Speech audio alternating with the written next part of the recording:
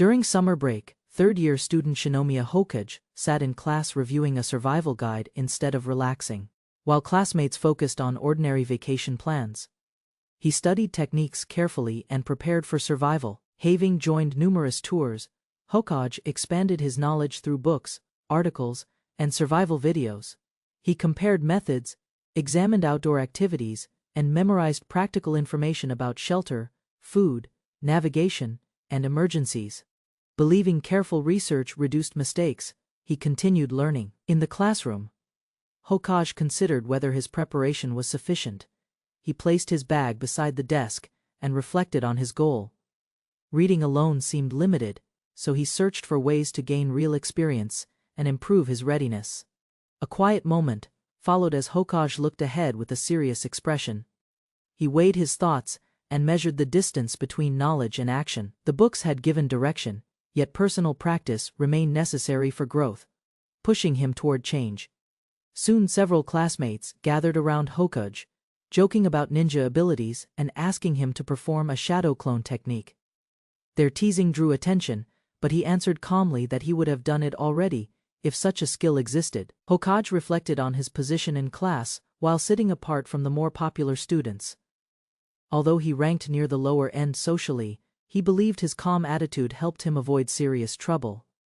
Resting his head on the desk, Hokage watched groups of classmates enjoy themselves nearby. His attention drifted toward the approaching summer break. While thinking about future adventures and survival plans, fatigue slowly overtook him and his eyes closed.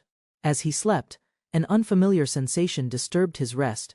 He remained motionless, believing he was still dreaming, yet strange sounds echoed nearby. The atmosphere felt different from the classroom, creating a growing sense that something unusual was occurring.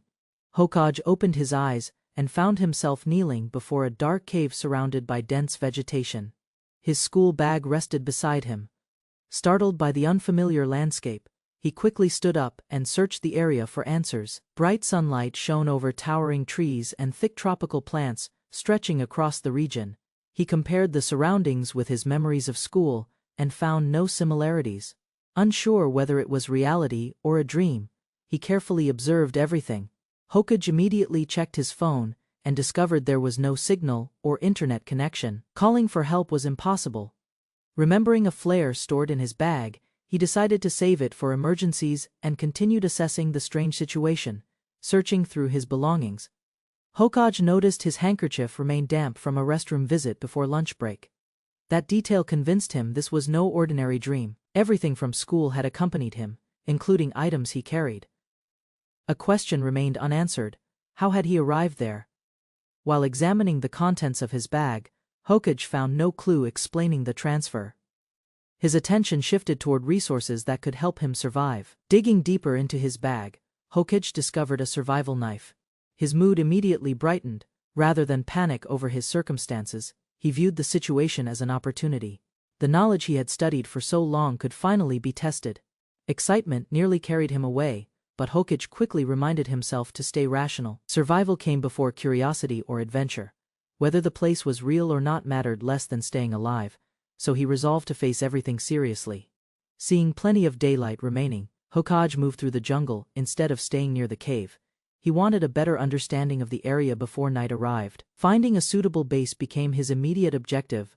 While exploring, Hokage discovered signs of wildlife. Tracks marked the ground, small animals moved nearby, and shapes leaped.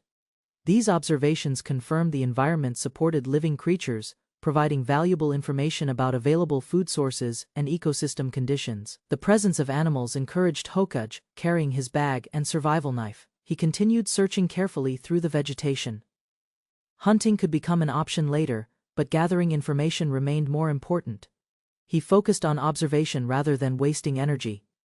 A flowing river soon appeared between scattered rocks and dense plants. Hokage approached cautiously and inspected the water. It looked clean enough to drink, yet he understood appearances could be misleading. Purification through filtering or distillation would still be necessary. Hokage considered the many edible plants surrounding him but resisted the temptation to experiment immediately. Identifying food incorrectly could create serious problems.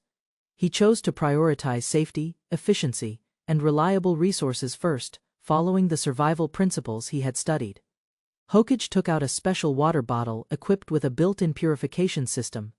The discovery solved an important problem. Even if cleaner sources became unavailable, the bottle could make questionable water safer. Greatly improving his chances, he filled the bottle and drank without hesitation. The fresh water relieved his thirst immediately. Since he had packed several purification bottles before arriving at school, securing drinkable water no longer required urgent attention, allowing him to focus. Leaning back and relaxing briefly, Hokage noticed how refreshing the water tasted. The surrounding wilderness and open atmosphere seemed to enhance the experience. Even a simple drink felt more satisfying than usual within such unfamiliar surroundings. With water largely secured, Hokage reviewed his next priorities. Establishing a base remained essential, and the nearby cave appeared suitable. The river offered a dependable source of water, making the location practical for resting, planning, and future activities. Hokage turned his attention toward food. Edible plants would serve as the primary resource for the moment, though additional options might exist. Wondering whether a sea was located nearby, he considered exploring farther once his immediate survival needs were settled. While considering future plans beside the river, Hokage suddenly heard voices nearby. The sound immediately caught his attention. Human voices were the last thing he expected in the wilderness. So he hid himself and carefully investigated the source. Peering through the vegetation, Hokage spotted a blonde girl standing among the tropical plants. She was examining her phone and complaining about the lack of service. Her confusion mirrored his own, suggesting she had arrived unexpectedly. Before Hokage could reveal himself, the girl stepped closer and accidentally exposed an embarrassing view. The unexpected sight stunned him completely. At the same moment, she noticed his presence, causing both of them to freeze in shock. The girl's startled reaction quickly attracted several companions. A small group of female classmates surrounded the scene and demanded an explanation. Recognizing Hokage, they identified him as a fellow student, though their suspicion remained strong for the moment. Observing the group, Hokage remembered them from school. They belonged to the popular students who stood much higher in the class social hierarchy. Their appearance answered one question about his situation, yet many larger mysteries still remained unresolved. Hokage recognized the girls one by one. Manayuki led the group and held considerable influence among the female students. Arifutagawa maintained a tidy image and remained popular. Although he observed them often, direct interaction rarely happened. The remaining girls were Arisa Nikotama and Karin Naimi. Hokage knew small details about them from classroom conversations. Yet their personal lives remained largely unknown. Listening quietly during breaks had allowed him to gather information without drawing attention. Remembering those discussions, Hokage reflected on a rule he valued greatly: observation. Careful observation helped people understand situations before acting. The habit had provided useful knowledge about classmates, and he believed it would prove equally valuable here. The girls questioned Hokage about his circumstances, belongings, and survival knowledge. He explained waking near a cave and showed the knife from his bag. Their surprise quickly shifted into curiosity as they learned about his preparation.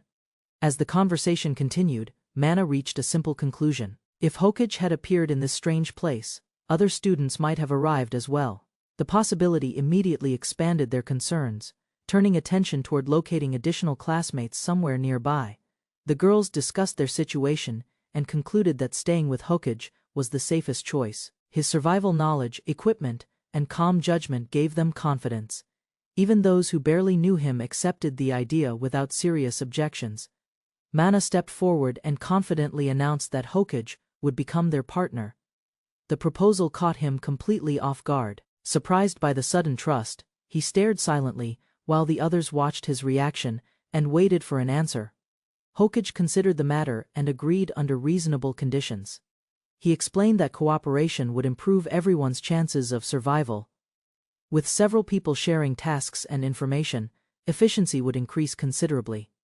The group quickly accepted his logic. The discussion then drifted into a misunderstanding. Arisa suddenly brought up ninja abilities and questioned Hokage with complete seriousness. Her unexpected remark shocked everyone nearby. The conversation moved away from practical planning and toward increasingly strange assumptions and ideas. Arisa continued pressing the topic and confidently shared her unusual beliefs. She assumed that being surrounded by girls should make Hokage happy and suggested he might fit certain stereotypes. Hokage struggled to understand her perspective. Mana responded bluntly to the misunderstanding and admitted that having normal desires did not mean she was interested in anyone present. Her embarrassed reaction ended the strange discussion, leaving the group slightly awkward, while Hokage remained focused elsewhere. Hokage redirected everyone's attention toward more important matters. Survival required planning, not pointless arguments. While the girls listened, he explained that discussing personal topics would not improve their situation. Immediate goals deserved priority over unnecessary distractions. The conversation shifted to exploration. Remembering his interest in finding the sea, Hokage shared his thoughts with the group. The girls reacted with curiosity, and he explained that securing the cave first would provide safety before longer searches. As plans formed, Hokage found himself speaking naturally with classmates he had rarely approached before. The situation felt unusual. Back at school, he never expected to hold extended conversations with students from the most popular social circles. The girls considered possible explanations for their location. Karin suggested they might be stranded on an uninhabited island, though the evidence remained uncertain. Since their phones showed no signal, the group realized they needed more information before reaching conclusions. The group continued debating their location while comparing possible explanations. Mana suggested a regional communication issue, but others quickly pointed out flaws in her reasoning. Their discussion remained lively until Hokage suddenly halted and focused on something. Noticing Hokage's serious expression, the girls immediately fell silent.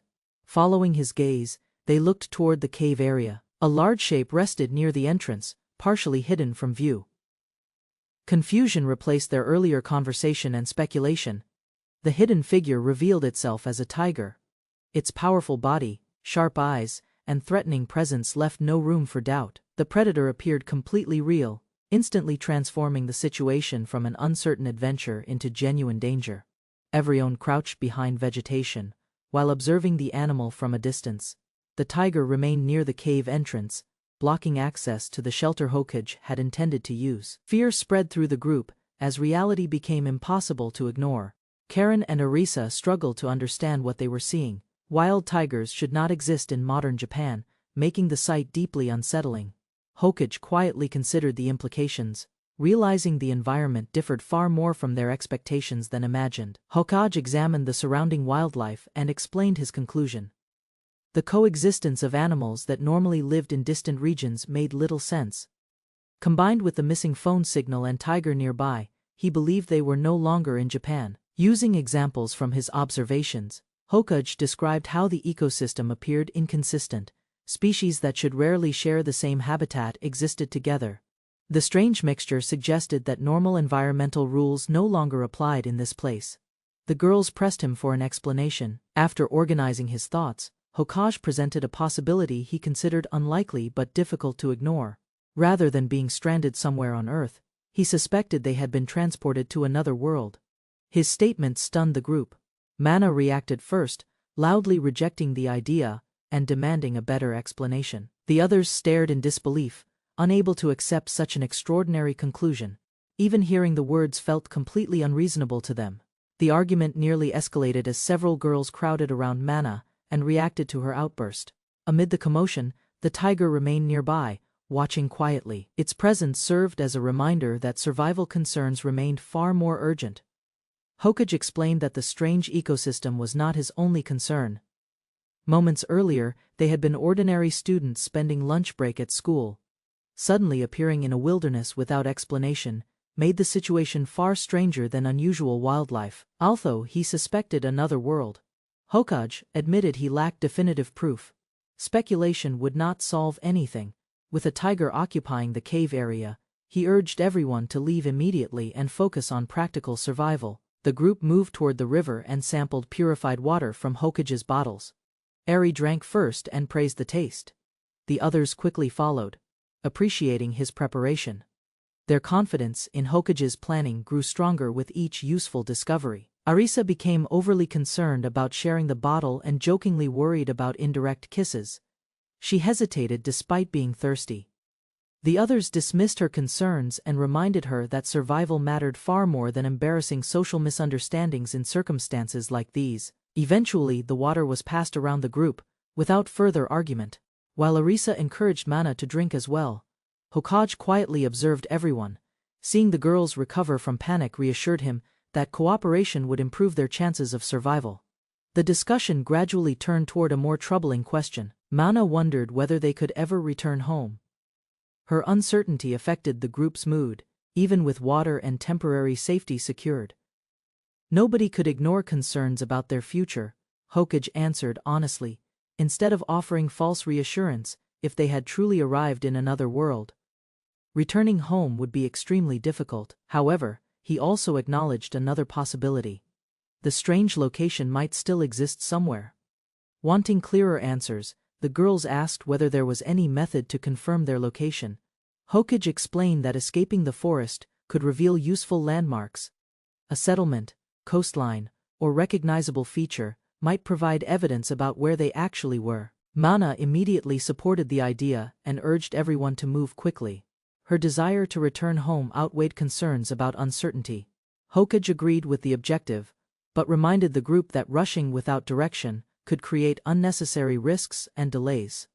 Considering available resources, Hokage proposed a simple reconnaissance plan. By climbing a tall tree and using a smartphone camera, they could survey distant terrain. Even without a signal, the device remained useful. The group accepted the practical suggestion. The discussion shifted into playful challenges when Arisa claimed she could not imitate a monkey. Hokage calmly replied that he could.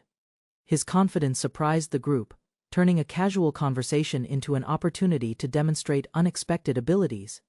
Karin then handed Hokage a selfie stick and offered to teach him how to use it.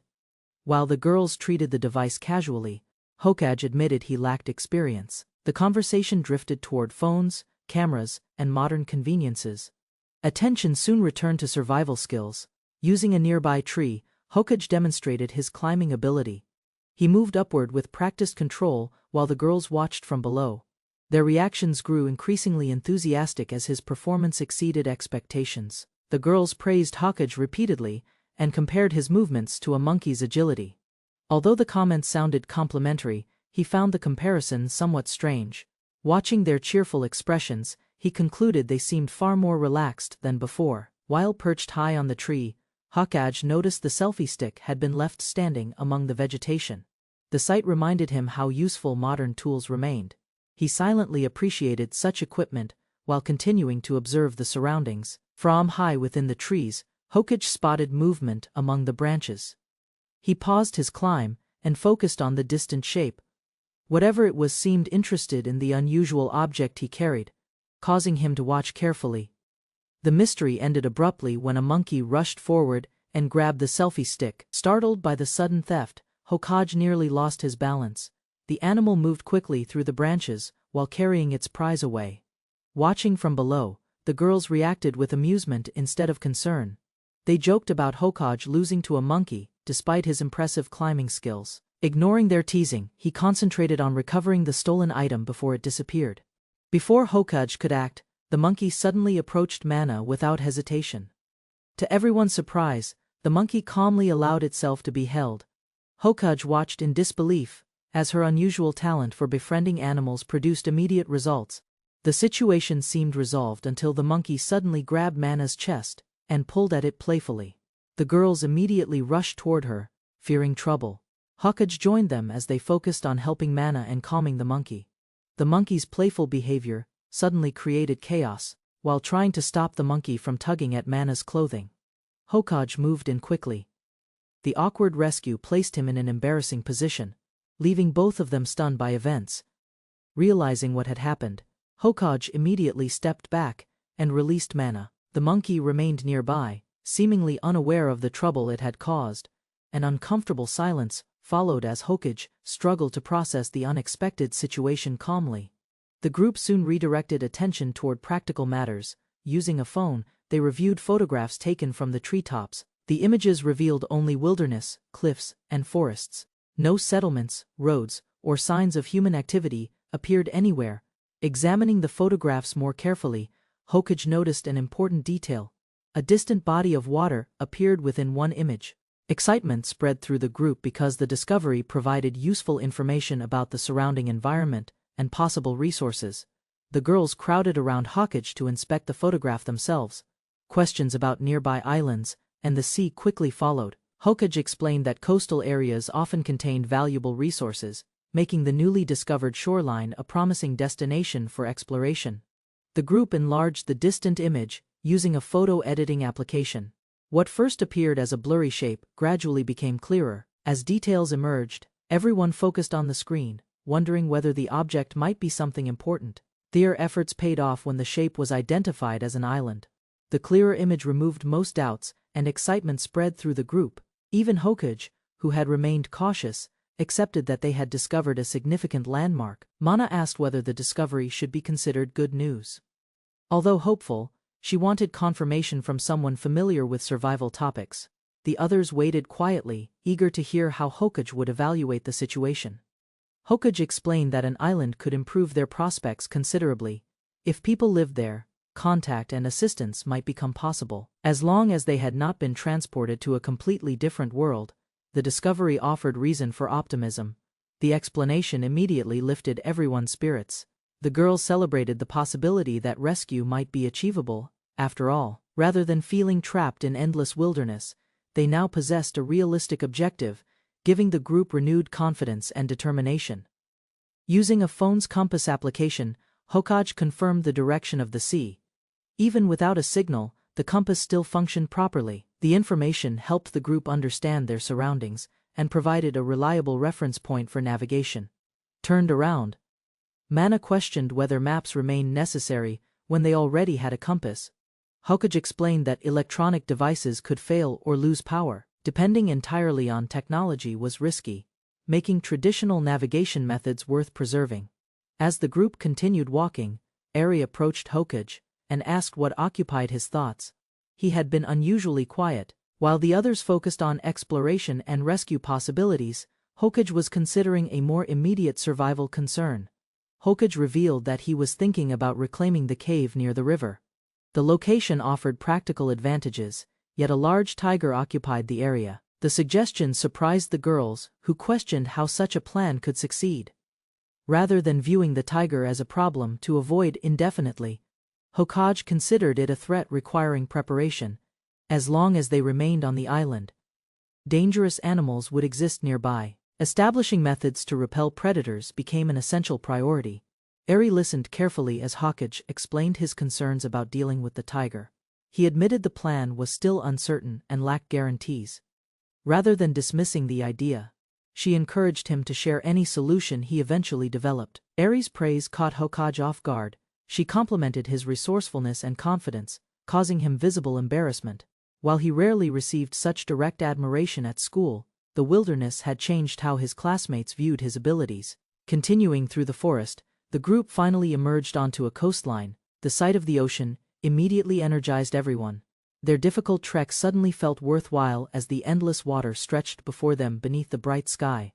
The girls rushed toward the beach with excitement, admiring the scenery and enjoying the open space. Hokage observed their reactions with satisfaction. Reaching the coast confirmed their navigation had been successful and provided access to valuable resources. Standing near the water, Hokage began evaluating the shoreline. Fishing opportunities existed, and seaweed might be available nearby. Rather than treating the beach as merely scenic, he viewed it as another location capable of supporting survival efforts. As the daylight began fading, Hokage gathered everyone's attention along the beach. Exploring farther would be dangerous in darkness. He instructed the group to leave the shoreline and return before visibility worsened.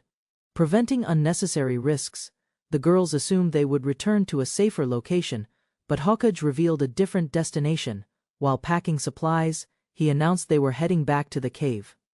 Confusion spread immediately as the others questioned his reasoning. Holding equipment in his hands, Hokage explained his intention clearly. The cave remained the most practical shelter available despite its current occupant. Rather than abandoning it, he planned to challenge the tiger's claim and secure the location. The declaration shocked the girls completely. Images of the enormous predator filled their minds as they imagined the danger ahead. Faced with Hokage's bold decision, they could only stare in disbelief. realizing he seriously intended confronting the tiger.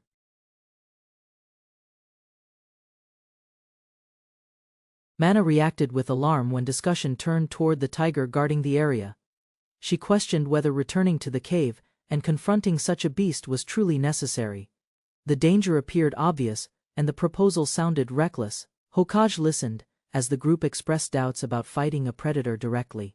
A rugged survivor explained that appearing weak could invite attacks while open resistance offered little chance of victory. The girls remained uneasy despite hearing his reasoning. Refusing to rely on brute force, Hokage considered the situation carefully. He believed the tiger could be defeated through strategy, rather than a dangerous confrontation. Carrying his supplies, he took the lead and asked them to follow him. As the group moved through the forest, Hokage began outlining his plan along the way. Curious and confused, the girls gathered around him, seeking answers. Even those who doubted his idea continued listening because no better option had appeared. Their destination soon became clear when several monkeys emerged from the trees. Mana happily greeted the monkey. Rita, the friendly reunion revealed that the animals already shared a connection with the group, creating an unexpected advantage. The group gathered around Rita, learning that Mana had given the monkey a name. Because they spent time together, Rita had grown attached to her.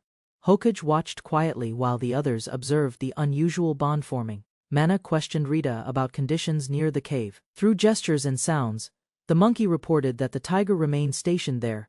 No other animals had appeared nearby. To Hokage's surprise, Mana seemed capable of understanding the monkey. The girls stared in amazement as Mana continued communicating with Rita. Her ability looked impossible from their perspective. Suggestions quickly emerged that she resembled a beast tamer, while Hokage struggled to accept how naturally she handled the exchange. Mana proudly embraced the attention, and jokingly imagined herself as a powerful ruler among animals. Holding Rita confidently, she appeared completely comfortable with the role. The others reacted with confusion, though the monkey remained cheerful beside her throughout. Using the information Rita provided, the group approached the cave carefully. Hokage moved ahead while everyone followed in silence. Near the entrance, they finally spotted the tiger resting on the ground. Their plan could begin only once preparations were complete. The group studied the sleeping tiger from a distance. Hokage explained that failure would place everyone in danger, yet ignoring the beast would leave them constantly threatened. Since the predator guarded the area, they needed to drive it away. Accepting the risk, the girls prepared themselves for Hokage's plan. Though nervous, each agreed to help however possible. Hokage checked their readiness and instructed everyone to focus. Their objective was not victory through combat but successful intimidation. The tiger remained motionless near the cave entrance, while the group quietly moved into position. Hokage gave the signal to begin. Every step carried tension because disturbing the animal could immediately turn the situation into a deadly struggle. Hearing the commotion, the tiger slowly rose and turned toward the students. Its massive frame instantly erased any confidence they possessed. Even so, Hokage stood firm at the front while the girls gathered closely behind him. The tiger lowered its body and prepared to spring forward. Recognizing the danger, Hokage warned everyone not to hesitate or panic. His sharp command kept the group focused as the predator fixed its gaze on them. The tiger suddenly charged toward the group with terrifying speed. Its roar shook everyone's nerves, and the girls instinctively shrank together behind Hokage. Despite the danger closing in, he remained focused, refusing to retreat or show fear before it. Watching the distance, Hokage waited for the precise moment to act. The tiger continued advancing while the others held their breath. Once he judged the timing suitable, he gripped his prepared tools and calmly signaled readiness. A sharp sound burst from the devices in Hokage's hands. The unexpected noise interrupted the tiger's momentum and drew its attention. Rather than attacking immediately, the beast reacted with confusion, creating the opening Hokage had anticipated from the beginning. Hokage triggered both devices repeatedly, producing intense flashes and loud reports directly before the tiger. The girls remained behind him as support. Their strategy relied on overwhelming the predator's senses and convincing it that approaching carried serious risk. The tiger's eyes widened as the barrage continued. Startled by the unfamiliar assault, it hesitated, instead of leaping forward. Seeing the reaction, Hokage shouted for everyone to continue, determined to force the predator into retreat. Following Hokage's command, the entire group shouted at the top of their lungs. Their voices echoed across the area, creating far more noise than a small group should produce. The sudden display added pressure to the already unsettled tiger. Hokage continued directing everyone, urging them to raise their voices even further. The tiger slowed its advance and watched cautiously. Although still dangerous, its confidence appeared shaken as the relentless noise challenged the dominance it expected. The students maintained their formation and kept shouting while raising their arms. Faced with unexpected resistance from multiple humans, the tiger hesitated again. Instead of attacking, it searched for an opportunity, uncertain about the threat standing before it. Unable to regain its momentum, the tiger finally turned away. With a powerful leap, it rushed into the surrounding forest and disappeared among the trees. The group remained alert, watching carefully to ensure the predator truly left. Once the danger had passed, relief spread through the group. The girls could hardly believe the tiger had actually retreated. Celebrating their success, they entered the cave together. Hokage raised a torch, proudly, as they secured a safer shelter. The girls celebrated their success and praised Hokage for driving the tiger away. He explained that knowledge, preparation, and exploiting weaknesses had secured their victory. By using noise, fire, and surprise, they overcame a threat stronger than themselves. Hokage continued describing the strategy while holding a burning torch. The cave now belonged to their group, providing a safer place to stay. Encouraged by the result, everyone gained confidence that survival on the island was possible. Believing the tiger would remain distant for some time, Hokage decided to inspect the cave's interior. The others stayed outside and organized their belongings. With shelter finally available, the group's attention gradually shifted from danger towards stability. Once the tension disappeared, Arisa collapsed onto the ground and complained about her stomach. The excitement and fear had distracted her from hunger, but relief brought the feeling back immediately. Her loud complaints quickly drew everyone's attention. Hokage confirmed that the cave appeared safe enough to use. Hearing Arisa's complaints, he considered their next problem.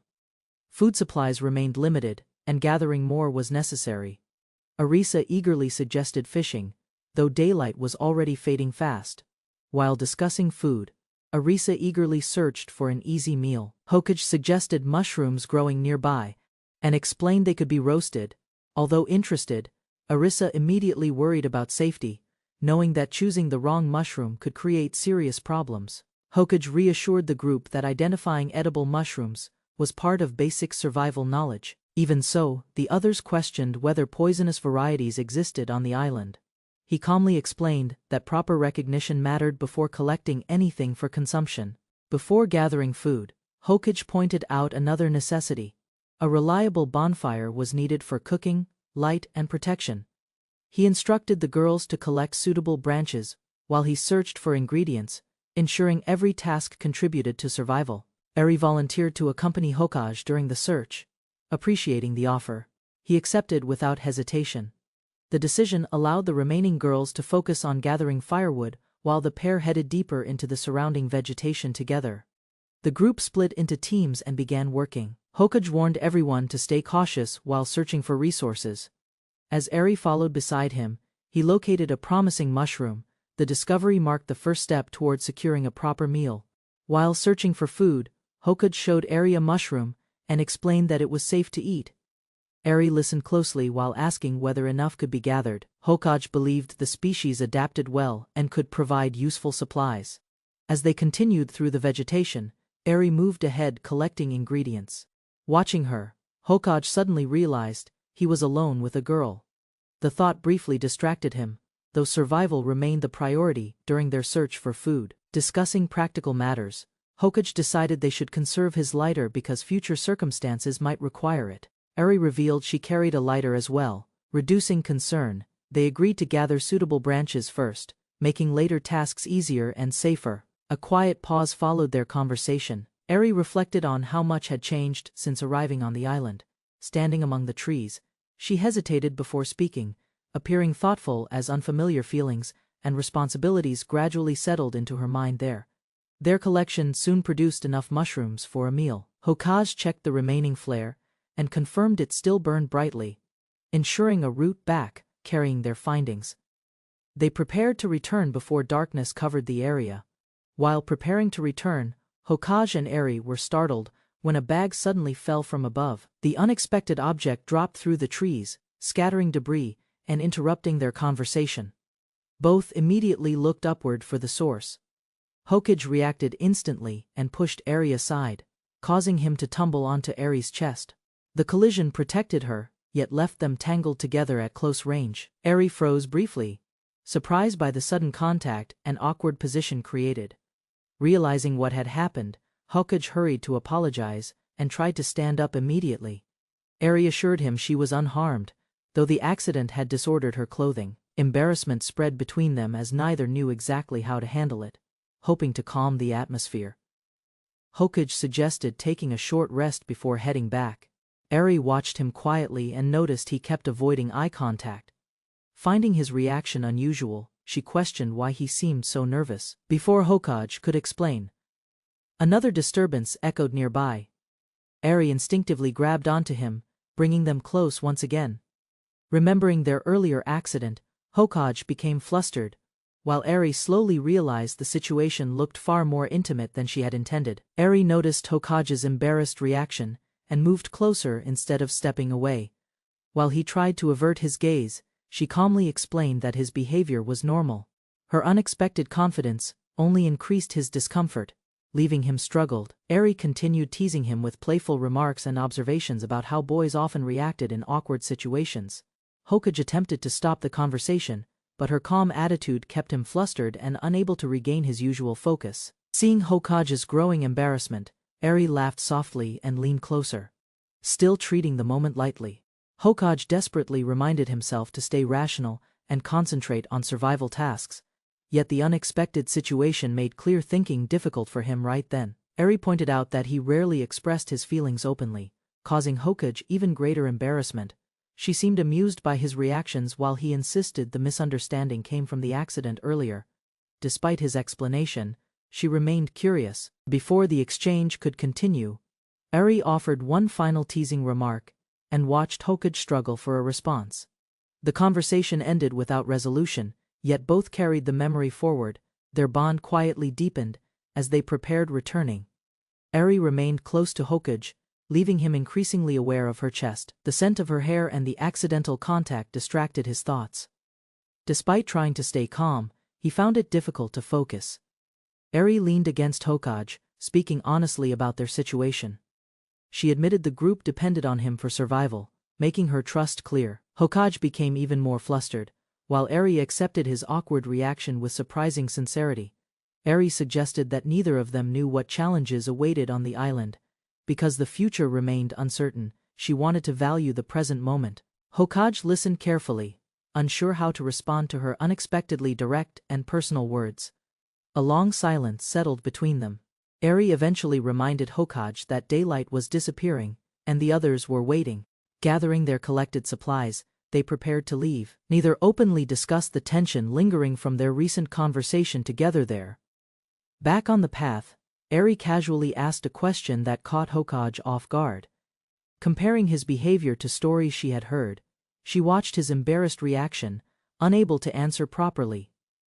Hokage could only sit quietly while she observed. Eri quickly corrected Hokage's misunderstanding and explained that her past reputation had been exaggerated. She insisted she had never experienced anything like this before. Hearing that, Hokage became even more embarrassed, realizing the moment carried greater meaning. Trying to clarify herself, Eri admitted she had only acted confident because she believed Hokage was more experienced. Her explanation surprised him completely. While she defended her actions, Hokage struggled to process the unexpected confession and growing emotional tension. Eri thanked Hokage honestly and admitted she had enjoyed being close to him. The statement left him speechless. Before he could respond properly, she became flustered herself and abruptly tried to dismiss her own words as unimportant. Hokage reacted with surprise, never expecting such openness from Eri. She turned away, embarrassed by what she had revealed, while he attempted to understand her feelings. The conversation shifted from teasing remarks into something far more personal. Gathering her composure, Eri finally started walking back toward the cave. Before leaving, she looked over her shoulder and asked Hokage to keep their experience private. He quietly agreed, carrying the secret with him as he followed behind. As they walked back, Eri continued speaking about the promise Hokage had made. Though embarrassed, he accepted her request and assured her he would respect it. The conversation ended peacefully, allowing both of them to regain composure. The cave soon came into view through the trees. Seeing their destination relieved Hokage, who hoped to rejoin the others without further complications. Eri walked ahead carrying supplies, while he followed quietly and focused on returning safely. Approaching the entrance, Hokage suddenly noticed something unusual. The cave appeared far busier than expected. Concerned by the unexpected activity, he stopped Eri and observed the scene carefully before moving any closer to investigate. A large gathering of students had assembled around the cave. Some carried materials, others rested, and several seemed engaged in conversation. The number of people surprised Hokage immediately, since only a small group had occupied the shelter before. The newcomers quickly noticed Hokage and Eri returning from the forest. Excited voices spread through the crowd as familiar faces greeted them. Arisa and Mana looked especially pleased, welcoming them back, while the expanded group gathered around eagerly. Among them, a long-haired student, Byakuya, stepped forward and addressed Hokage directly. He had already heard how Hokage guided the girls and secured the cave. Smiling confidently, he showed interest in the achievement and immediately drew attention. Byakuya explained that his group had noticed smoke and light from the area while traveling. Curious about the source, they followed the signs and eventually discovered the cave. During the conversation, he casually mocked Hokage, without hiding his intentions. Byakuya moved closer and proposed cooperation. He claimed his group was willing to accept Hokage and the others as allies, Hokage remaining cautious despite the friendly offer, sensing that the proposal carried motives. Byakuya approached Hokage and suggested that gathering more people would improve their chances of surviving. Rather than acting hostile, he spoke calmly and pointed out that staying isolated carried risks. Hokage listened carefully. Byakuya explained that several classmates were already together nearby. Hearing this, Hokage felt relieved, because more survivors meant additional skills and support. Although he preferred caution, he understood the value of cooperation and considered meeting the larger group. Before making any decision, Hokage requested details about the group's intentions. Eri stood beside him in silence. They wanted to understand the situation completely first, believing trust should be earned through clear plans rather than assumptions. Byakuya reacted with surprise when someone approached. Accustomed to others following along, he had not expected resistance. His expression changed as he realized Hokage would not blindly accept invitations and intended to evaluate everything carefully. Tension began forming between the two sides. But another male student stepped forward and discouraged conflict. He argued that arguing would accomplish nothing on the island. With Hokage watching closely, the discussion shifted toward cooperation instead of unnecessary confrontation. Raito Sumeragi approached Hokage and apologized for speaking too quickly. Introducing himself properly, he asked for a chance to explain the circumstances before sunset arrived. Hokage remained attentive while nearby classmates watched the exchange with growing interest. The discussion revealed that Raito and his younger brother Byakuya belonged to an influential family known throughout Japan. Excelling in academics and sports, the brothers held remarkable status among students, yet their personalities differed greatly from each other. Raito outlined the group's strategy and pointed toward a hill serving as their temporary base. They planned to create a large fire signal, hoping passing aircraft or distant observers might notice their location and send assistance. Before conditions worsened, when Hokage questioned rescue possibilities, Raito displayed confidence in modern technology. He explained that his specially protected phone could transmit a signal to family members even without normal coverage. Hearing this, Hokage considered the situation more hopeful than before. Raito concluded that if the island truly existed on Earth, rescuers would eventually locate them. Search teams could follow clues and reach stranded students with enough time. His reasoning encouraged the group, though Hokage still weighed risks carefully ahead. Raito continued organizing the survivors and spoke with a bespectacled student carrying supplies. The boy came from an otaku club and often faced bullying at school. Despite his quiet nature, he worked diligently, helping transport resources for everyone. Byakuya mocked the bespectacled student for stumbling, revealing his usual dismissive attitude toward others, while Raito addressed Hokage directly and praised his camping knowledge. He argued that survival required cooperation and encouraged Hokage to follow his leadership. Hokage rejected the invitation. Standing beside several girls, he declared that his group would remain where they were instead of joining Ryoito's camp. The unexpected refusal surprised the brothers, while Byakuya immediately dismissed Hokage's decision as foolish. Yurutto questioned Hokage's reasoning and wondered why someone seeking survival would refuse a larger group. Hokage remained calm and confident, rather than debating endlessly. He accepted responsibility for his own choices and insisted on following his judgment. Seeing that Hokage would not change his mind, Ryoutto ended the discussion. Although disappointed, he chose not to force the matter. Ryoutto and Byakuya walked away toward their camp, leaving Hokage and his companions to pursue their separate path. As Ryoutto's group prepared to leave, Hokage remained standing with several girls beside him. Byakuya urged Mana and the girls to move on instead of wasting time. The separation became official, and both groups accepted they would follow different plans. Mana stepped forward and apologized to Ryoutto and Byakuya. She then announced her decision to stay with Hokage. Her choice surprised Hokage slightly, but she appeared certain. Rather than joining the larger camp, she chose the smaller group. Byakuya questioned her decision, unable to understand why she would remain behind. Mana explained that leaving Hokage alone felt uncomfortable. Since they had already worked together and reclaimed a cave, she believed staying was the better option. Mana's declaration encouraged others to speak. Arisa eagerly stated that she would follow Hokage as well, especially since they planned to fish soon. Eri and Karin also agreed. Gradually, Hokage found himself surrounded by supportive companions. Seeing more students remain behind, Ryoutto asked whether they truly intended to stay. Mana smiled and sought reassurance from Hokage's group. She wanted confirmation that nobody would abandon one another. Their united attitude demonstrated growing trust and cooperation. Mana challenged Ryoutto's reasoning and asked what he would have done if he had abandoned the girls.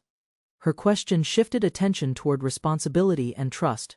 She argued that leaving companions behind would have created serious problems for everyone. Ryoutto responded with a laugh and praised the girls' loyalty. Rather than criticizing their choice, he remarked that they seemed determined to protect Hokage. His relaxed reaction eased the atmosphere and prevented the disagreement from escalating further. After the discussion, Ryoutto told Hokage's group they would be welcome at the hilltop base if they reconsidered later. As the brothers prepared to leave, Byakuya complained that Hokage had somehow gathered several capable girls. Ryoutto corrected his brother immediately. He explained that Hokage had not taken anyone away. The girls simply chose their side through their own decisions. Ryoutto viewed the situation realistically and accepted that people would naturally follow whoever earned trust. Byakuya reluctantly acknowledged the point while walking away with Ryoutto. Though still dissatisfied, he stopped arguing and focused on returning to their camp. With the matter settled, the distance between the two groups gradually increased across the island. Once Ryoutto's group departed, the girls openly criticized the brothers' behavior. They found it irritating that survival discussions kept drifting toward relationships and attraction. Sharing their opinions freely, they relaxed and expressed frustrations they had been holding. The conversation shifted when Arisa revealed an unpleasant experience from her former part-time job. She explained that a coworker had attempted to force himself on her. The confession shocked everyone, while Eri suggested gathering mushrooms. The serious atmosphere gradually lightened. The group exchanged jokes while preparing for survival tasks. Arisa enthusiastically volunteered to help with the mushrooms, prompting playful reactions from the others. Even Hokage smiled as everyone became more comfortable. Mana stepped forward and spoke on behalf of the girls. They had considered their options carefully and ultimately chose Hokage instead of Ryoutto. The declaration reflected their growing confidence in him. Hokage accepted their trust and promised to meet expectations. With the discussion settled, attention returned to practical matters. Hokage carried the collected mushrooms and suggested grilling them immediately. The girls eagerly agreed, looking forward to a meal. Their small group enjoyed a rare moment of unity and optimism. Later, the group gathered around the fire and sampled the grilled mushrooms. Everyone tasted them with curiosity, hoping for a satisfying meal. Although the mushrooms were edible and safe, most agreed they lacked flavor and excitement. Seeing the disappointing reactions, Hokage decided to improve the food.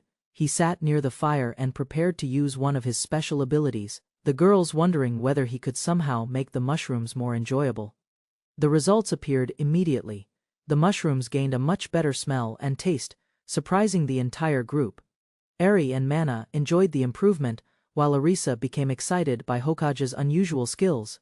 Even the skeptical members acknowledged the difference. As everyone continued eating, they discussed the meal's remaining flaws.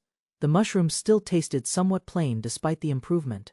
Hokage then revealed that he possessed an important seasoning. Curious, the girls waited to learn what valuable ingredient he carried. Hokage proudly explained that the ingredient was salt. Since the island was surrounded by the sea, he believed obtaining more would not be difficult. The discovery lifted everyone's spirits, giving the group confidence that future meals would improve greatly. While discussing food supplies, Hokage explained that producing salt from seawater was a simple process. The girls reacted with surprise, especially Mana, who had never considered it. Their conversation became lighter, as everyone teased one another. Once the meal ended, Hokage focused on improving their shelter. He gathered materials inside the cave and began arranging them carefully. Curious about his actions, the girls watched him work while considering how they would spend the night. Hokage explained that sleeping directly on stone would be uncomfortable. He suggested spreading broad leaves across the floor to create bedding. The idea impressed the group, and Arisa quickly noticed that the arrangement looked much better. The bedding preparation continued as Hokage encouraged everyone to rest properly. He reminded them that survival required maintaining their strength and health. With sleeping arrangements nearly finished, the group started preparing themselves for the challenges waiting beyond dawn. Attention then shifted toward personal hygiene. Mana discovered that cleaning supplies were available and expressed relief. Realizing they could stay cleaner than expected, the girls became more optimistic. Hokage quietly observed, pleased that another practical problem had been solved. The girls prepared to clean themselves and discussed how to handle limited supplies. Hokage reminded them that cloth remained valuable for survival, encouraging careful reuse instead of waste. Their conversation mixed practicality with playfully. As evening settled, Hokage finally relaxed after a demanding day. He lay down on the bedding they had prepared and admitted exhaustion. Beneath a sky filled with stars, the group reflected on surviving their first difficult day successfully. During the night, Hokage slept soundly near the cave entrance. A sudden sensation against his face stirred him awake. Opening his eyes, he noticed unusual movement nearby and immediately became alert, unsure whether danger or something unexpected had arrived. His confusion vanished when he discovered Arisa pressed closely against him while sleeping. Startled, Hokage froze in place and struggled to understand how she had ended up there. The unexpected situation left him flustered and completely unprepared for it. Looking around, Hokage realized Arisa remained deeply asleep beside him.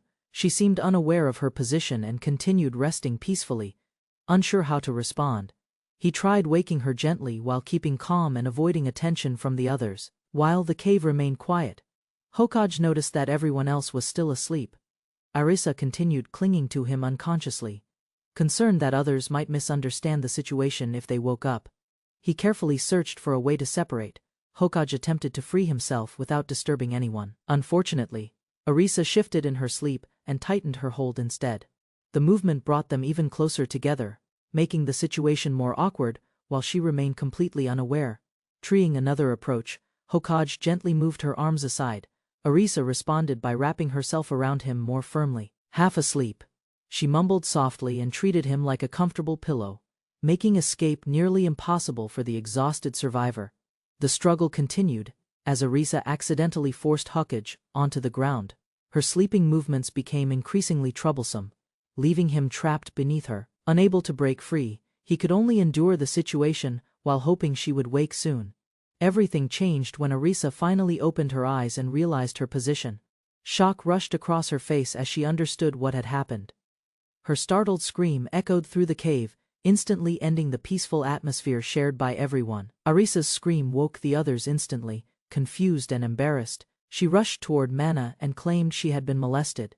The accusation shocked the group, while Hokage unable to understand how the misunderstanding had escalated quickly. Hokage immediately defended himself. He pointed out that Arisa had fallen asleep beside him, and that scattered books still surrounded his place. Since he had not moved at all, he argued that the situation could not match her claim. Arisa paused and listened as the girls reviewed what had happened. Mana explained that Arisa had chosen to sleep nearby on her own. Realizing the evidence supported Hokage, she became embarrassed and offered a sincere apology. Arisa then tried changing the subject by mentioning a deer she had spotted earlier. The story sounded promising for future meals and helped ease the tension. Mana checked on her condition while Hokage accepted the explanation with relief. The conversation became playful again when the girls noticed Hokage looking unusually pleased. They joked that he seemed happy about receiving praise from Arisa.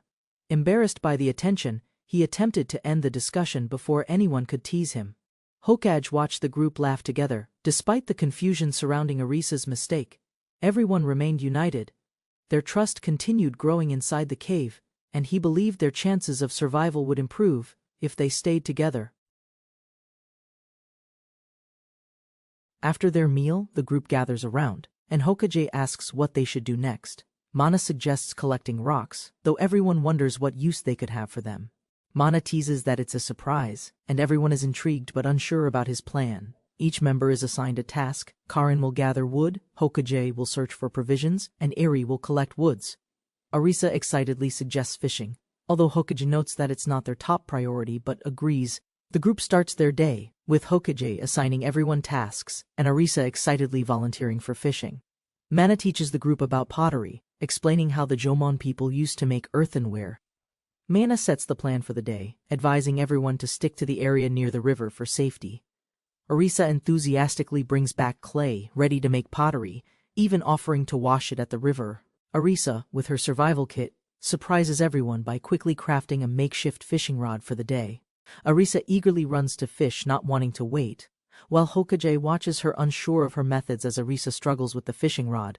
Hokage points out she forgot to add bait to the hook. Hokage focuses on crafting earthenware, skillfully shaping pottery, while Arisa continues her fishing attempts. Arisa excitedly exclaims that she's hooked something, but Hokage reminds her that there's no reel to pull it. With all her strength, Arisa pulls on the fishing line, but things take a wild turn, causing both her and Hokage to be caught in the chaos. Arisa, after getting caught in the chaos, flails around in Hokage's arms, making him worry about her safety. Arisa, still flailing, forgives Hokage for his mistake, although she's clearly embarrassed. In the midst of the commotion, Arisa struggles to keep her balance while Hokage tries to help her. Both Hokage and Arisa end up in an awkward position, but they quickly regain composure. Despite the challenges, Arisa is determined to catch the fish, calling out to Hokage for. Hokage confidently grabs the fishing rod, offering to help Arisa pull it in as they both focus. Hokage explains the strategy for reeling the fish in slowly, with Arisa listening carefully. Arisa triumphantly catches the fish, excited by the successful catch, while Hokage looks on proudly. Arisa can't believe her eyes, thrilled to have caught something so impressive, and wonders if it's a new species. Hokage, looking calm, reveals that it's just a normal iguana, much to Arisa's surprise and slight disappointment. Arisa playfully teases Hokage, saying he's the one doing the harassment, while both laugh about the situation. Arisa, excited, suggests they eat the freshly caught fish now to enjoy it at its best, and Hokage agrees. As they finish preparing, Arisa thanks Hokage for helping, smiling as they sit by the fire, ready to enjoy their catch. Arisa, feeling a little shy, recalls the time Hokage supported her from behind while reeling in the fish. Both share a quiet moment, feeling an unexpected warmth as they sit together, a small tune in their hearts. The group laughs while discussing their survival on the island, joking about a future date. Excited, the girl eagerly suggests a real date when they return to their world. They promise each other to go on that date, sharing laughter as their bond grows. The group is stunned as Arisa proudly presents her impressive fish catch from the forest. As they gather ingredients, the team debates the potential dangers, including poisonous mushrooms in their meal. The group discusses using a strange item as a talisman to ward off dangerous animals. The talisman's power is explained, showing its ability to protect the group from poisonous creatures. She proudly shows her careful sorting of rocks, impressing everyone with her meticulous organization skills. Hokage praises her for her knowledge as they both walk deeper into the cave. Reflecting on the girl's surprising abilities, Hokage feels impressed by their resourcefulness during survival. The group urges Hokage to hurry up and eat, as everyone is enjoying their meal. A mysterious figure watches from behind the trees, unnoticed by the group around the campfire. Hokage brushes off the eerie feeling, dismissing it as just his imagination while eating. enjoys a peaceful moment after a hard day.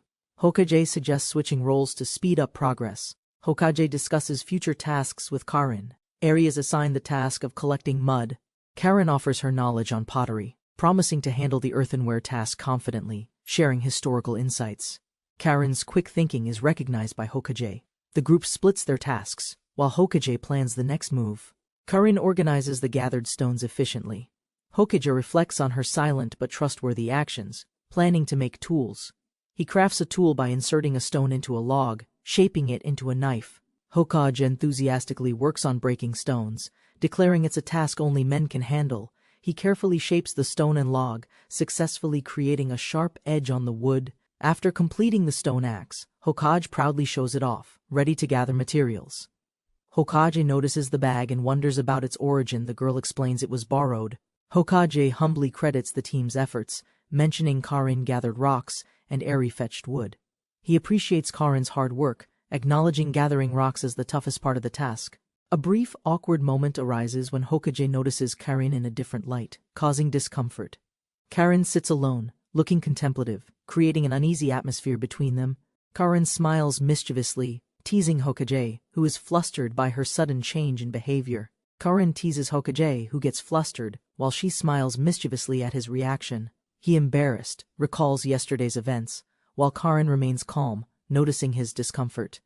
Karin asks with a playful smile if he wants her help again, making him blush even more. Surprised by her bold offer, Hokage reacts nervously, telling her to stop joking around. Hokage, flustered, refuses Karin's suggestion, unsure of how to respond to her teasing. He looks surprised when his friend caught him glancing at her, making the moment awkwardly tense. Understanding his effort, she sat closer and gently leaned against him, offering silent gratitude and trust. She explained her actions softly, telling him this was a reward for his hard and honest work. He watched as she reached toward his pocket, her fingers moving carefully to unzip it. Suddenly, she realized her hands were dirty from mud, apologizing as the atmosphere shifted to embarrassment. The young man, horrified, asks if there's any way to avoid this dangerous situation with the girl. Reluctantly, she agrees to his request, though embarrassment tinges her expression as she speaks softly. The man's shock deepens as she makes her suggestion, leaving him uneasy and unsure of what to expect.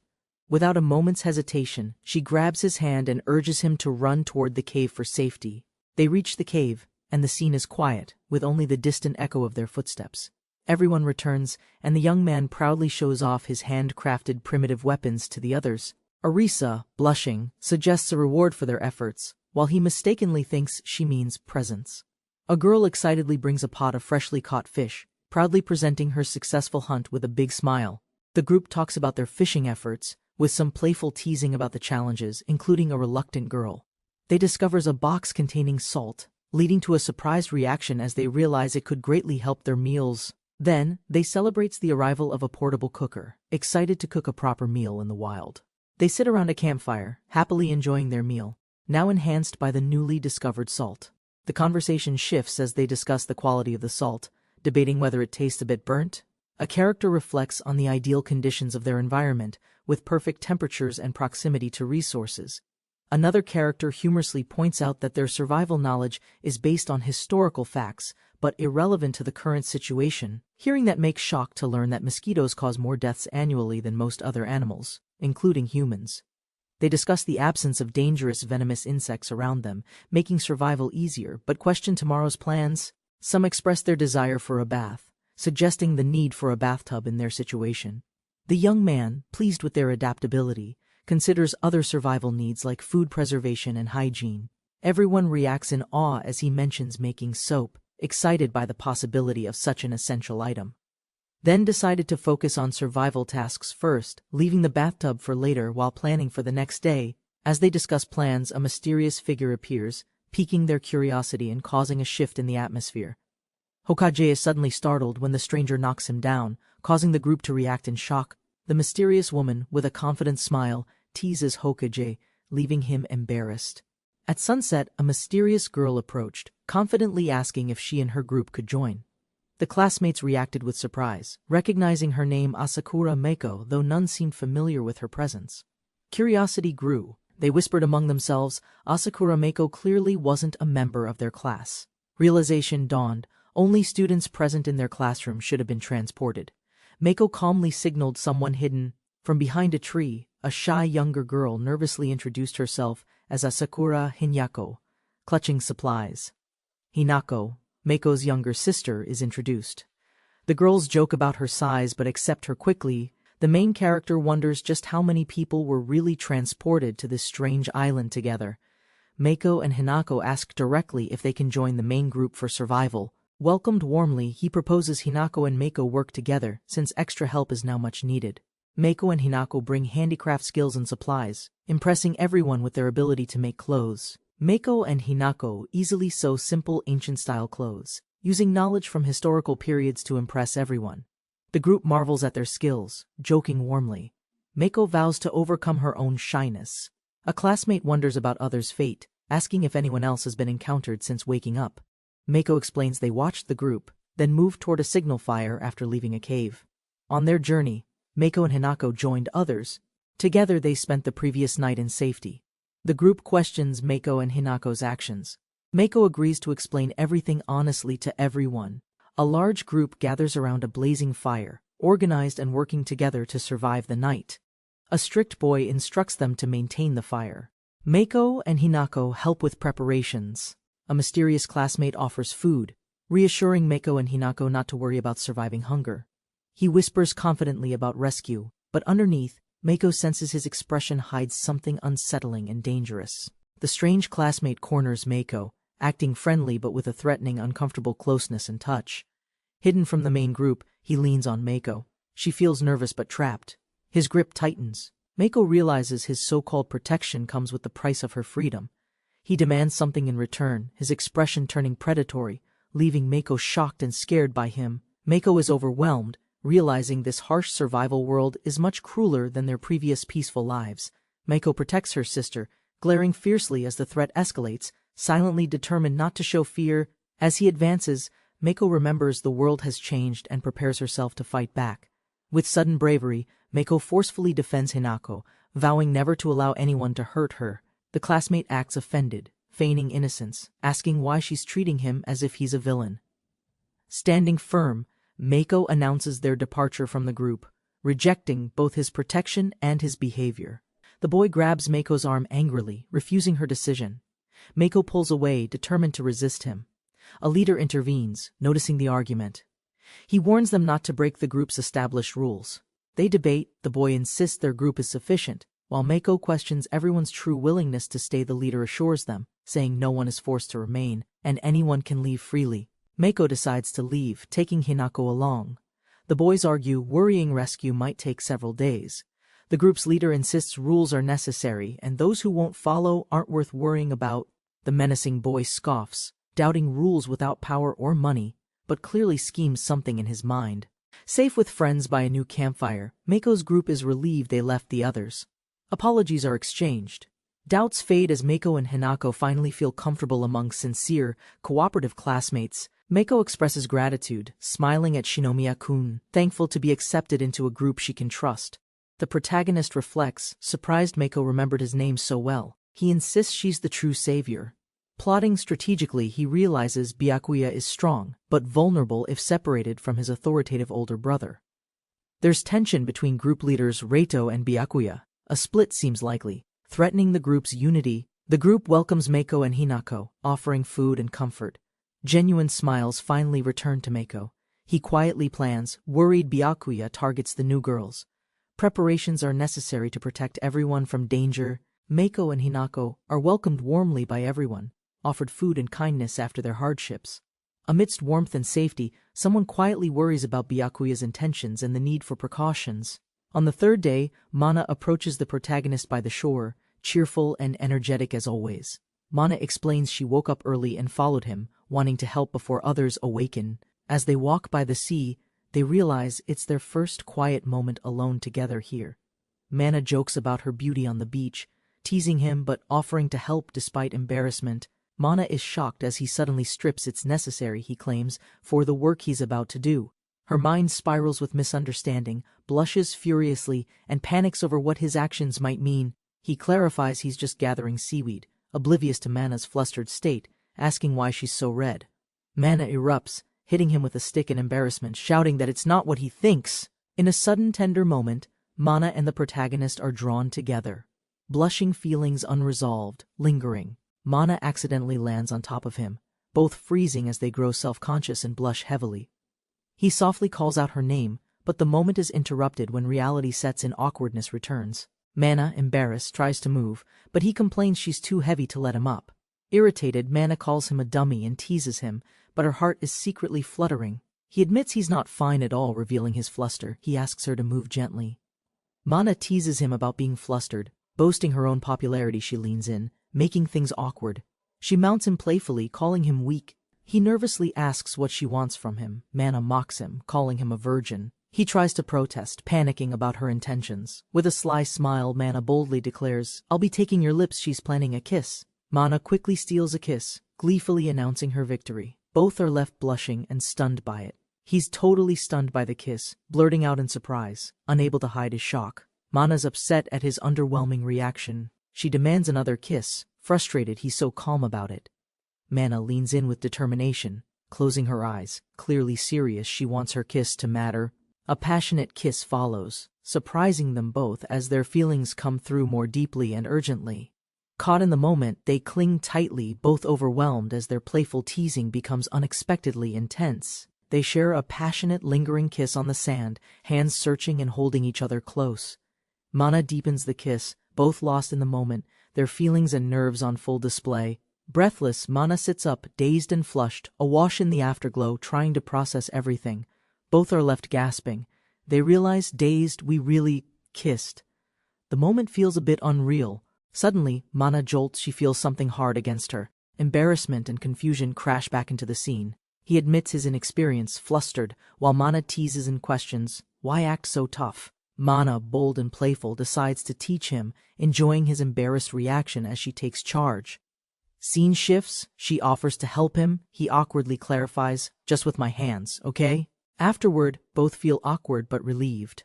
They sit back to back, quietly grateful for the calming atmosphere. They chat casually about swimming goggles and plans, the awkward tension giving way to easy conversation again. Mana makes him promise to keep their kiss and his secret just between the two of them. The other girls excitedly show off collected seaweed and seashells, eager to help their group survive. A group discussion reveals Mana and the boy's absence. He blushes, struggling to hide their secret. The group discovers makeshift futons in the cave. Everyone's excited to finally sleep more comfortably tonight. They test the beds. It's prickly, but still a huge improvement over the hard ground. The girls proudly present their foraged ingredients and fish. Spirits are up as teamwork brings results. He inspects their harvest, warning about poison. She's relieved. He praises her for finding something valuable. They discover a cherimoya, rare and prized. He calls it the ice cream of the forest. Excitement erupts. He confirms it's ripe and safe, preparing to share the sweet fruit with everyone. Together, the group enjoys the cherimoya. It's not real ice cream, but the sweetness delights all. Everyone enjoys a meal together, grateful for Aries' foraging and teamwork. Their camp life is improving. He nonchalantly says he'll build a house. The group is shocked. His skills keep surprising everyone. Girls debate a dugout house over the cave. Excitement rises for building a real shelter soon. He explains ancient dugout building methods. Everyone's impressed by his knowledge and confidence in survival skills. They're fired up with motivation. Teamwork is high. Everyone tackles their survival tasks with renewed hope. The girls excitedly lounge on new futons. It finally feels fun, like a school trip. He relaxes, thinking they're finally comfortable. But he realizes survival means preparing for winter if seasons exist. Suddenly, a torrential downpour and flooding rain hit, threatening their safety and hard-earned progress at camp. He wakes up alarmed, sensing danger outside, rushing to check the weather and the situation. Outside, heavy rain pours relentlessly. He realizes they must act quickly to protect everyone from disaster. The protagonist steps outside, instantly soaks his foot, and realizes the area is flooding fast. Danger imminent. Mana fails to catch a fish again. To everyone's amusement, Arisa teases her playfully. Mana's frustrated at her lack of fishing skills, while Arisa says it's all about experience. Arisa shares her wild meld with nature fishing wisdom.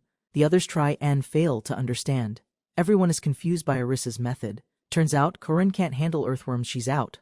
Karin goes philosophical, carrying a rock, claiming history is humanity's sins and intelligence, leaving everyone speechless. Karin explains her forbidden fishing technique is banned, it's not effective and harms the ecosystem. She dramatically demonstrates, throwing a rock to create underwater shockwaves, meant to stun the fish. The method, Ishi-Chiryu, only yields a tiny fish. Everyone is unimpressed and comments on its ineffectiveness. Jokingly, Karin says she'll use dynamite next, but they worry they may never catch enough food.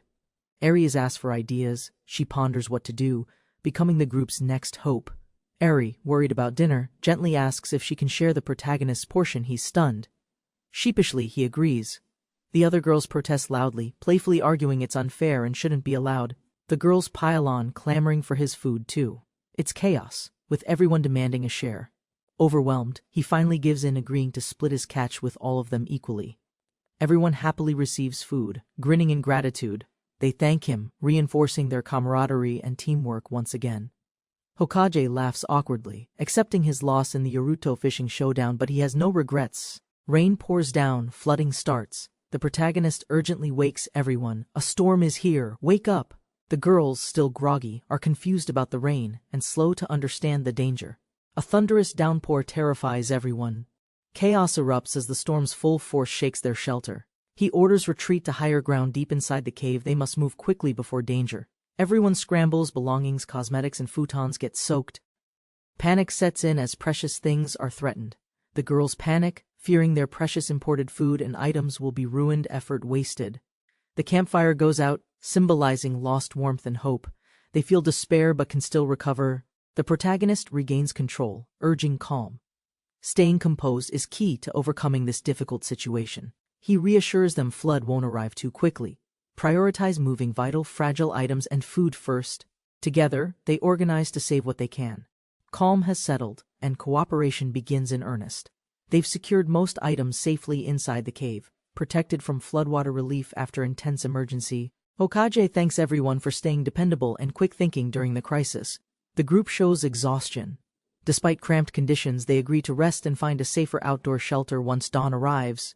Everyone falls asleep calmly, free of worries, a moment of peace amid hardship and uncertainty. Hokage quietly laments a huge mistake. He should have prepared a canal earlier to prevent flooding. Hokage vows to avoid mistakes. He's responsible for the girls' lives and must be their leader. Despite exhaustion, Hokage can't fall asleep, burdened by his responsibilities and worries through the long night.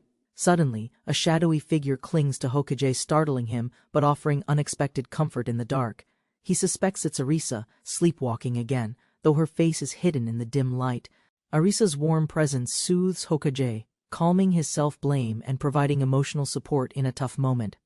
Arisa softly whispers close to Hokage, her quiet intimacy immediately catching him by surprise. She begins kissing and licking him on the cheek, leaving Hokage visibly shocked and flustered.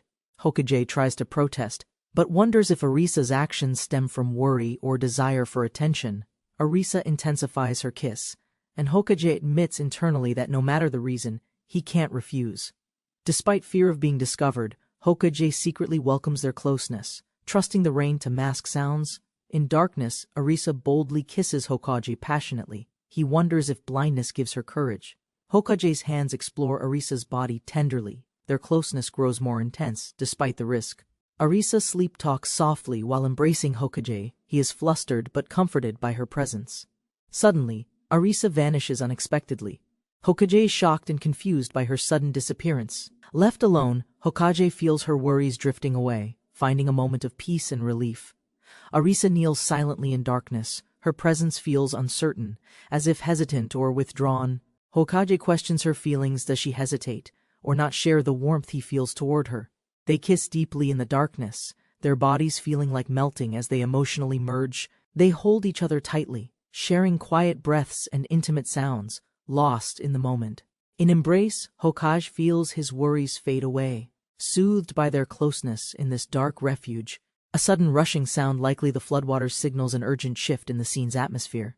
Karin gasps, flushed and breathless, clearly affected by the intense or stressful situation unfolding. Hokage softly calls Karin, noticing their shared trance-like expressions, hinting at a deep emotional moment. A sudden flash reveals Hokage and Karin, locked in an intimate, emotionally charged moment inside the cave. Hokage wonders in shock and confusion if Karin is sleepwalking or behaving strangely in the dark. He waits silently alone in the cave till dawn. after Karen quietly leaves his side. The rain finally stops. The group joyfully escapes the cave, expressing relief and a newfound freedom. Karin admits she feared continuous rain. Hokage agrees, sharing a quiet mutual understanding of worry. Karin seems back to normal, making last night's events feel surreal to Hokage and others. They debate whether to leave the cave as is or find a way to drain water inside. They plan to let dry soil absorb water, then scoop it out using sunlight and bonfire. Everyone cheers, excited to start cleaning duties throughout the morning, sharing a sense of teamwork. Tasks are assigned, some repair futons and clothes, others handle food supply or soap making. Hokage tells Karen she'll hunt with him, promising to teach her survival techniques and skills. Mana insists on hunting too, but Hokage wants to focus on setting traps near animal tracks. Tracking rabbit and wild boar prints, they prepare a falling rocks trap to catch game efficiently. Explaining trap mechanics, Hokage shows how rocks will pin animals when triggered. He plans a pitfall. They work together digging a pitfall for wild boar, demonstrating teamwork and growing survival knowledge. Karin nervously asks Hokage if he wants to talk about what happened the previous night. Hokage confirms it wasn't a dream and realizes Karin was the one acting boldly in darkness. They awkwardly try to continue their conversation, unsure how much to ask or share openly. Karin admits she was genuinely scared the rain wouldn't stop and feared for everyone's survival. Hokage reflects on calming the group, recognizing Karin's bravery and insight during a dangerous time. Hokage reflects on Karin's usual calmness, appreciating her trust and his own efforts to help her. Karin expresses gratitude, quietly admitting she's glad Hokage is there with her in this harsh situation. Hokage wonders if his many chances to talk with Karin come from her trusting him deeply.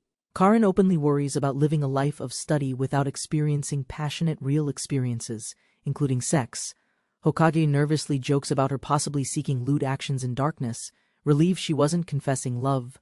Karin blushes shyly as Hokage continues digging. Their growing closeness fills the jungle with tension. Hokage relaxes, proud of completing a single pitfall trap after much effort and teamwork. They decide to pause and head home despite sunlight, considering scouting the cave Akasura-san mentioned. Karin points out the cave's strategic location, and they prepare for light scouting to aid survival. Karin hugs Hokage from behind, suggesting they continue the intimacy they started the previous night in the cave. Karin shyly hugs Hokage, asking him to teach her many things, hinting at deeper desires. Hokage reacts in wide-eyed shock, overwhelmed by Karin's sudden heartfelt request. Karin apologizes and holds Hokage's hand, gently expressing something difficult to say. She worries about his feelings, questioning if he'd want to be intimate with her. Hokage nervously explains he can't, citing the absence of condoms and risks in dangerous surroundings. Karin teases Hokage lightly, acknowledging his concern for her with a playful, affectionate smile. Hokage nervously agrees to engage in foreplay, relieved by Karin's initiative to take things slow. They share a tender kiss, deepening their emotional connection amidst their survival situation.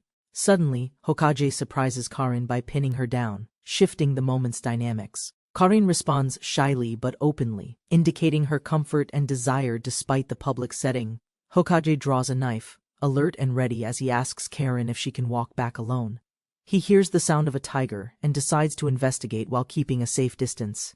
Hokage warns Karin to be careful before stealthily moving toward the tiger's location. The fierce tiger appears, exuding danger and anger in the jungle environment. A mysterious stranger calls out to the tiger, noticing its agitation, introducing an unknown presence. A menacing figure, Byakuya, declares territorial control, shocking Hokage. He immediately recognizes him as a threat, and wonder what he should do now. The students formed a tight circle surrounding the tiger, weapons raised, tension growing every second. Watching from a distance, Nagumo noticed the group had grown, likely reinforced by other student teams. Suddenly, the tiger lunged violently, breaking their formation. Panic spread as its claws tore the air. Chaos erupted. Some fled, others froze.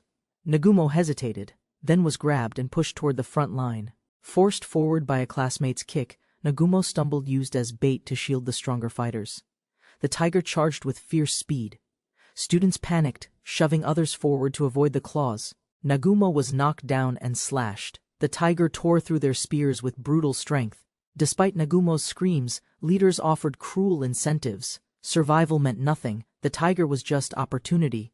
Driven mad by pain and aggression, the beast roared and stomped, ignoring the incoming spears. As the tiger roared, one student mocked it, showing no fear, only twisted pleasure in chaos. Driven by arrogance, the student declared dominance, striking the tiger with blind faith in superiority. As the spear pierced deep, blood splattered. He stepped back calmly, confident the beast had fallen. Cheers erupted. The tiger was dead. Yet Nagumo watched, disturbed by the group's brutal celebration. They hadn't killed for survival. It was a performance, power over nature, thrill of controlled violence. Nagumo returned to his cave. Others greeted him warmly, unaware of the cruelty he'd witnessed. Nagumo returned to his group. They tested soap, grateful for safety after the intense conflict. Though others relaxed, Nagumo stayed alert. He sensed this peace might not last much longer. Mako approached quietly. She noticed his mood and asked directly if something troubling had occurred. Nagumo hesitated, but her calm presence reassured him. He admitted his worry about future decisions. Mako began measuring him for clothing. Her gesture was unexpected, but it softened the moment. As Mako leaned in, Nagumo tensed. Despite discomfort, he appreciated her sincere attention and focus. She reminded him not to move. Her calm voice and closeness left him clearly flustered. Noticing damage on his shirt, Mako scolded him. He promised to care for it better. She gently embraced him, offering to repair the damage. Her warmth eased his lingering anxiety. Nagumo questioned the need for detailed measurements. Mako paused, clearly hiding a personal reason behind it. Mako blushed, realizing her intentions were obvious. She quietly admitted her feelings without direct words. Nagumo misunderstood slightly, teasing her. Mako deflected, claiming she only wanted a reason to talk. He reflected on her behavior, completely different from school. Maybe this was her real personality. At school, Mako stayed distant and quiet, but now she showed initiative and quiet resolve. With calm determination, Mako planned ahead. Beneath her silence, she carried strength and practical vision. Mako hesitated but continued measuring. Nagumo cooperated, pretending calm as the situation grew more awkward. Later, she appeared in a kantui. Innocently, she asked about soap and uniform cleaning. Embarrassed by her exposure, Mako panicked and fled. Nagumo stood stunned, unsure how to react. News spread quickly. Byakuya defeated the tiger. Others reacted in disbelief, shocked by his sudden feat. Nagumo warned the group. Byakuya's team exploited others as bait, rising by sacrificing the weak. Despite fear, the girls felt confident. With Hokage, they believed traps and knowledge gave advantage. Hokage admitted a truth: he couldn't kill people, but he had a plan to survive. With group support and unity, they placed their trust in Hokage's leadership without hesitation. His plan began with a bold move, leaving the cave behind to avoid confrontation altogether. Exploring southward, they discovered a beach. Mako and others were surprised by its hidden beauty. Hokage led the group to hidden cliffs, hinting a plan was unfolding behind his silence. A concealed entrance revealed itself. It looked like a cave, perfectly positioned due to the cliff's shape. The interior surprised them, large and spacious. The cave extended deep, providing space and natural protection. Hokage explained he discovered the cave while searching. It connected to the sea, above tide level. He declared it their new base, hidden from enemies, safe from threats, ideal for long survival. Hokage explained the cliff's advantage: hidden from enemy view, it offered a secure strategic relocation. The girls agreed excitedly. Confidence in Hokage grew. They believed the new cave offered safety. Naming discussions began. To avoid confusion between bases, each group suggested personalized cave titles. Hokage proposed Secret Base. Everyone laughed but agreed it was simple, charming, and easy to remember. They declared it their new hideout, a symbol of survival, unity, and fresh beginnings ahead. The group began daily routines, gathering supplies, fishing, crafting tools, and scouting the new surroundings together. They cooked their catch over open flame. Sizzling meat brought warmth and a moment's comfort. Together, they shared grilled food. Spirits lifted as traps provided meat, and teamwork brought real results. They discussed food preservation, fishing failures, and cave mapping. Each person contributed based on strengths.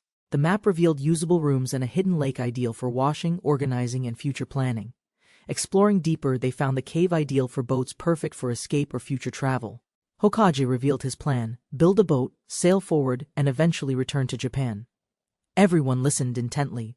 The road ahead was long, but now they had a purpose. Moved by his vision, some confessed they had given up until Hokage inspired hope again. Under a starry sky, the quiet cliff stood, symbol of resolve, hiding dreams of return. While others worked on tasks, Hokage and Mako continued exploring the deepening cave paths. He discovered the northern exit wide and promising. Curiosity pulled him forward, wondering what lay beyond. Nearby, Mako sat silently by the water. Stars shimmered as she reflected in solitude. Hokage approached, calling her name. She didn't respond immediately. Something in her presence felt different tonight. Surprised, Hokage found Mako adjusting her clothes. The moment felt awkward yet emotionally grounded and quiet. Shinomiya catches a glimpse of Mako sitting quietly by the lake. The flicker of torchlight reveals more than he expected. Her solitude under the stars stirs an unexpected reaction. Realizing what he's seeing, Shinomiya's thoughts spiral. He freezes in place, unsure whether to move or stay. The torch becomes heavier in his hand as panic wells up inside. His instincts scream to flee. In his haste he stumbles, the clatter of gear echoing through the clearing. Mako turns, catching sight of him before he can vanish. Shinomiya hesitates at the cave's edge. His back tenses as he hears movement behind him. The air thickens, part tension, part unspoken emotions rooting his feet to the stone floor. They lock eyes. Mako stands with subtle vulnerability, while Shinomiya slowly turns. Something delicate lingers between them, deeper than words, as silence envelops the moonlit space. Under the quiet night sky, Mako confessed her fear. Someone had seen her secret actions. Trusting him completely, she slowly revealed herself, hoping to be understood without judgment or shame. He hesitated, unsure what to say, but gently reached out, trying to comfort her silence. Taking his hand, Mako led him forward, her expression calm, inviting him to understand more. Sitting together in quiet tension, they tried to explore what trust meant in this world. In the shelter of vines, they embraced gently, two hearts slowly finding trust and emotional comfort. Asakura's name slipped from her lips. Their closeness reminded them of their shared school past. They met again formally. He handed over the paper, unaware of her conflicted thoughts returning. Despite his messy look, his quiet nature and scarred hands made her curious about him. Back under the trees, closeness returned. They realized fate had brought them together once again. Their kiss deepened in silence, neither speaking, yet both expressing feelings too strong to deny. Under moonlight they sat breathless. The tension lifted as emotions slowly gave way to calm. She asked if their moment had ended, but he hesitated, concerned about doing things responsibly. Unexpectedly, Mako found something in her bag, an old health class item, almost forgotten until now. Just as they relaxed, a sudden explosion lit the forest. Danger returned without any warning. A sudden ambush startled them both. Shino and Mako were thrown apart by loud threats. Startled strangers groveled in panic. They'd escaped Team Sumeragi but brought chaos to this quiet night. Tanaka and Kageyama were finally identified. Their nervous return hinted something disturbing had happened earlier. Suspicion rose quickly. The girls, protective and stern, mistook them for spies and prepared consequences. Mako remained quiet but clearly displeased. Her irritation clouded the situation more than words could. Tanaka and Kageyama explained their escape. Everyone demanded answers. Something serious must have happened in their group. They revealed the harsh truth. Their group had built a cruel class system based on rank. The boys explained Byakuya's rule: absolute obedience in exchange for status under a harsh hierarchy. Hearing the abuse of power, the girls responded fiercely. Their sense of justice was strong. Despite moral objections, most had agreed to the rule, voting out of fear and imbalance. After merging with other students and teachers, problems escalated. Most leaders were exhausted or female. Arguments flared. Teachers protested weakly, while kids claimed leadership, dividing the group and worsening survival tensions. Byakuya confidently declared the rule: only the strongest deserved to lead in this harsh world. His strength was unquestioned. He even welcomed challenges, making the adults hesitate before speaking up. He believed silencing opposition with one decisive act would keep their fragile command structure intact. Amid rising tension, a new challenger emerged. One teacher finally stepped forward without hesitation. Nakazaki-sensei, with martial arts skill and towering presence, declared he would take the duel himself.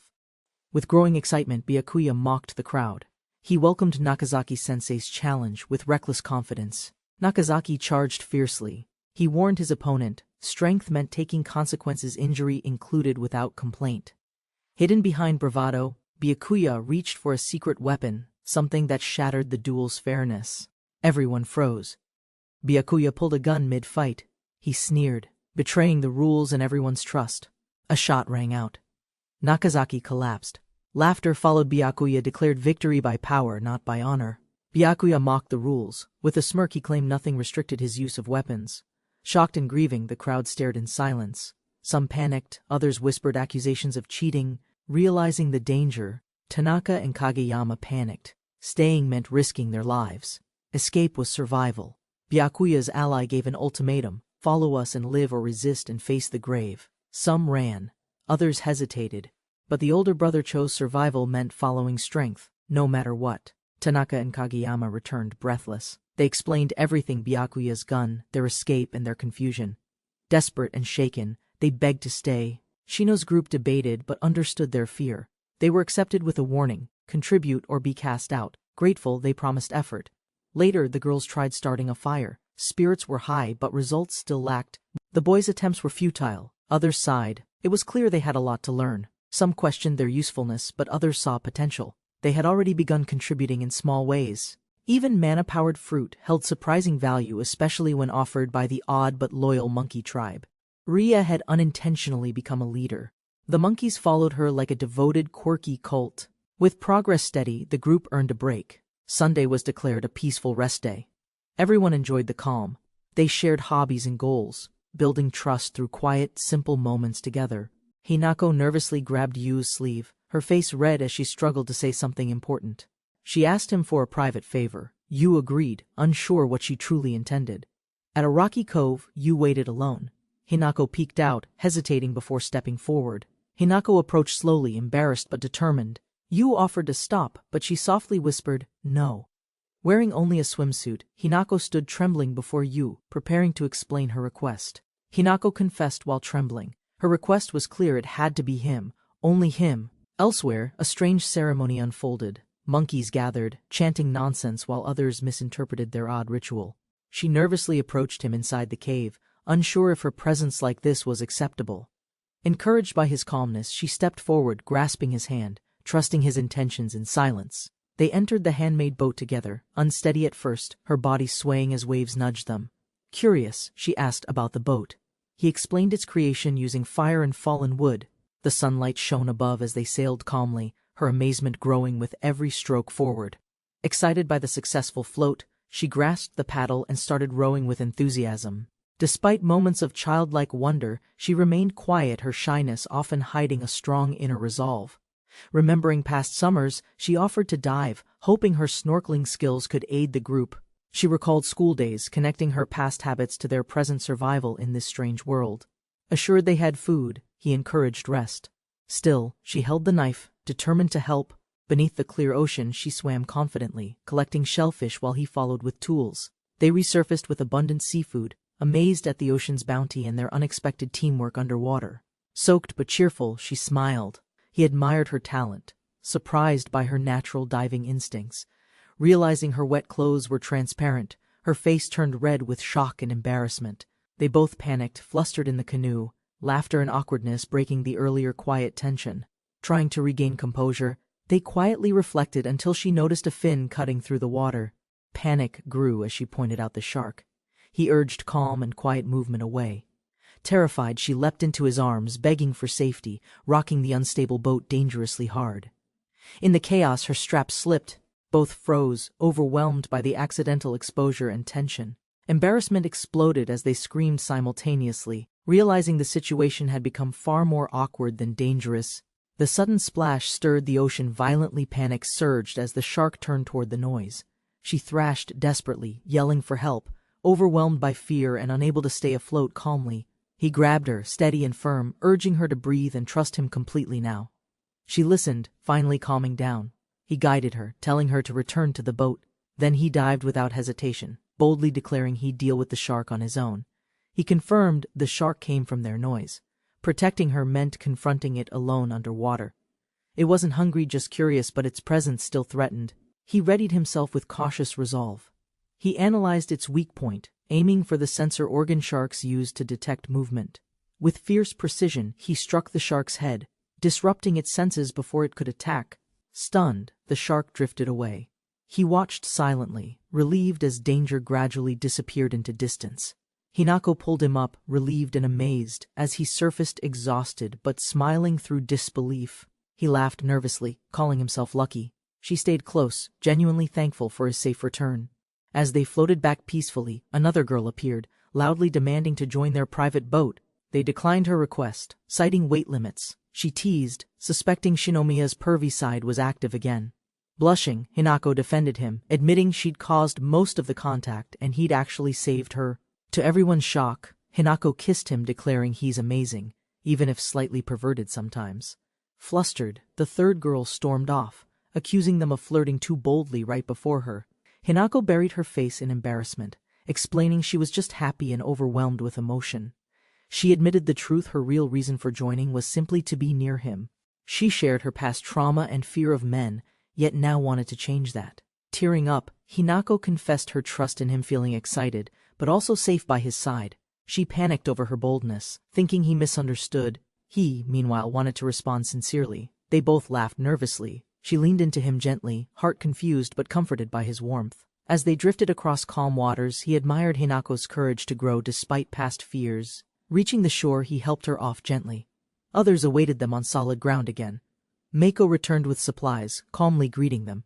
Her presence quickly shifted the atmosphere to serious. Hinako began explaining the shark encounter. Meiko listened quietly, analyzing their situation with sharpened intuition. Concerned, Meiko declared the situation dangerous. Her expression hinted she knew more than she let on. Everyone felt uneasy. Hinako apologized, uncertain why Meiko's gaze caused such strange tension within her. Meiko placed her hand gently, stating Shinomiya should decide, subtly granting him silent authority again. As tension thickened, both girls smiled. A quiet rivalry was beginning, unspoken, but unmistakably personal. They dashed through thick jungle foliage, breathing heavily, chased by something unknown and clearly dangerous. One stumbled and fell, others followed close behind, struggling to escape the dense underbrush. Kageyama reached the goal triumphantly, surprising everyone with unexpected speed and stamina in this harsh forest. Despite appearances, Kageyama once trained in track. His endurance outmatched even those who underestimated him. That evening they shared meat, thankfully Eri hunted, and for once, everyone ate without risking poison. As food reserves stabilized, new roles emerged. One student was tasked with watching rival groups. His quiet presence and agility made him the perfect scout to gather hidden information. Though he lacked practical skills, his obsessive gaming habits hinted at surprising discipline and memory. Others encouraged him with simpler tasks. Oil pressing, spice grinding, and basic prep suited his pace. Given a research role, he found fulfillment, recording experiments and feeling truly helpful for once. Following Tanaka's intel, he confirmed no movement south, only animal tracks marked the territory's edge. Analyzing the map, he deduced safer zones and theorized better hunting grounds to the north. To his shock, he discovered monkeys expertly setting traps under Mana and Karen's supervision. Karen had trained them an unexpected strategy. Mana's role hinted at deeper planning and leadership. Inspired, he proposed capturing wild boars and taming them to secure meat and labor. Despite confusion, he proposed breeding wild boars, believing Mana's animal instincts were nearly superhuman. He aimed to raise boars as meat supply and emergency food, ensuring long-term survival. Excited by the farming idea, they agreed, though some still needed convincing about the details. As rain began, they debated shelter, choosing the safer cave despite its longer, wetter path. The group sprinted through heavy rain, rushing towards Shinomiya Cave while protecting the monkeys. Inside the cave, they prepared firewood and gear, wary of another flood from heavy rainfall. They lit a fire, warming themselves, the atmosphere calm and nostalgic despite the circumstances outside. As tension built, a sudden move caused confusion. Someone began undressing without much explanation. They explained it was for health. Wet clothes risked illness, though embarrassment still lingered visibly. Hesitantly, they huddled close for warmth, trusting instinct and survival knowledge to endure the night together. As they embraced for warmth, another girl panicked, misunderstanding it as a romantic confession. Flustered by Karen's closeness, he stayed frozen. Mana struggled to process the unexpected scene. Recalling past rejection, Karen's boldness stirred confusion, while Mana silently observed with conflicted feelings. Karen leaned in, asking for warmth, her actions clearly blurring lines of survival and emotion. He hesitated, overwhelmed by her reasoning, while Mana watched, flustered, as emotions collided beside the fire. Karen boldly kissed him, surprising the others and intensifying the cave's already heated atmosphere. Mana watched, stunned and conflicted, unsure how to respond as emotions rose within the group. Mana interrupted, flustered, then kissed him too, claiming it was purely for body heat regulation. She admitted her body felt hot, though the implication behind her words was undeniably different. Before the fire, both girls smiled sweetly, clearly holding deeper intentions beyond mere survival necessity. Flustered by their request, he hesitated, unsure whether this warmth crossed a different kind of line. Despite temptation, he resisted deeper urges, sharing body heat, while mentally counting seconds until sunrise. The next morning, classmates spotted them returning alert and cheerful, though slightly disheveled and exhausted. He claimed sleeplessness from cave discomfort. Others remained quiet, avoiding details of the previous night. One classmate grew suspicious, confronting him directly, demanding answers for his suspiciously tired and guilty face. She scolded him harshly, accusing him of forgetting their personal promise made before everything changed. He recalled the promised date back in Japan, calming her down with his sincere response. Later, he declined routine tasks, choosing instead a personal plan kept secret from the others. While girls talked skincare and masks, misunderstandings sparked wild assumptions and amusing reactions among them. With determined resolve, he prepared a mask hiding something, or perhaps just shielding from the cold. With a mask and firm voice, he declared their mission stealth would be their advantage. The group assembled under his lead, prepared to scout fugitives on behalf of Sumeragi team. In the darkness of the cave, desperate students sought warmth through physical closeness and comfort. Morning arrived. Exhausted bodies rested while others emerged, confused and dazed from the stormy night. Complaints rose. Another class had been forced out, left drenched as shelter space was selfishly claimed. Accusations flew. Responsibility and ration shortages loomed, but he dismissed concerns with mocking disregard and charm. Despite tensions, a warning was issued: survival required unity. His selfish acts wouldn't be excused forever. Tension deepened. The leader turned away, tired of conflict, while the other mocked his resolve. Plans formed to locate struggling students scattered during the storm, hoping none had collapsed or fled. She proposed optimism: those suffering might join willingly if approached by a lively and supportive group. He warned them to avoid confrontation. If approached, disengage immediately or retreat to the backup shelter. Pairs were assigned for scouting. Arisa was tasked with gathering food alongside the forest monkeys. Eri abruptly requested a partner change, shocking her teammate. She preferred someone calmer and more reliable. The group agreed to adjust teams. With final confirmations made, everyone began their assigned scouting missions. Deep in the forest, Eri and her new partner advanced quietly, finding no immediate signs of movement. They paused for rest. He reminded her this was only the start of their long search. Eri admitted unease around Tanaka's gaze. She stayed silent, unsure if speaking up would worsen things. Eri denied avoiding Tanaka due to mood. Something deeper unsettled her beyond mere atmosphere. He froze, surprised by her blunt question about last night's events, her tone sharp yet playful. He admitted restraint. Despite the chaos, he held back, prioritizing her safety and comfort silently. She teased him gently, patting his head while smiling warmly. He remained uncertain, slightly embarrassed. Eri apologized through laughter, admitting relief. Her heart had finally settled after all the tension. Eri leaned closer, softly confronting him. Emotions had built up during their tense time together. She acknowledged his efforts. Her teasing tone faded, replaced by gratitude for his quiet support. Surprised by a sudden stumble, they fell closer together, caught in a slightly awkward moment. Blushing, both froze in silence. Their expressions showed surprise, but neither moved away immediately. Eri gently embraced him, allowing the closeness. A quiet trust had grown between them now. Eri shyly opened up, asking for care. Vulnerability revealed the trust she placed in him. She hugged herself tightly, processing her emotions. This honesty between them felt both strange and comforting. He gently embraced her. She rested her forehead against his, finding calm in the silence. They exchanged a soft laugh, realizing the awkwardness. Their bond deepened in ways words couldn't describe. Eri smiled, grateful for being understood. She wasn't alone anymore in this unfamiliar world. After their rest, they resumed climbing. Though tired, they shared quiet gratitude for each other's support. He revealed his reason for teaming up, wanting to thank her properly for everything she'd done. She smiled gently, touched by his sincerity, and asked if he still wished to return home. Though struggling, he admitted planning ways back. But each day here had slowly become more meaningful. He realized even with escape possible, she might choose this world where she truly felt alive. He remembered his school days isolated and tense. This island felt more like home than reality. He imagined returning to Japan, only to choose this world again. It strangely felt right. She apologized if her feelings were too forward, but he reassured her, grateful for everything. Elsewhere, a mysterious girl observed from the trees, preparing to make her next quiet move. She confirmed her target was active. With certainty, Amane returned to report another plan now beginning. Amane awaited Sophie's command. With calm confidence, the elegant girl quietly began forming her strategy. Mantaro carried her on his shoulders, struggling to balance while her weight swayed him dangerously. Unable to endure it any longer, he stumbled forward, nearly toppling with her mid-stride. They crashed to the ground. She scolded him angrily, frustrated at the failed scouting attempt. While arguing, Mantaro confessed preference for another girl, igniting more tension among the gathered students. Embarrassed and flustered, she admitted her inexperience with romance, unable to respond with confidence. Mantaro awkwardly tried explaining himself, but she quietly stared, not impressed by his clumsy response.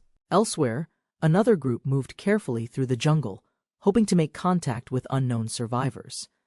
Spotting a nearby figure, they crouched low in the bushes and quickly decided their approach strategy. The girl sensed someone nearby, confused by the sight of only one shadow approaching carefully.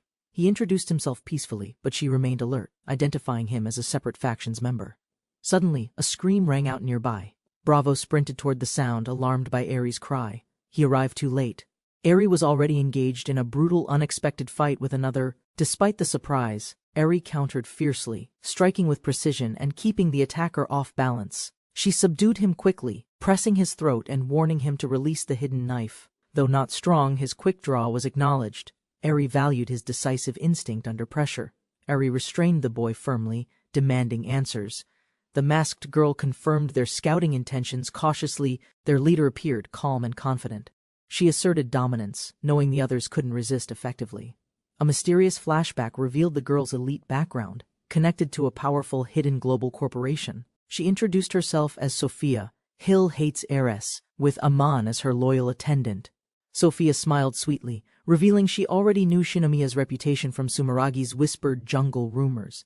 Shinomiya questioned the pristine appearance of the newcomers, realizing their influence surpassed the Sumerages. Sophia remained composed. Amane's combat skills startled him. She clearly operated beyond normal training levels. He recognized their coordination and instincts. Both were highly skilled potential assets worth recruiting immediately. Sophia teased their lifestyle, impressed they thrived in survival, despite managing a large group already. Amane explained they relocated for safety, evading potential assassins aiming to eliminate Sophia without hesitation. Sophia questioned their decision to leave the cave. Shinomiya explained the risks and recent flooding. To avoid conflict, he chose retreat over battle. Protecting those he cared about came first. Impressed by their values, Sophia smiled and politely requested to join their resourceful, balanced team. They returned to the hidden base. Sophia admired its elegance, surprised by its remote seclusion. Their group was welcomed back with cheers. The others were shocked to see new companions. The group recognized Sophia instantly. Shocked, they realized a famous figure truly attended their school. Everyone greeted Sophia warmly, curious about her motives. They asked why she joined their group. Sophia clung to Shinomiya proudly, claiming his elegant leadership captivated her above all else. Suspicious, Arisa questioned Sophia's worth, doubting her contribution and assuming she lacked practical survival experience. Despite others' concern, Arisa stood firm. She rejected Sophia's inclusion, shouting her disapproval with emotion. After Arisa's outburst, she ran off. Sophia and Shinomiya wondered if she truly disliked him. Everyone urged Shinomiya to go after her. He found Arisa sitting alone at the cliff. He apologized nervously, but Arisa remained unimpressed, questioning his sincerity with a cold, stubborn glare. She accused him of liking Sophia. He denied it, unsure of her true feelings or motives. Frustrated, Arisa confessed her heart felt heavy and confused emotions she didn't know how to handle. Worried, Shinomiya asked if she was ill. Arisa, flustered, admitted she didn't understand herself. He reassured her sincerely everyone mattered equally. Arisa softened, realizing her jealousy had clouded her feelings. Moved by his words, Arisa hugged him tightly, asking if he truly meant everything. Embarrassed, Arisa pushed away quickly, blaming herself and deciding to properly apologize to Sophia next. Returning to the group, Arisa was overwhelmed with emotion as introductions of new allies began. Arisa proudly introduced Masuru Takahashi, a muscular recruit she and Mantaro had successfully scouted. They also brought back Eitaru Mizuno, a stoic triathlete who specialized in professional-level swimming. While others impressed, one student returned with Yoshi Okada, a quiet, headphone-wearing boy who'd gotten lost. Despite doubts, Okada revealed his amateur radio skill set. Shinomiya decided to evaluate his potential fairly. With everyone reunited, they held a feast. Spirits were high, and the team felt stronger. Sophia admired the hideout, calling it elegant. Ataru calmly agreed it matched their earlier descriptions perfectly. Ataru mentioned spotting a distant island. Shinomiya considered building a raft for future exploration. Ataru, revealing his Iron Man background, proposed using his triathlon expertise to help the group scout. Confident and composed, Ataru volunteered to swim alone across the sea to the distant island. Shinomiya supported the plan. Sending everyone was risky, but solo reconnaissance offered hope for expansion. Mizuno prepared to depart, equipped with food and water, confident in his physical readiness. The group expressed concern, urging rest. Mizuno remained calm, sure of his body and resolve. Inspired by Shinomiya's leadership, Mizuno declared this challenge his own way of contributing meaningfully. They agreed on a 2-week plan. Shinomiya wished him luck, praying for a safe return. Before departing, Mizuno hugged Shinomiya with gratitude, thanking him for the chance to prove himself. Mizuno began swimming across the sea. The others silently watched, unsure but hopeful for success. Back at camp, the group struggled to start a fire, each attempt failing in frustration. Takahashi confidently demonstrated fire-making by brute strength. Others encouraged patience while trying less explosive methods. Amane, casually using lethal techniques for cooking, impressed Sophia. The others worried about her intense precision. Shinomiya planned job roles carefully. With more members, teamwork expanded. Yoshiokata found people willing to help. Reito analyzes the enemy's weakness, planning preparations before the chaos breaks loose across Byakuya. Despite tense predictions, the girl calmly reveals Reito will explode, surprising everyone with her confidence. Reito requests a hill tour, but Amane refuses, bound to Sophia by strict protection duty. Reito gets help from Sophia, who commands Amane to guide him around the cave area. Climbing trees for a lookout, Amane shows Reito nearby animal territories and dangerous lion ground. Amane leads Reito through dense jungle trails, teaching survival tips and animal behavior distinctions. She halts unexpectedly, then reveals a hidden cave she quietly prepared as an emergency shelter. Inside the cave, she calmly explains the location's purpose and praises its rounded structure for safety. Without hesitation, Amane changes attire and proposes training, emphasizing leadership fitness and guarding responsibility seriousness. Despite her provocative stance, Amane challenges Reito's strength, daring him to try pinning her down. Reito eagerly accepts the challenge, but Amane quickly counters, sending him tumbling mid-charge. He lies defeated, surprised by her strength, while Amane calmly treats it as light training. Determined to recover, Reito insists on continuing. Though Amane remains composed and unwavering in spirit, Reito admits he's no fighter but arms himself with a survival tool for clever tactics. Blinded, Amane uses memory and instinct from earlier movements, easily keeping distance despite limited vision. Reito activates his flashlight at close range, briefly stunning Amane and seizing the advantage. She tries countering, but Reito narrowly dodges and gains control in the chaotic grapple. With precision and grit, Reito locks Amane down, forcing her into a defensive hold.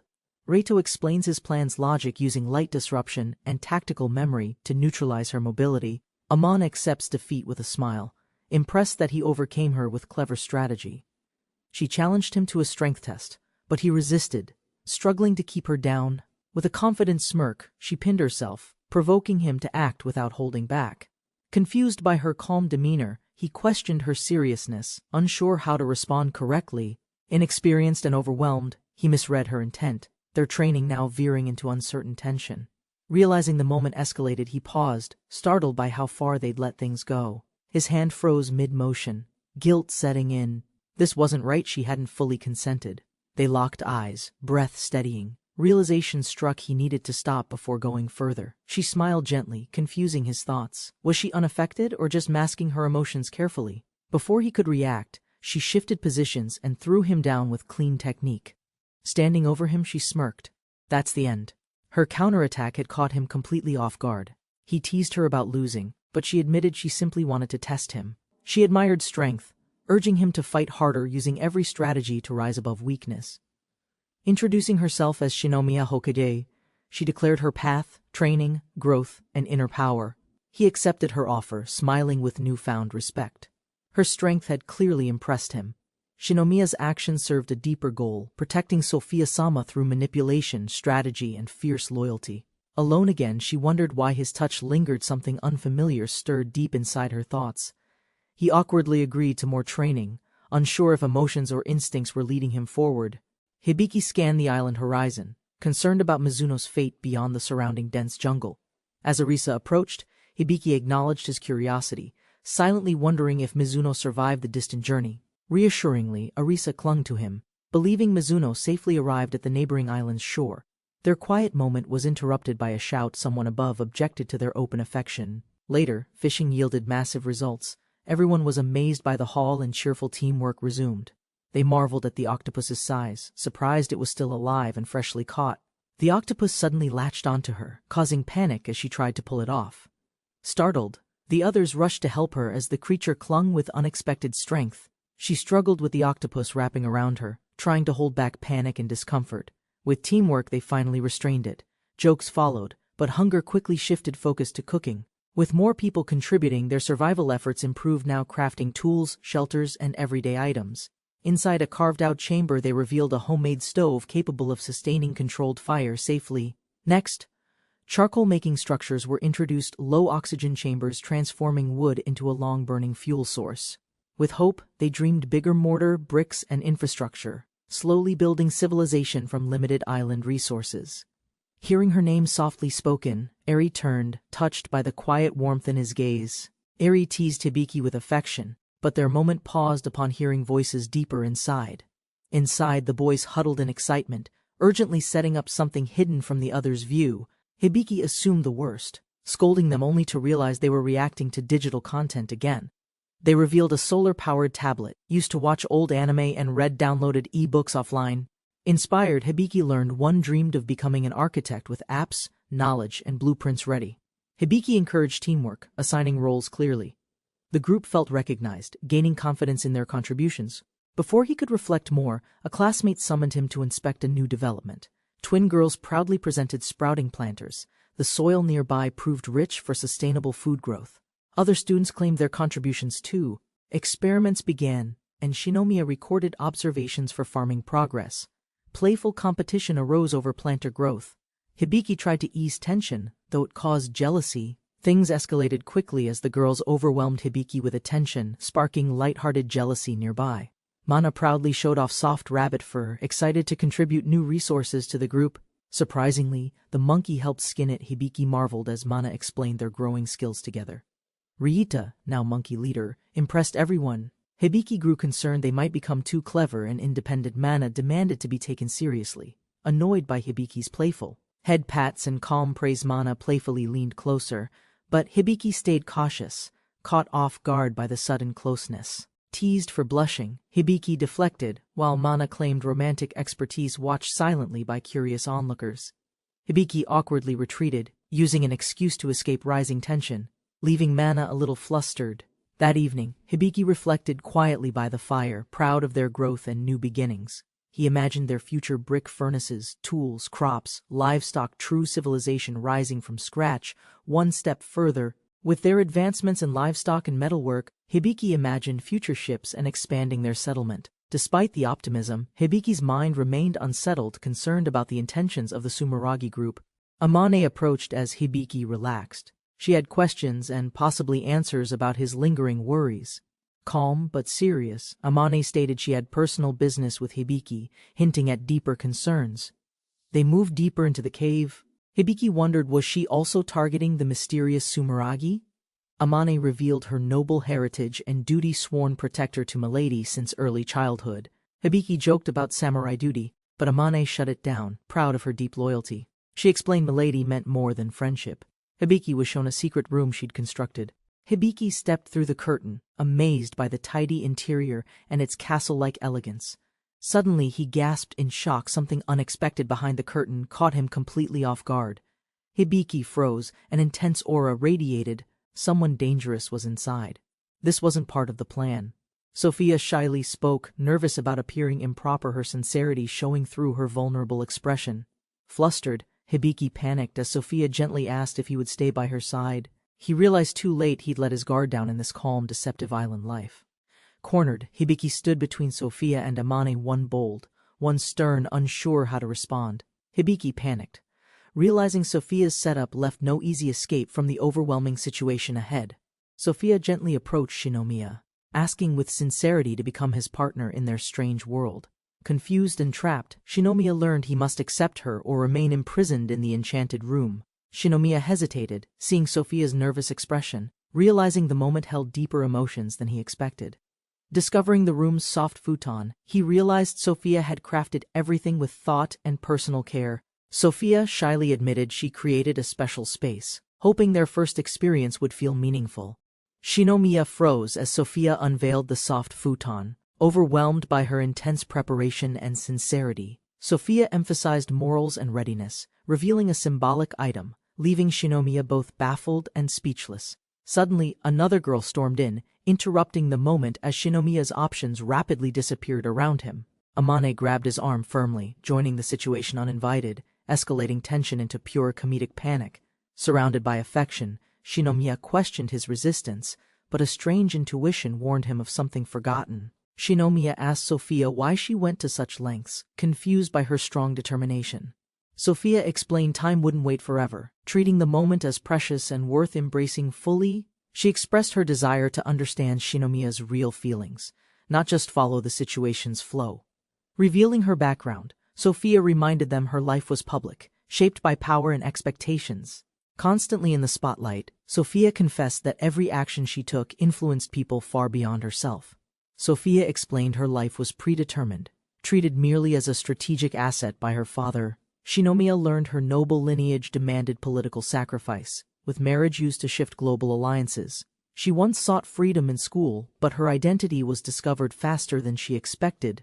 Upon entering this new world, Sophia felt freedom for the first time, a liberating transformation. She declared her wish to choose love freely, even if it lasted only temporarily here. Sophia explained her life was predetermined, treated merely as a strategic asset by her father. Shinomiya learned her noble lineage demanded political sacrifice, with marriage used to shift global alliances. She once sought freedom in school, but her identity was discovered faster than she expected. Upon entering this new world, Sophia felt freedom for the first time, a liberating transformation. She declared her wish to choose love freely, even if it lasted only temporarily here. Shinomiya promised to embrace Sophia when her feelings were truly her own, not pressured ones. Sophia remained speechless as he walked away, her heart torn between gratitude and longing. Overwhelmed by emotion, Sophia finally broke down, unable to contain the pain and confusion inside. Crying in Amane's arms, Sophia questioned her desires, clinging to hope for love and freedom. Amane gently comforted her, whispering reassurance, and affirmed that choosing Shinomiya was never a mistake. Amane affirmed Sophia's feelings, offering comfort and silently agreeing that emotional freedom must come first. Shinomiya collapsed dramatically, lamenting the missed opportunity, overwhelmed by his conflicting ideals and suppressed instincts. As thoughts flooded him, he questioned his resolve, tempted by what others would see as ideal. Still holding on to his values, Shinomiya reminded himself, freedom mattered more than momentary desires or validation. As night fell, the quiet island returned to peace, holding everyone's choices beneath the stars. Sophia joyfully played in the water, finally embracing the island's freedom with a genuine smile. Shinomiya got splashed during the chaos, reminding them that peace and noise often coexist here. Sophia giggled with mischief, no longer restrained by expectations, only surrounded by friends and fresh air. She promised to enjoy island life fully and wouldn't give up on winning Shinomiya's heart. Shinomiya smiled quietly, realizing she'd be fine. Her spirit was stronger than anyone had imagined. Shinomiya humbly accepted Amane's help, realizing Sophia's trust carried deeper meaning than words alone. He introduced the bamboo fish trap method, explaining how it could improve their survival tactics. Amane skeptically accepted the task, unsure but willing to try setting the trap herself. At the riverbank, a girl joined them happily, excited to participate in their new efforts. They discussed safe fishing strategies, mindful of increased group size and the need for sustainability. While helping each other, quiet affection grew. Meanwhile, the fish trap accidentally fell apart during setup. Observing the others working, the girl beside Shinomiya leaned in with quiet curiosity and confidence. Suddenly, she asked a bold question about his past with the others, stunning him completely. Shinomiya panicked, choking on water, completely thrown off by her unexpected and awkwardly personal question. She cornered him during break, demanding answers about rumors spreading around their isolated survival group. He nervously admitted being with Sophia last night, explaining her strange behavior and his absence. Shocked, she realized she was the only one untouched, stirring embarrassment and sudden self-doubt. He blushed and clarified he was still a virgin. Survival made risky intimacy irresponsible. Understanding now, she smiled gently, relieved yet intrigued, her expression shifting from panic to calm curiosity. Surrounded by the girls, Hokage stammered under pressure, unsure how to answer their teasing questions. As silence fell, Mana faced him directly, voice trembling as she tried to confess something. Hokage sensed something serious, but before she could finish, rustling sounds broke the tense moment. A panicked classmate burst from the bushes, shouting wildly and startling them all into alarm. Catching their breath, he explained cows had been sighted nearby while searching for materials alone. Tanaka excitedly described spotting a Holstein cow, the same breed shown on milk cartons. While Tanaka collapsed from exhaustion, Hokage encouraged the others to join him in chasing it. The group coordinated tasks. Amane would protect Sophia, while others prepared for the upcoming hunt. With urgency, they split up. Hokage led Mana and Eri toward the direction of cows. Deep inside a dark cave, one girl found unconscious students' mysterious symptoms and danger awaited inside. Desperate and uncertain, she panicked. Realizing she lacked resources or skills to help the sick, Yurutto appeared, evaluating the cave's location and recognizing the urgency in reaching its survivors. She rushed to Yurutto for help, but others pushed her back, fearing potential infection. Tears formed as she revealed the worst. Even the group's doctor had already collapsed inside. Despite food shortages, Yurutto's group shared supplies, though tension remained high due to dwindling resources. Yurutto dismissed her plea, insisting she speak with Byakuya and focus on survival instead. Encouraged, she vowed to try her best, believing someone would eventually help the sick. While trekking, Eri tripped, her slipper broke. Hokage and Mana quickly checked if she was hurt. Mana offered to repair the slipper, having sewing tools thanks to help from Asakura. Eri reassured them the path was safe, suggesting they move ahead without her presence. Mana stayed behind. Hokage reminded her to signal if endangered, then led the search forward. They reached the plains, but the cows were nowhere in sight, possibly hiding in shaded areas. Deciding to wait, they rested. Hokage hoped Eri would arrive soon and the cows reappear. They searched among bushes carefully. Hokage wondered whether the herd stayed together or scattered individually. An awkward silence grew between them. Hokage worried about Mana's earlier mood near the river. Mana quietly reflected, her eyes distant uncertainty and feelings for Hokage weighing on her mind. Hokage, flustered, nervously brought up their recent conversation, unsure how to interpret her subtle signals. Mana finally asked him directly, blushing, voice trembling, whether they were actually in a relationship now. Caught off guard, Hokage fumbled for an answer, equally unsure and overwhelmed by emotion. Mana confessed softly they had kissed, touched, and maybe crossed into something deeper than friendship. Mana asked about love. Hokage admitted confusion, unsure how feelings should work in this world. He explained how he received affection openly, but wasn't certain what genuine love meant yet. Understanding the situation's complexity, Hokage suggested they discuss feelings together and create fair rules for all. Without hesitation, Mana embraced him from behind and confessed clearly she truly loved him. Hugging him tightly, she explained his kindness made him lovable. It was natural others felt similarly. Mana gently leaned over Hokage, asking to keep him close just for a moment longer. Without hesitation, she kissed him, expressing her feelings through quiet action, hoping he'd understand her heart. Suddenly, Eri arrived, stunned to witness the kiss, her appearance catching them completely off guard.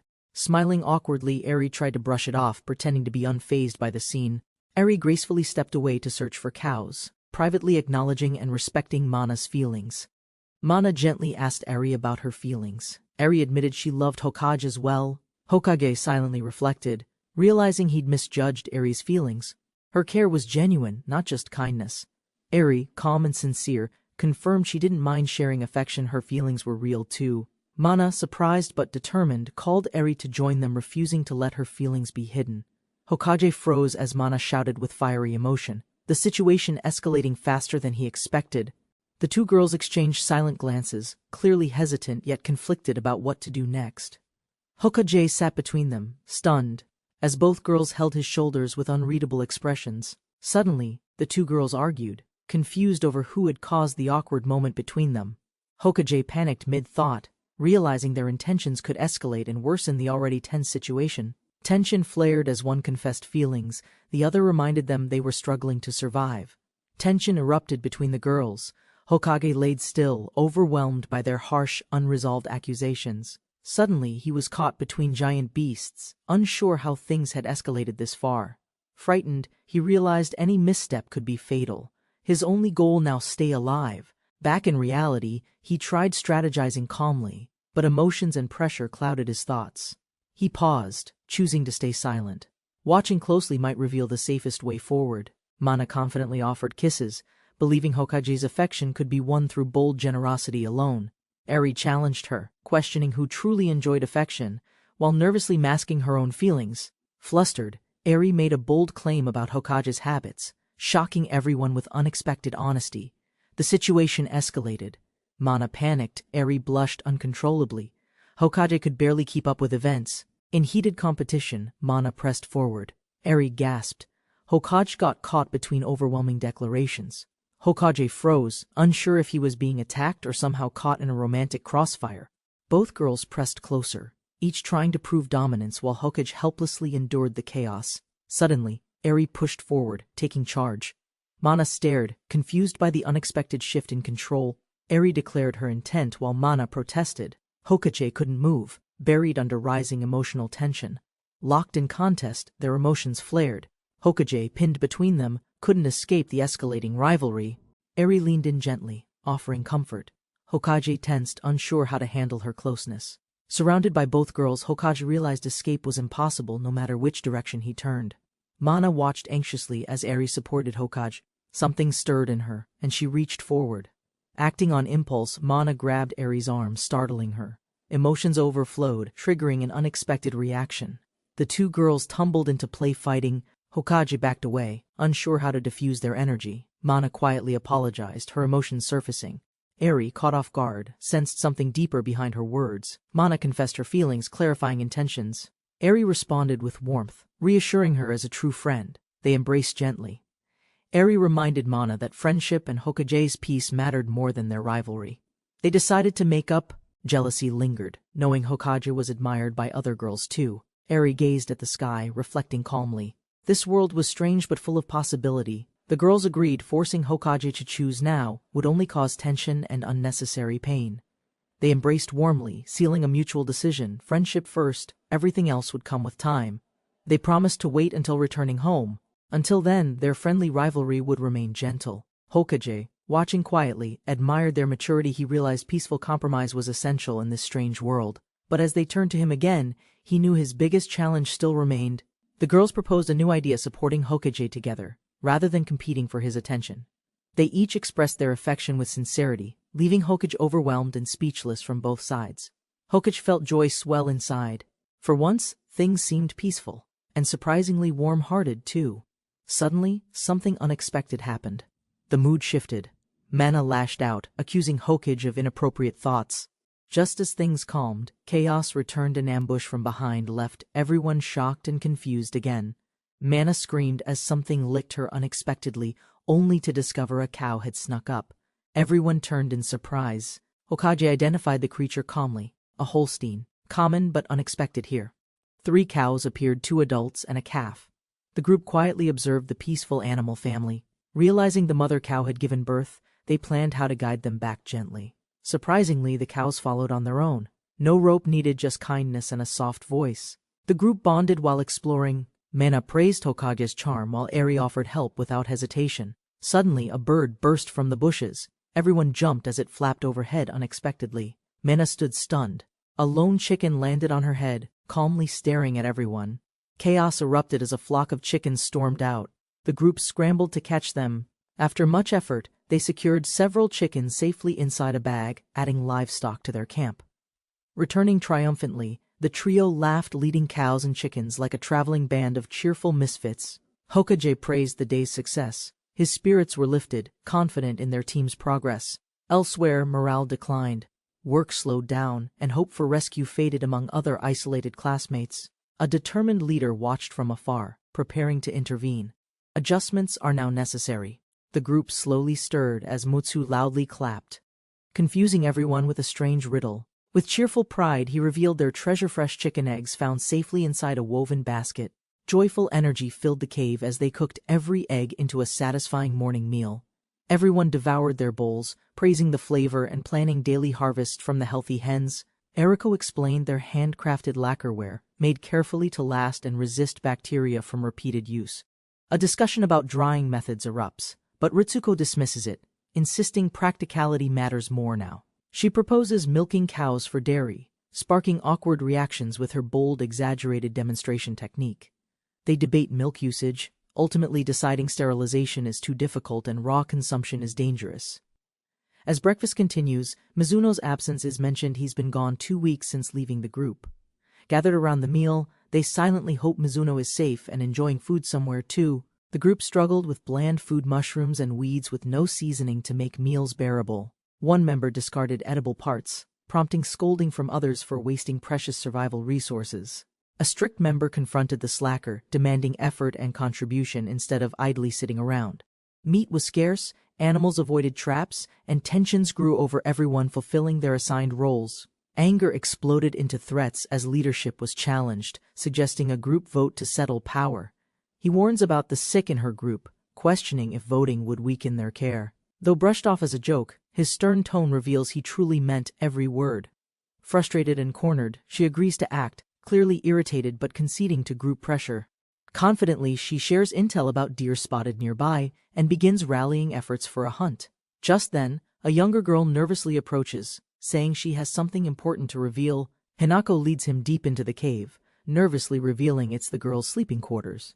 She proudly presents their newest accomplishment, carefully made futons, stacked neatly beside the stone wall. He recalls Sophia's version and overreacts, misunderstanding her intent before quickly recovering his composure. He touches the bedding, shocked by its softness, impressed it's not straw but handmade fabric. Hinako watches his reaction, her smile wide with pride as appreciation warms her effort. Hinako explains how cotton and old clothes were gathered to craft the soft sleeping mats. She's opened up more since their dive, active, cheerful, and hoping to surprise her sister. Touched by the softness, he collapses into the bedding, thrilled to finally rest comfortably tonight. Relieved and amazed, he sinks into the futon, proud of what they've built together. Just as he relaxes, the futon beneath him stirs. Something strange begins rising beneath him. Startled by the movement beneath, he panics slightly, unsure what is happening under the blanket. To his surprise, Meiko appears beside him, smiling calmly and whispering his name affectionately. She admits she wanted to surprise him, reminiscing fondly about their quiet moment together. Though she invites him to touch the futon, her closeness causes some awkward confusion. Despite the tension, he stays still. She rests peacefully, both enjoying the futon's comfort together. Feeling warmth through the futon, he struggles to stay composed as Meiko snuggles against him. Unable to focus, he tries distracting himself, while Meiko peacefully drifts into a deeper sleep. Meiko shifts and gently offers to switch positions, half asleep but smiling through sleepy eyes. A loose shirt startles him, but he quickly averts his gaze to respect her space. Realizing the closeness is overwhelming, he pulls back slightly, deciding to preserve the peaceful mood. Meiko whispers playfully, resting beside him. The quiet morning air wraps them in warmth. She leans closer, teasing gently, but he struggles to process the sudden, intimate attention. Meanwhile, Hinako notices their absence, wondering where they've gone without saying anything to her. Sitting alone, Hinako sighs softly. She gives up wondering and accepts the quiet moment. Plopping onto the futons, she smiles and relaxes, happy to enjoy her creation alone. As Hinako flops onto the futons, she accidentally presses down on something unexpectedly soft. The blanket lifts, revealing both Meiko and Shinozaki underneath, much to everyone's collective embarrassment. Hinako freezes in disbelief, realizing they were hiding under the futon the whole time. Jealousy bubbles up. She realizes she'd been happily alone while they shared a private moment. Overwhelmed by surprise and flustered emotions, Hinako collapses with a squeal, sending everyone into panic mode. To cover the awkward moment, they pretend to be discussing how to repair slippers. They brainstorm solutions, realizing the materials are weak and walking long distances could be risky. As he heads off, another girl quietly watches him, concerned and lost in thought. Eri appears, carrying ingredients. He's surprised and curious about what she's working on. Eri explains her project, fermenting ingredients to build preserved food and flavorful seasonings for the group. Eri shares her progress with fermentation, motivating him to explore and test more ideas. Mana introduces a group of monkeys, ready to help on the farm with guidance. Karen observes from a distance, noting how close he's become with other girls around him. Surprised by her own feelings, Karen asks for his help, hoping to reconnect genuinely. Others quickly join in, turning the solo plan into another lively, cooperative group activity. The group headed toward the forest, cheerful and determined, ready to explore unfamiliar territory together. Despite interruptions, the girl plotted her chance to grow closer, observing rivals' recent bold advances carefully. Blushing with nervousness, she asked to walk closer, uneasy about the path and seeking support. He declined politely, explaining distance ensured safety, while silently struggling between concern and logical decision-making. Surrounded by assertive girls, he reflected nervously relationship inexperience made navigating their intentions dangerously complicated. Despite his attempts to stay composed, he realized this peaceful walk was an emotional ambush. Ahead, a mysterious tunnel appeared. With excitement, the energetic girl insisted they go through it.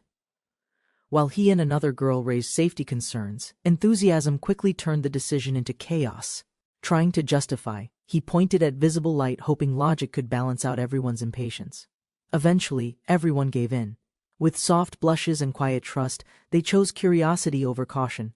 Grasping her hand with confidence, he encouraged Karen to follow him into the unknown tunnel. Blushing deeply, Karen accepted his hand, her heart stirred by the sudden display of trust. They entered the humid tunnel together, tension and curiosity building among the trio in silence. Frightened by unseen contact, Corinne clung to him, causing a misunderstanding that startled the others. Drenched in sweat and embarrassment, Karen's appearance caused panic and suspicion among the waiting group. Joking around eased the tension. Despite clumsy moments, they tried helping Karen's discomfort with lighthearted care. They arrived at a clearing. He explained it was previously prepped for a planned task. Pointing at trees, he revealed their true objective: harvesting rubber, not catching insects like they guessed. He explained the rubber's use, making adhesive for crafting supplies Mako had specifically requested earlier.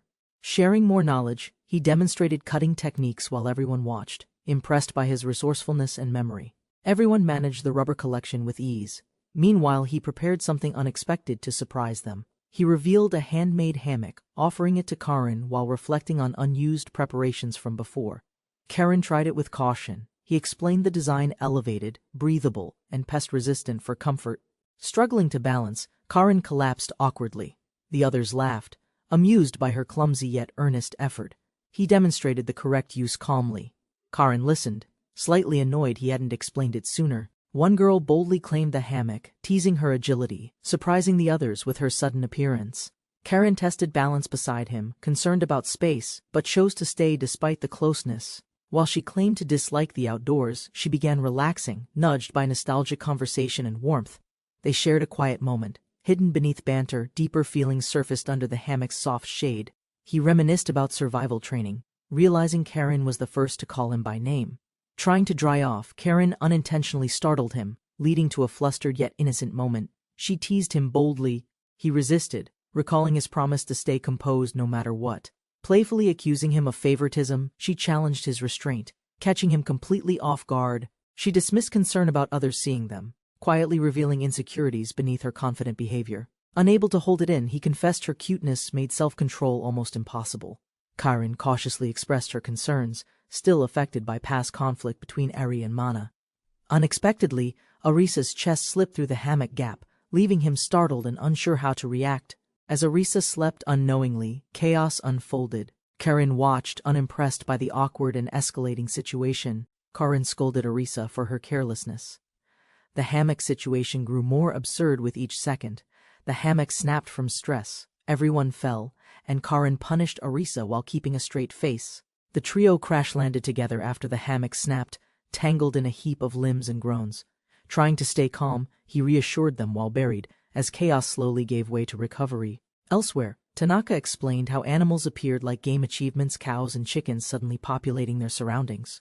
The team reflected on their discoveries, linking progress to environmental changes and new biological encounters. They stumbled upon a rare pangolin near the tunnel, an exciting, unexpected reward for exploring deeper. Learning more about the pangolin, they agreed to reroute, connecting past mishaps to its tongue. Elsewhere, a hunting party struggled with elusive deer, their morale sinking with every failed attempt. One girl silenced the panic with focus, preparing to shift the situation through calm resolve. Mizuno left 2 weeks ago. Yamashita watches the sea, uncertain of Mizuno's safe return, gathered around the fire. Yamashita proposes a survival plan in case Mizuno never returns. Eri and Karin take charge of farming, seasoning, and kitchen work to stabilize food needs.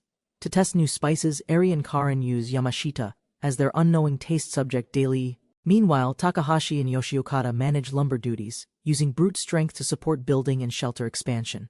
The Asakura sisters improve everyone's clothing, handling sewing tasks to upgrade fabric quality and daily wear. Meiko creates tools and straw mats, while Hanako supports food supply with diving and harvesting skills.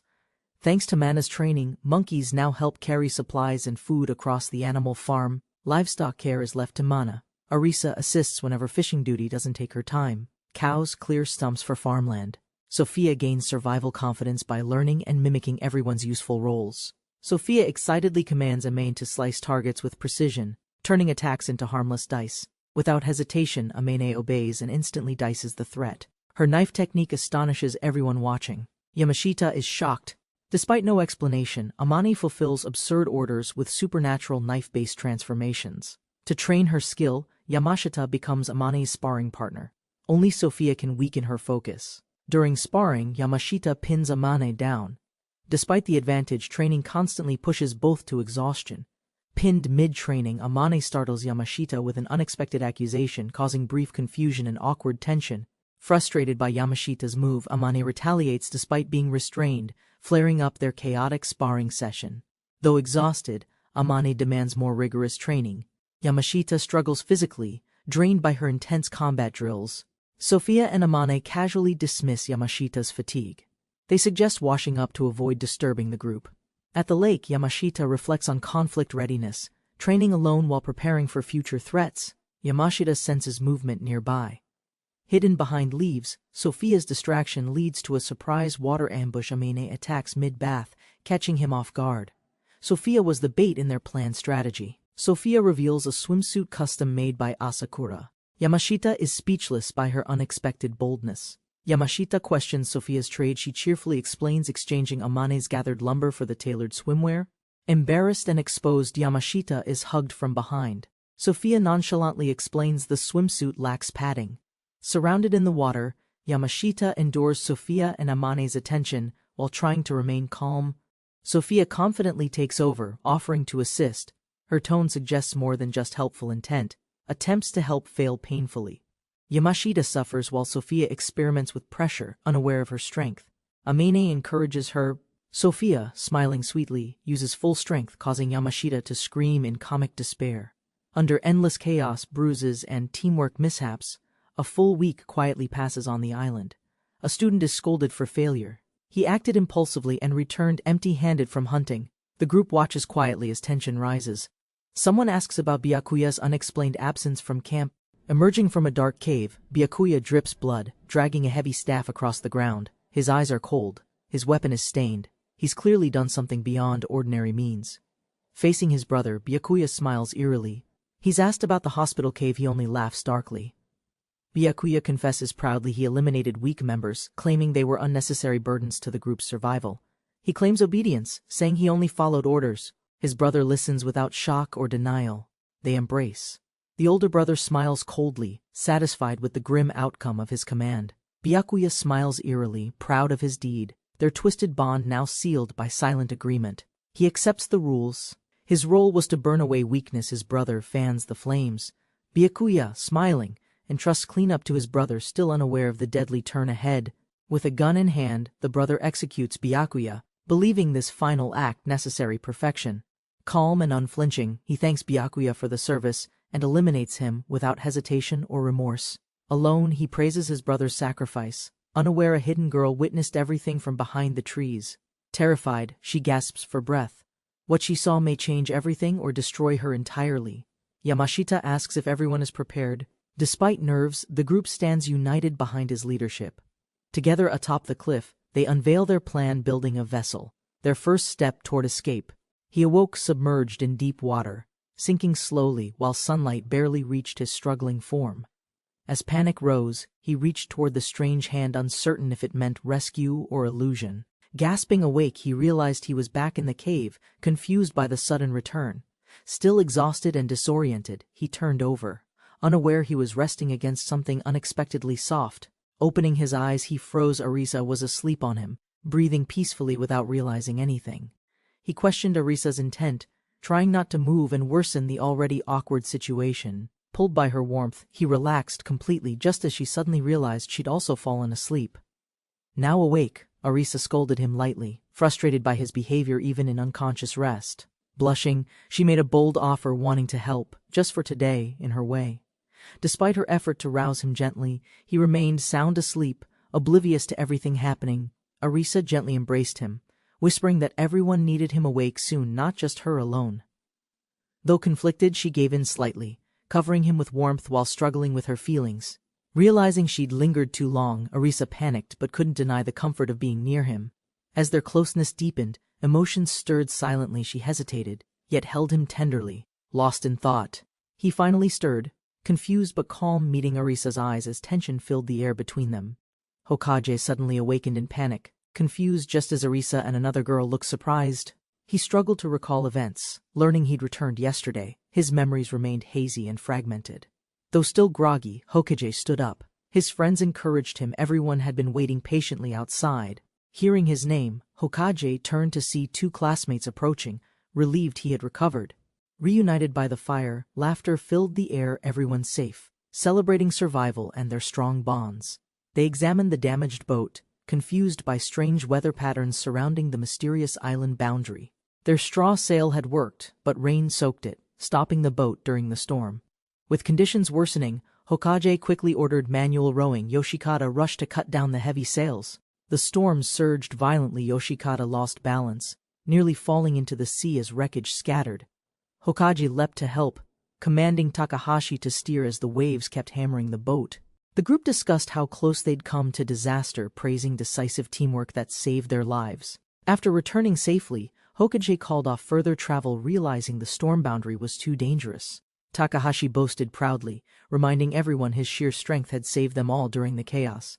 Exhausted, both rescuers collapsed ashore. Friends rushed over, relieved to find them safe but unconscious. Everyone worried the island might be trapping them. Leaving seemed impossible beyond the mysterious storm line. The class gathered around the fire, tension rising as they prepared for the next challenge. A classmate asked Hokage for direction. Uncertainty filled the air as everyone awaited his response. Hokage calmly decided they needed a stronger boat, one capable of surviving the violent sea storm. Though hesitant, they acknowledged the first voyage succeeded. No losses, just lessons for their next attempt. Confident, Hokage inspired them. He believed something awaited beyond the storm if they had courage. During the storm, Hokage heard a strange sound, just like when he first arrived here. For a brief moment, the clouds opened, and in the rain, he glimpsed the full moon. The group reacted with shock. No one had ever seen the moon from the island. They realized a strange truth. They'd never once seen the moonlight reach them from shore. Hokage explained the unnatural brightness and lack of tides, suggesting the island defied natural laws entirely. Excitement filled the group. Hope sparked as they imagined returning home together, dreams within reach again. Hokage smiled, inspired by the challenge ahead. Others shared ideas to improve their boat and plan. One classmate expressed caution, reminding everyone of the storm's risk despite the growing enthusiasm around them. A bold suggestion shocked the group. Someone proposed staying permanently to avoid risking another dangerous voyage. She declared her intent to start anew, with Hokage shocking everyone with her sudden future vision. By the firelight, Hokage nervously approached Karen, unsure if now was truly the right time. Karen winced slightly, her body trembling. She was overwhelmed by pain, exhaustion, and lingering emotional tension. Despite her discomfort, Karen reached for Hokage. He hesitated, but she offered him a soft kiss. She whispered reassurance, gently guiding him. Their hearts synchronized in warmth, not passion, under the cave's silence. Suddenly, realization struck Hokage. Had things gone too far? Doubt and confusion erupted inside his mind. Outraged, Minami shouted in protest. The idea of making children now felt absolutely insane. Hokage explained his logic calmly. Forming families could ensure survival and a lasting civilization here. Two girls hesitated, reminding everyone they were still minors and the risks involved were serious. Others debated practicality. With resources, skills, and motivation, they could thrive without returning to civilization's expectations. Confidently, Karen declared their future. With teamwork, they could advance faster than ancient builders ever dreamed. Some students praised Hokage's leadership, believing he could father strong children and guide future generations. Curious murmurs spread. Many girls wondered maybe Hokage wouldn't be such a bad choice after all. Minami snapped. The girls' expressions worried her. The discussion had clearly spiraled beyond normal planning boundaries. Meanwhile, the boys played calmly. Their minds remained detached from the growing tension among the girls. They sighed. Romance seemed out of reach. In this world too, popularity was still elusive. Muscles proudly claimed he had a girlfriend. His friends were unconvinced but too drained to argue. Frustrated and defeated, the boys united. Their only mission now, escape this world and return home. Minami stood strong. The hope of returning remained alive in her heart, fueling her spirit. The girls confessed what they missed: comforts of home, distractions, fun, and the simplicity they once took for granted. One girl cried softly. She wanted to see her family again, to reassure them she's okay. The atmosphere quieted. Emotions lingered heavily as everyone reflected on their fears, doubts, and unspoken hopes. Hokage addressed them. He admitted his misjudgment, acknowledging their burdens and promising to consider both paths. He proposed balance: expand the shelter, explore escape options, adapt as needed. Everyone listened, visibly more hopeful. Karen, still uncertain, asked for patience. Starting families could wait until their situation became more stable. The conversation ended with mutual understanding. Trust deepened. They weren't divided, just overwhelmed and finally communicating clearly. Karen broke down in tears, overwhelmed with relief that Hokage had safely returned to them. Hokage admitted his fear. He hadn't known if he'd even wake up at all. He embraced her gently, promising to be more careful and never make her worry again. With new unity, they vowed to survive and escape together, protecting each other like family. Hokage returned from the forest, beaming. He'd discovered something crucial, something that could change everything again. The girls followed, curious. Hokage had found many things, so this one better be special. They joked and reminisced about their first days. Despite hardships, they'd grown stronger as one. Standing atop a ledge, Hokage called out. Below them was something entirely unexpected, life-changing. Everyone gasped. It shimmered in the wind, spreading across the ground like a golden river. It was wheat, real wheat. Sustainable food meant hope, stability, and proof they could truly survive here. Everyone was stunned. Rice plants weren't expected. Karen named them plainly, leaving everyone completely speechless. The group cheered at the news. Hokage clarified it was upland rice, still unfamiliar. They planned to cook it first. If good, they'd harvest more despite the hard work. Hokage noticed something off. The girls seemed distracted, yet excited to start cooking despite difficulties. One girl dodged questions awkwardly. The others defended her flustered exit. Hokage quickly dropped the topic. As Hokage demonstrated harvesting, the girls were amazed. The island truly held hidden survival resources. He admitted hiding it earlier, fearing disappointment if rice cultivation failed. Morale was on edge. Karen encouraged him. Rice could inspire everyone. Then, suddenly Mana screamed, pointing at something behind them. Panicked and breathless, Mana fell back. Something strange had moved in the grass near her. Everyone froze. Before them stood a cloaked figure, bound in vines, unmoving and eerie. Deep in the jungle, they found her lifeless, hanging silently, a bag and journal nearby. Her expression was cold, empty. What suffering had she endured before choosing such a fate? The group discovered a girl hanging from a tree, lifeless and motionless in silence.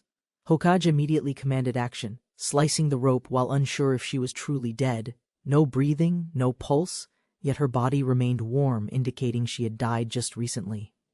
Realizing hope remained, Hokage urged them to start CPR before it became too late. Everyone turned to Hokage with urgency, placing their final chance of survival on him. Hokage steadied his breath.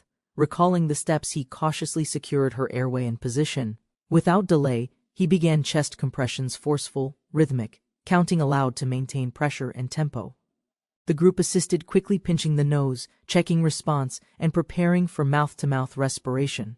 He gave 2 careful breaths, watched her chest rise, then resumed compressions without hesitation. Sweat streamed down his face as he neared 30, focused, desperate, refusing to give up. After endless compressions and breath, a faint gasp escaped her lips. She finally revived. Later, she regained full consciousness during class, surprised by everyone's relieved and curious expressions. Chatting resumed. She joined a lively manga debate, caught off guard by sudden attention. Blushing, she awkwardly denied real-life pairings, defending her fictional preferences with nervous laughter and sweat. Meanwhile, the art club boys complained loudly, annoyed by the manga club's endless chatter. Despite the earlier tension, the room relaxed as chatter resumed between clubs and classmates. Shinomiya's sudden arrival caused a stir, accused of being seen at the station alone. Caught off guard, he hesitated to explain. His silence stirred further misunderstanding and concern. Rumors spread: mud, a stick, possible fighting. The teacher pressed him with suspicion and disbelief. Whispers followed him. Some feared him, others avoided him. But no one really knew him. Shiori apologized and packed quickly, leaving early for her other responsibilities with quiet determination. As she ran through the halls, her thoughts turned hopeful, balancing friends, goals, dreams. Suddenly awake in unfamiliar bedding, she panicked, memories of school and reality clashing without warning. Disoriented and blind without glasses, she realized the surroundings felt oddly modern and strangely familiar. Through newly recovered glasses, she spotted classmates alive, shocked, and somehow gathered around her again. Shiori admired the elegant sisters from afar, stunned by their beauty and graceful presence. Overwhelmed by admiration, she blurted praises aloud. Stunned by what felt like a dream, she sat up slowly, confused by surroundings, learning she'd been rescued by someone unexpected. Hokage greeted her warmly with food and water just in time for her awakening. Embarrassed, she recognized Hokage, the weirdo, and blushed as memories of his help returned. Shiori clutched her throat. Flashback struck. The island wasn't normal. People were losing their sanity. The group assured her it changed. No one had lost control since then. Peace returned. Still cautious, she accepted food. Hunger overpowered doubt. It looked safe, nothing seemed suspicious. A bite in, her eyes widened. Sweetness burst forth. It was surprisingly warm and delicious. Others praised Hokage's effort. Shiori quietly sniffled, surrounded, fed, safe. His kindness reached deeper than words could. Shiori nervously laughed, admitting she'd fallen while foraging. Her naive decision nearly cost everything. Hokage offered to introduce everyone. The cozy cave and snacks felt unreal to Shiori. She stepped forward in awe, an entire settlement of classmates surviving peacefully in the wilderness. Her eyes widened.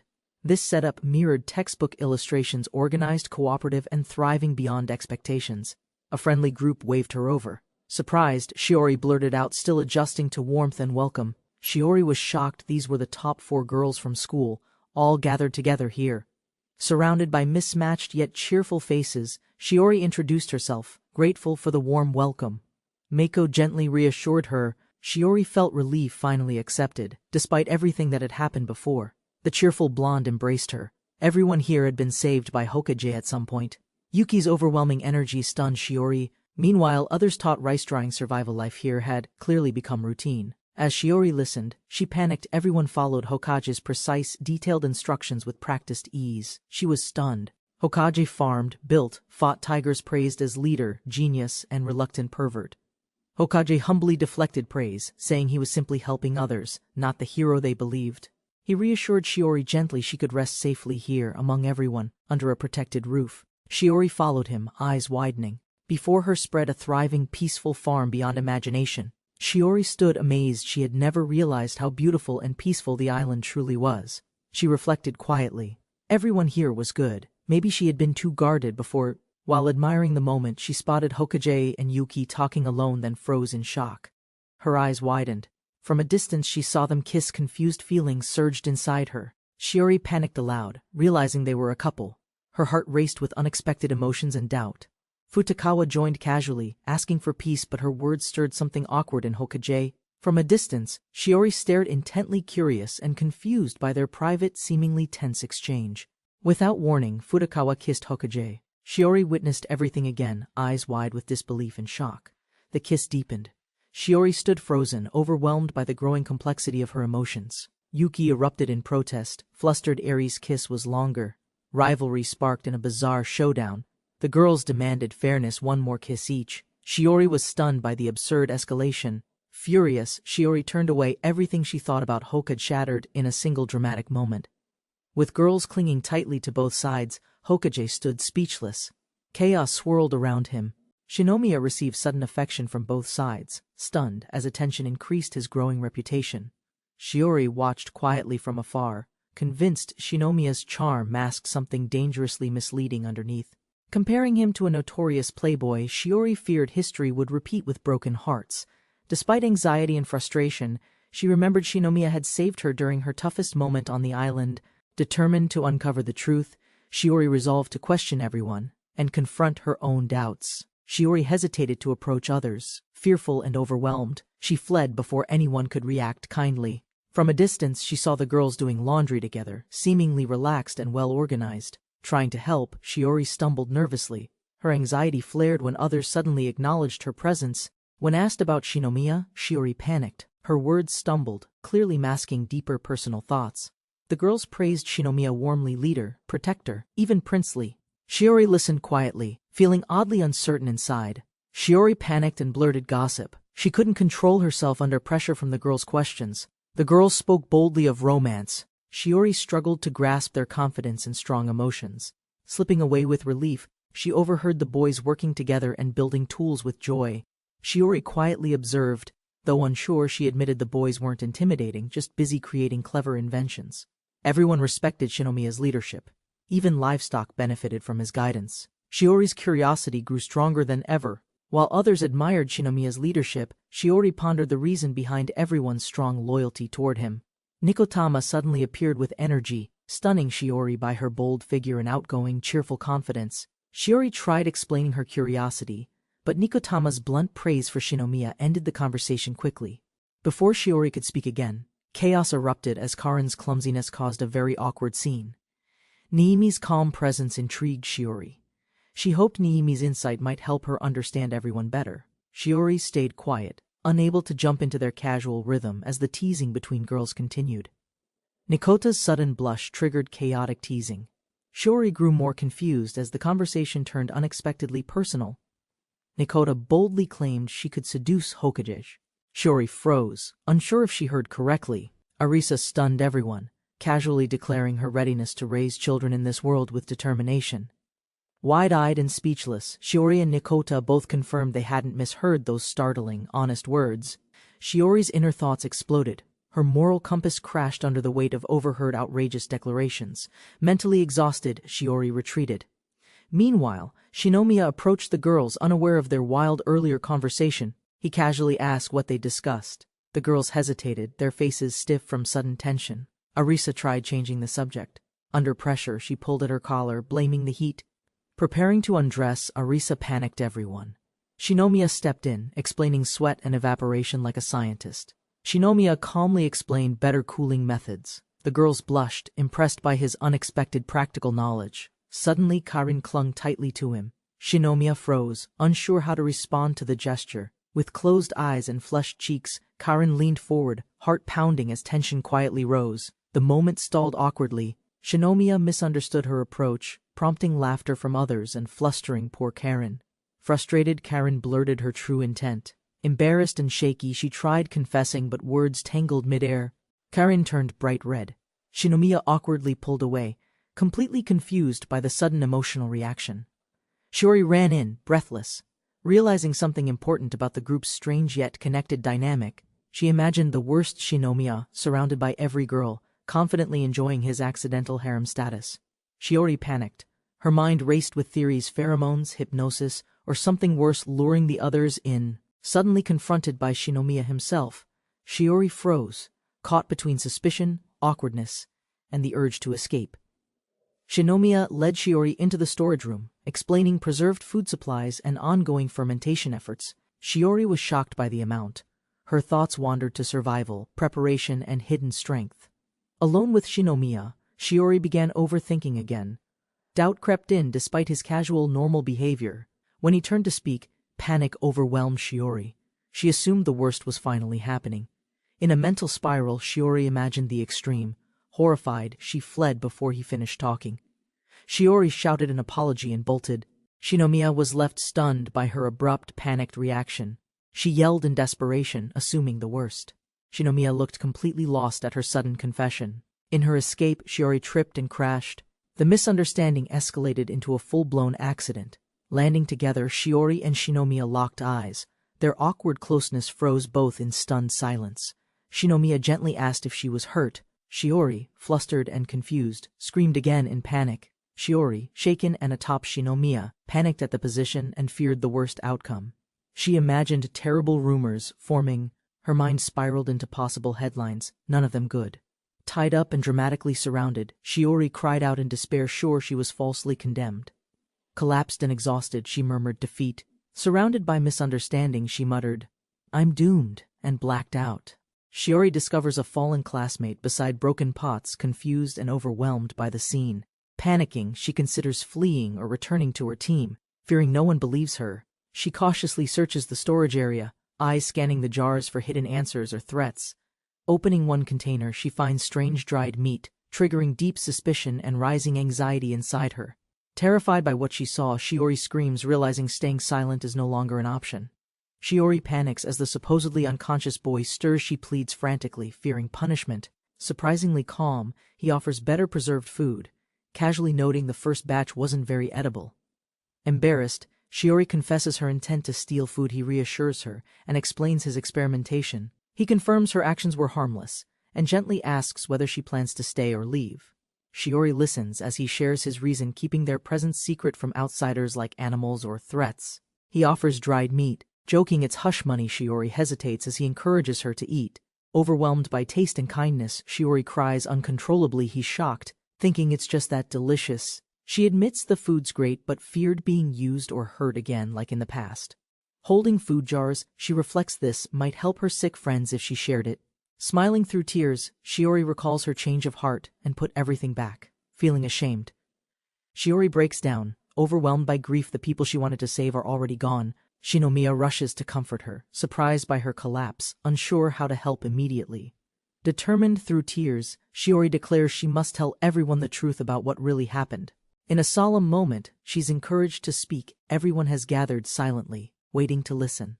She begins explaining her low-rank, quiet role and how others disapproved of her behavior. Shiori describes the infection's spread. Patients increased, supplies dropped, even the doctor collapsed from illness. She recalls the moment clearly. A man stood over a fallen body, gun in hand.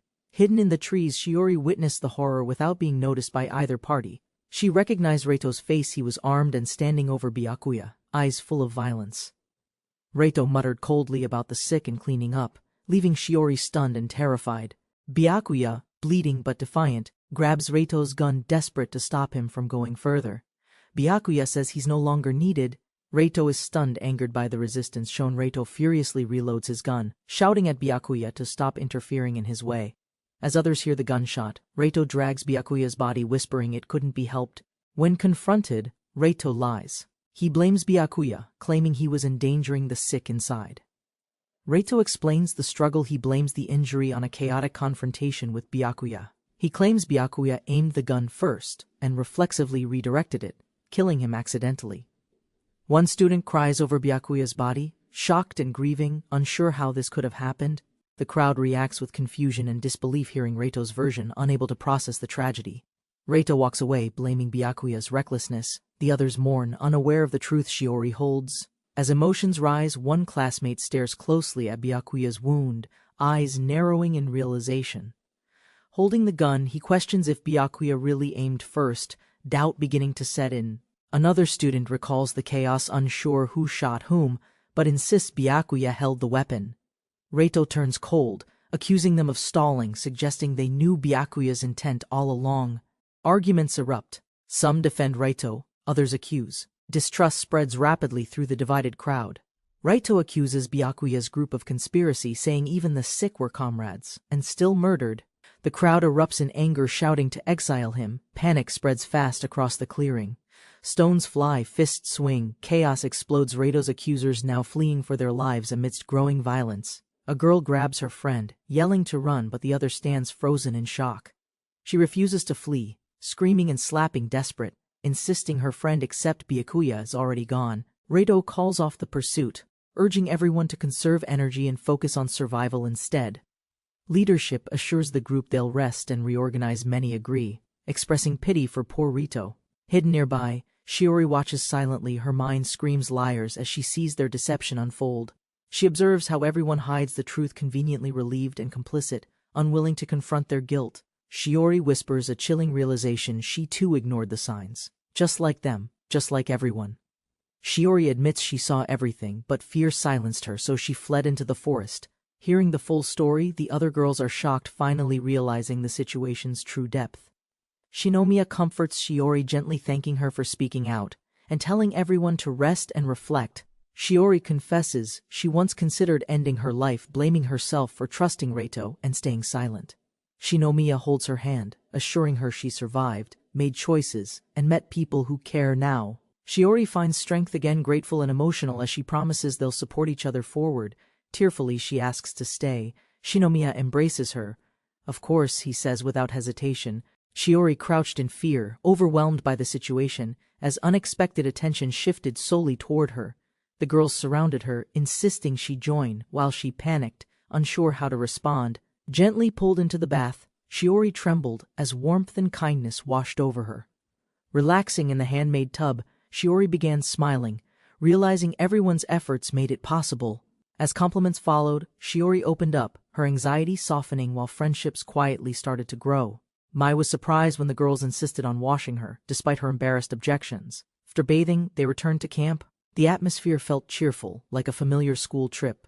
Mai dove into her futon happily, grateful for warmth and comfort in this strange world. Looking around, she noticed the relaxed atmosphere. The others seemed too comfortable, maybe even overly casual. Lying down, surrounded by carefree girls, Mai questioned her sanity and tried to calm herself. While sleeping peacefully, Mai was suddenly crushed by Arisa's unconscious embrace, causing complete morning chaos. Mai, still shocked from bed chaos, fled outside. Her introversion clashed with the group's energy. A cheerful classmate revealed the island's monkeys delivered fresh fruit baskets for breakfast every morning. The girls explained their survival routine, bathing in lakes, boiling water, and adapting to daily chores. Compliments flew as they shared Shiori's hairbrush. Natural tools helped maintain beauty even in hardship. The girls grew curious about Mana's large luggage, suspecting something important hidden inside it. Before Mana could answer, the boys returned triumphantly from their resource-gathering mission in the forest.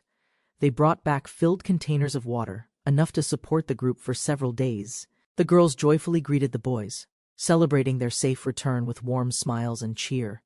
The boys, surprised, noticed the girls looking especially radiant, cleaner, shinier, and more confident than before. The boys praised the girls' new hairstyles, impressed by the professional-level trimming and styling. They revealed Shiori brought her own tools and gave everyone makeovers while hiding shyly. Shiori nervously revealed herself, worried her new look might seem strange or awkward to others. To her surprise, the boys were amazed, calling her transformation heroic, praising her beauty sincerely. Everyone contributed to her outfit and contacts. Overwhelmed, Shiori blushed from the unexpected group admiration. Shiori revealed her bag was full of professional hairdressing tools from beauty school training. After trimming the boys' hair, everyone joked and teased each other about their new looks. Later, one of the boys hesitantly approached Shiori, preparing for his own private haircut. Shiori gently smiled while preparing the cape, her calm presence putting him at ease immediately. He sat down nervously, while she began with a smile, awkwardly mimicking a real salon. As she cut his hair, they shared honest words about popularity and their school lives. Both admitted the island experience changed them, softening their views and opening up their hearts. She nervously teased about romance. He laughed, unsure of feelings but grateful for their support. He admitted his nervousness with girls. She found comfort knowing he struggled with emotions too. Moved by his sincerity, she thanked him, feeling lighter, like emotional burdens had finally lifted away. He confided deeply in Shiori, feeling comfortable sharing things he'd never told anyone else before. Shiori quietly cherished the moment, watching his back, keeping her feelings tucked away for now. She finished his haircut with care and pride, pleased with the result and the moment. Friends complimented his look. He felt renewed, happy he finally accepted a little self-care. They exchanged soft smiles, no words, just mutual warmth growing quietly between their changed, open hearts. Gathering everyone on the hill, he shared his resolve, inspired by Shiori's growth and courage. He declared a bold decision to confront Reito Koju directly, ending uncertainty with decisive action. Though surprised, they listened. He clarified no violence, just a stand to protect their peaceful life. He vowed to fight using what they built, tools forged in hardship, shaped by unity. Together they would walk the path they made, one carved through wilderness, trust, and will. In the camp, friends gather, discussing outfits for their first adventure on the island. Together they grab clothes, excitedly preparing to face the challenges ahead of them. Suddenly, a serious conversation starts about alliances and weapons for potential battles in conflict. The leader explains the pathways, emphasizing the importance of safety and good preparation for survival. They all agree to take the safest trails, ready to explore the island together. As paths diverge, teams strategize for their unique situations, Hoping to gain advantageous positions, the leader confidently declares their goal: to become the island's strongest weapon through careful planning. A cheerful member suggests they should control all routes, aiming for the ultimate power on the island. Discussions shift to tactics, focusing on weapons and the importance of proper preparation for conflicts. They realize the numbers are overwhelming, with nearly 200 other teams fighting for survival. The group realizes facing 70 opponents isn't easy, heightening the pressure of their strategy. One member emphasizes the dwindling numbers, noting they must capitalize on any chance to survive. The leader passionately declares their goal: transform every team into a unity-driven weapon for success. Excitement builds as they discuss the implication of all teams becoming their allies in this challenge. Determined, the leader insists collective strength is vital for survival in this challenging new world. One character worries about living with others, fearing the challenges of maintaining their current situation. The group discusses building a village to provide shelter for those seeking a stable environment. Excitement brews as someone suggests they can provide knowledge to ensure successful village construction. However, concerns arise about meeting everyone's basic needs while managing potential difficulties within the community. With enthusiasm, a member offers to collaborate on building a village that supports everyone effectively. Enthusiasm grows as they discuss building entertainment facilities, hoping to enrich community life on the island. The protagonist expresses readiness to help and reassures others that risks will be managed together. A discussion unfolds about collaboration and support, emphasizing trust in their abilities to work together. Joy spreads as they envision a lively atmosphere, excited about the community spirit and celebrations ahead. Excitement builds for the upcoming festivities, highlighting the group's determination to create a vibrant village life. Inspired, the group discusses exciting plans, eager to share innovative ideas for their village. One character suggests preparing for a beach event, prompting laughter and anticipation for the fun ahead. While agreeing to move forward, the protagonist acknowledges some hesitations about the plans they're making. As they build equipment, a character notes a potential issue with their bow, leading to thoughtful discussions. Suddenly, a member rushes in with news that their hunting team has returned with unexpected results. Inspired, the group discusses exciting plans, eager to share innovative ideas for their village. One character suggests preparing for a beach event, prompting laughter and anticipation for the fun ahead. While agreeing to move forward, the protagonist acknowledges some hesitations about the plans they're making. As they build equipment, a character notes a potential issue with their bow, leading to thoughtful discussions. Suddenly, a member rushes in with news that their hunting team has returned with unexpected results. Tensions arise during discussions about tool usage and hunting grounds, leading to conflicting opinions. As they brainstorm, concerns about using bamboo weapons for hunting emerge, emphasizing potential risks. A plan takes shape as one character sketches designs for more effective tools, preparing for action. The group gathers, intrigued by the suggestions, plotting their next steps with renewed focus and collaboration. One member arrives at the beach, announcing their return with eagerness, ready to contribute to the plans. On a sunny beach, a cheerful girl excitedly introduced various fun activities, inviting everyone to join in. A boy, resting nearby, felt relaxed but wondered how he would contribute to the group's activities. As they prepared for the day, the boy marveled at the uniqueness of the island and friendships. The girl encouraged everyone to try new things, creating a lively atmosphere filled with laughter and joy. With newfound confidence, the boy joined the girl, initiating a fun game that brought everyone together. In the warm sun, the boy joked about slipping as the girl playfully teased him, creating laughter. He imagined how he could help others feel comfortable while keeping the atmosphere light and fun. As he relaxed, he focused on the friendly connection being built, feeling more at ease. The girl playfully commented on their interactions, realizing they were deepening their friendship. Suddenly, turning the day into a lively celebration filled with smiles and excitement. Suddenly surrounded by playful monkeys, the boy laughed nervously as the girl tried to calm them down. Realizing the monkeys were attracted to their energy, the boy pondered this unexpected twist in their fun day. Blushing, the girl expressed concern about how to handle the mischievous group, but the boy felt adventurous. With determination, the boy fashioned a new tool to help manage the situation, eager to impress the girl. Their teamwork paid off as they created a playful distraction, causing laughter and excitement among their friends. The group discussed a plan, emphasizing the need for careful consideration in their approach to challenges. One member held up a tool, suggesting it could be beneficial for their upcoming tasks and strategies. The girl outlined the primary objective, reminding them that safety and teamwork were essential for their success. In the dense forest, tension built as the group faced unexpected enemies brandishing weapons with malicious intent. Laughter echoed ominously as some members plotted to capture food and scare the others unexpectedly. Realizing their friends were in danger, the remaining members prepared to confront the attackers together. Fueled by determination, the leader rallied everyone, insisting they fight back against the looming threats. The group readied their weapons, united in purpose, as they braced for an impending confrontation. The leader confidently instructed his team to aim carefully as they readied their weapons to attack. A sudden misfire caused pain to one member, who shouted in frustration and disbelief at the mistake. Ignoring the setback, they pressed on, realizing their efforts were yielding results against their chaotic opponents. However, the leader sensed the urgency and shouted for everyone to scatter before more trouble arrived. As the group regrouped, they focused on their goal, understanding that unity would lead them to victory. A strategic meeting began as the leader proposed an election process to strengthen their group structure. His focused expression revealed determination, promising a fair chance for leadership and a better future. Doubts emerged as he anticipated potential issues, knowing collective decision-making could lead to division among them. In the dark cave, a mysterious figure entered, leaving the leader startled and questioning her identity. The newcomer's presence hinted at urgent matters, revealing that their allies had split and were in danger. Concerned for the leader, the girl gently checked if he was okay amid rising tensions. He acknowledged the need to search for clues about their missing friends and their injuries. As he worked on constructing a shelter, focus and determination filled his hands with purpose.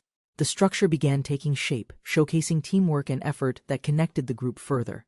Excitement grew as the shelter neared completion, promising safety and comfort for their survival in this wilderness. The group planned to establish a cozy village, ensuring a secret base for safer living arrangements.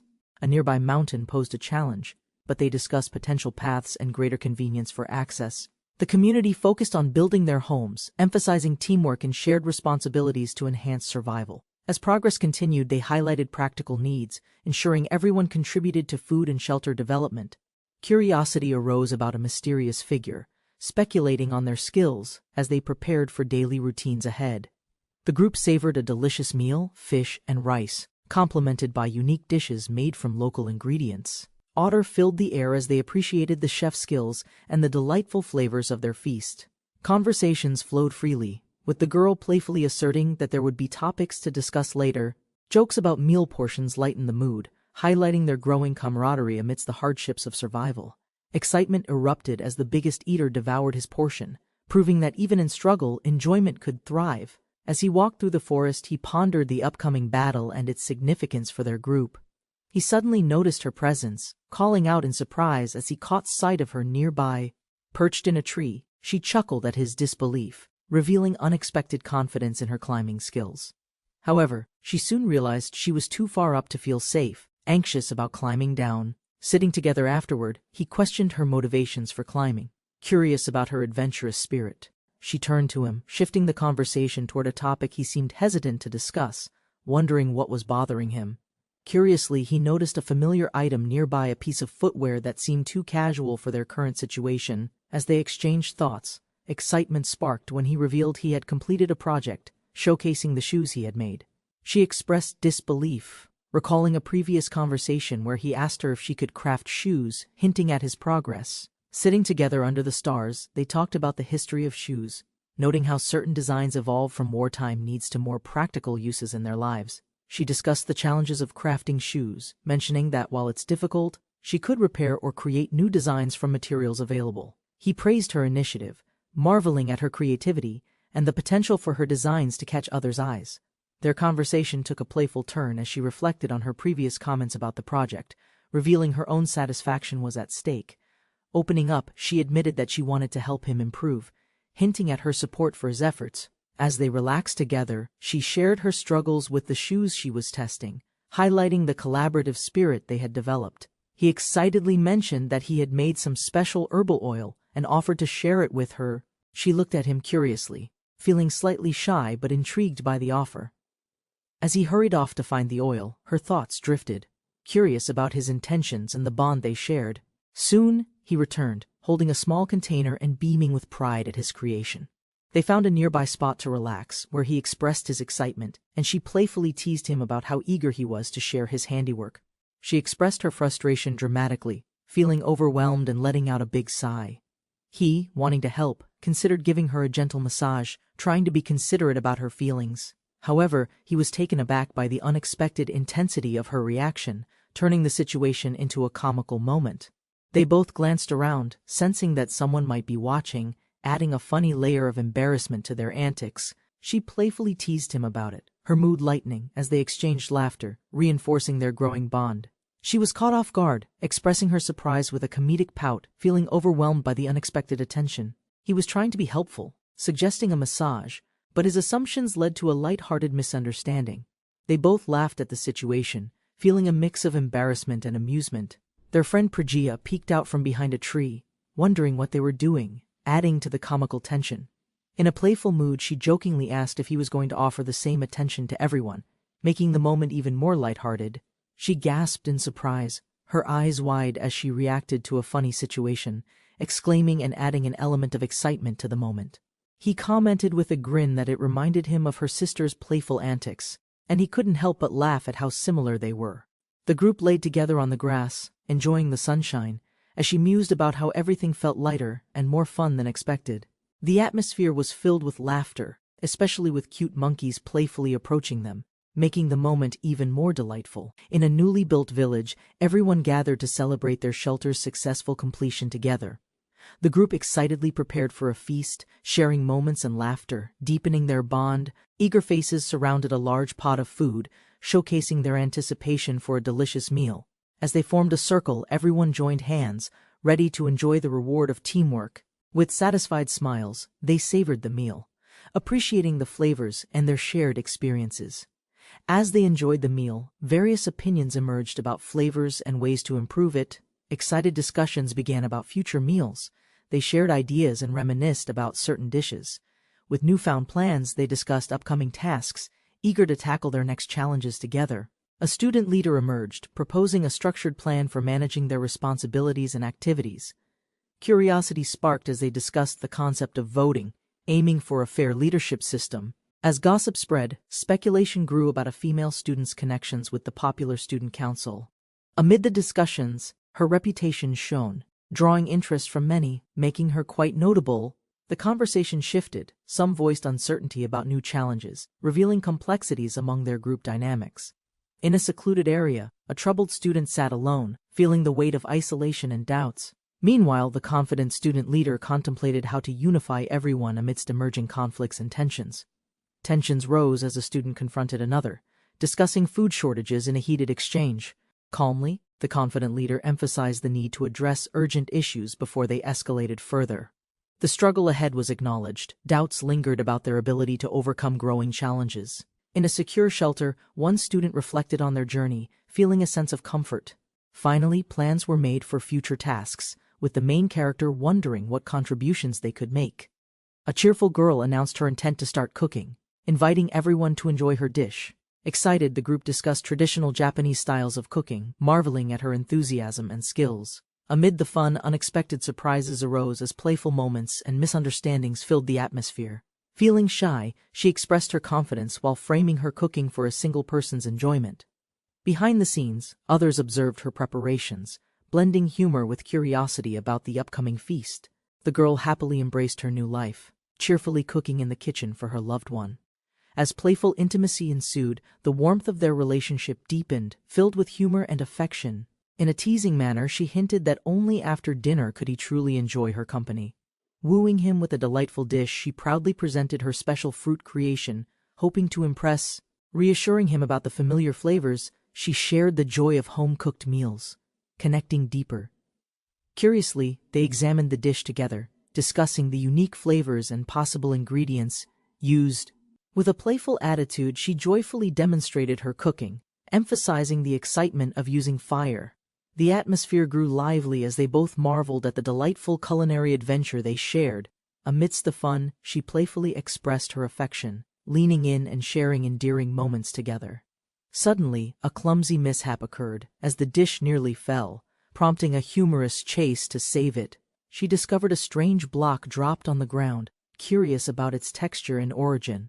The boy carefully cleaned and inspected the block, preparing to use it for a new experiment. He took a cautious bite, nodding in approval at the unexpected pleasant taste it delivered. They discussed the importance of removing dirt thoroughly to avoid sickness from eating contaminated food. He explained the traditional method of popping corn by throwing kernels into fire and catching them. She hugged him, expressing gratitude as the tasted food brought unexpected comfort and connection. He noticed her trembling, concerned about her fragile emotional state and vulnerability behind the smile. She confessed her lifelong fear of rejection shaped by strict, oppressive upbringing and hidden insecurity. He reflected thoughtfully on her behavior, realizing her protective walls stemmed from past harsh treatment. Tearfully, she asked him to accept all her emotions and freedom, surrendering trust completely. Their kiss deepened, sealing a mutual promise built on trust and emotional vulnerability. She reassured him that only she could handle this delicate task without burdening others. Proud and confident, she declared herself the world's top lady, ready for any challenge. He felt fearless with her by his side, encouraging her to express her true self. Meanwhile, a mysterious woman watched secretly, contemplating whether to help or interfere with them. The group prepared tools and weapons, determined to find the hidden secret in Sasaki's area. Leadership was clear as they organized, assigning weapons and roles with focused determination. One student tested a powerful bow, impressed by its strength and long-range capabilities. He assured the team his shot would be effective, even without using arrows. Encouraged, his friend cheered him on, urging him to perform well in their mission. A group arrived, asking if any survivors remained, their presence unsettling the gathered crowd. One man forcefully parted the crowd, revealing himself as a notable figure from the city. The girl calmly announced their purpose was negotiation, bringing gifts and peaceful intentions. His intense gaze fixed upon Sophie, signaling unresolved tension and an impending challenge. They reunited after a long time. Tensions rose as past avoidance raised suspicion among the group. A girl silently approached, hand reaching out, while the man prepared to negotiate cautiously. She offered snacks as a peaceful gesture, trying to ease rising tension within the group. The man noticed everyone's hunger and invited them inside the camp, expressing sincere gratitude. The group busily gathered supplies, building shelter together, slowly strengthening bonds in their survival camp. Observing everyone's fatigue, they realized the harsh shelter life drained their energy and spirits quickly. A serious proposal emerged. Could they provide manpower to help improve this struggling survival group? The leader considered distributing tasks among capable individuals to manage their precious and limited resources efficiently. Suddenly, a broken container spilled rice, surprising everyone and revealing a crucial food supply stash. The group offered rice as earnest payment, hoping cooperation would secure their shared survival chances. She planned to start farming soon, promising rewards for those helping with the crops. The group discussed the proposal seriously, weighing risks and benefits before making a decision. Surprised by quick agreement, they imagined rice could be used to make food or cakes. Outside the safety of the camp, they debated cautious negotiations to avoid exposing their secret base. They hoped to undermine their leader quietly, aiming to protect the village and maintain order. They planned a system. Trusted people move between camp, village, secret base, exchanging rewards and labor. Muscular men explained their muscles symbolize pushing human limits and helping others, not harming anyone. A comical designer proudly finished boat plans despite messy hair, eager to gather construction materials. Smiles exchange as cooperation forms. Hopeful signs for survival and future teamwork gradually appear. Suspicion arises about a hidden mastermind manipulating events behind the scenes, yet motives remain unclear. They worry about the pressured woman, exhausted and unable to gather food for the group. He decides to exploit that woman's influence to gain advantage in their survival scheme. A quiet moment passes as they prepare to act, tension mounting within the camp. The man agrees to the deal, promising to gather willing people to help them. The proposal is accepted. Completing this mission brings hopeful progress to their difficult struggle. Without a clear path, they struggled forward, hoping soon to reach the road they built. Suddenly, they realized they were being followed, sensing danger as their path risked exposure. One suggested confronting the pursuers head-on for a quick resolution, despite risks involved. The other argued for peaceful plans, warning violent actions could jeopardize their mission's purpose. A sudden tackle caught them off guard, escalating tension as escape and fight both loomed. They couldn't fight back but refused to give up. Stealth was their only option. The girl expressed her deep loyalty, willing to do anything for him despite risks. The other insisted on a cautious plan, refusing violent actions to maintain peace. Suddenly, monkeys swarmed, stealing fruits and causing chaos, disrupting their carefully laid plans. The boy prepared his bow, determined to respond more aggressively to protect their group. The boy is chased through the forest by playful monkeys, narrowly escaping their grasp. Suddenly, a mysterious figure in tribal attire blocks his path, stopping him in surprise. Shock fills his face as he recognizes the strange newcomer and the unexpected situation. The masked man joyfully chases him, laughter echoing as the wild chase continues. As they disappear into the shadows, the group stares wide-eyed, unsure of what's next. Safely returned, the boy reassures everyone, grateful to escape the mysterious tribal encounter unharmed. They debate whether disguising as natives is wise, balancing peacekeeping with inevitable conflicts. Smiling, the boy embraces new identity adoption. Pleased, the plan gains favor among friends. The girls promise to support the mission, their affection boosting morale and determination. They tease for a reward, suggesting playful motivation will help them succeed in future tasks. The boy awkwardly protests their teasing, but they urge him to return to safety quickly. The girls agree, realizing the danger and importance of staying careful in their situation. Suddenly, the group sees their comrades returning happily, signaling the mission's first phase succeeded. Everyone waves joyfully on the beach, hopeful and ready for the challenges that lie ahead.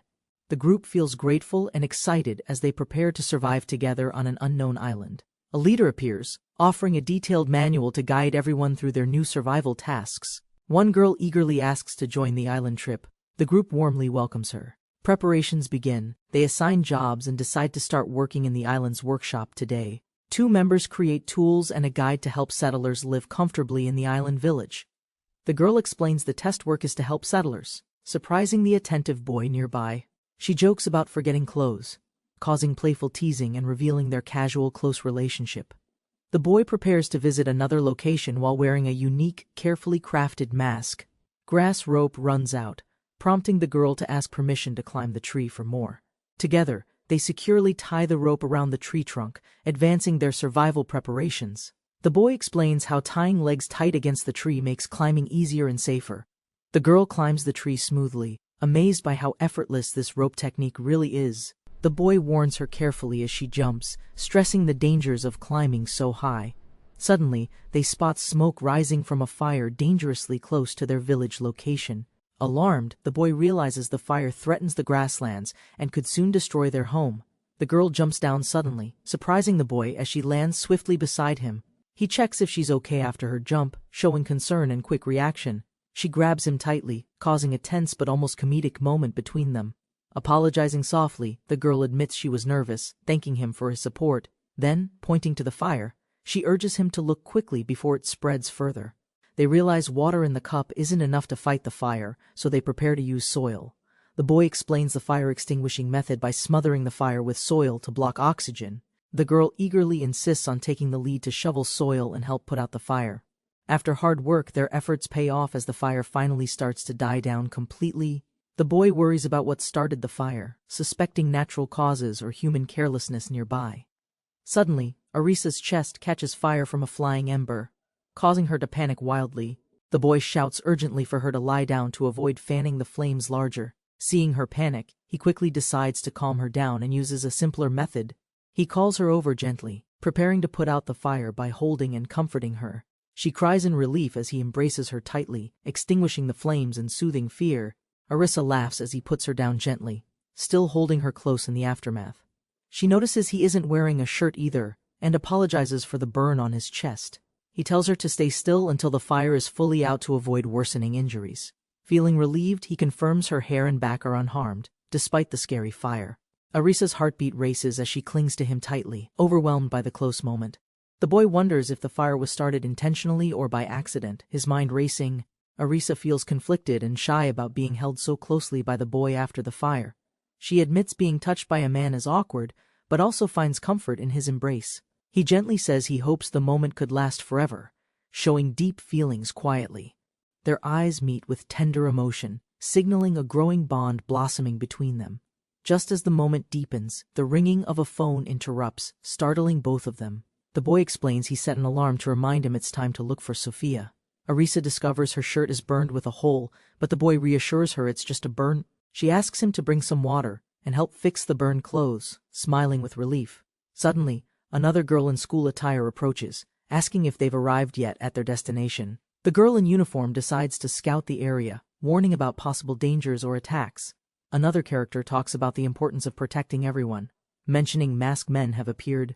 A boy explains the island is uninhabited, and the wild monkeys are untamable natives called monkey kings. The masked man reflects on a strange emotional moment just now, noting Arisa's unusual behavior. Suddenly, Arisa is in a very close, intimate position with the boy, surprising them both. The masked man reminisces about the warmth and softness of Arisa's chest despite the burns. The girl in uniform checks the time and says it's been over 30 minutes, with no special danger around.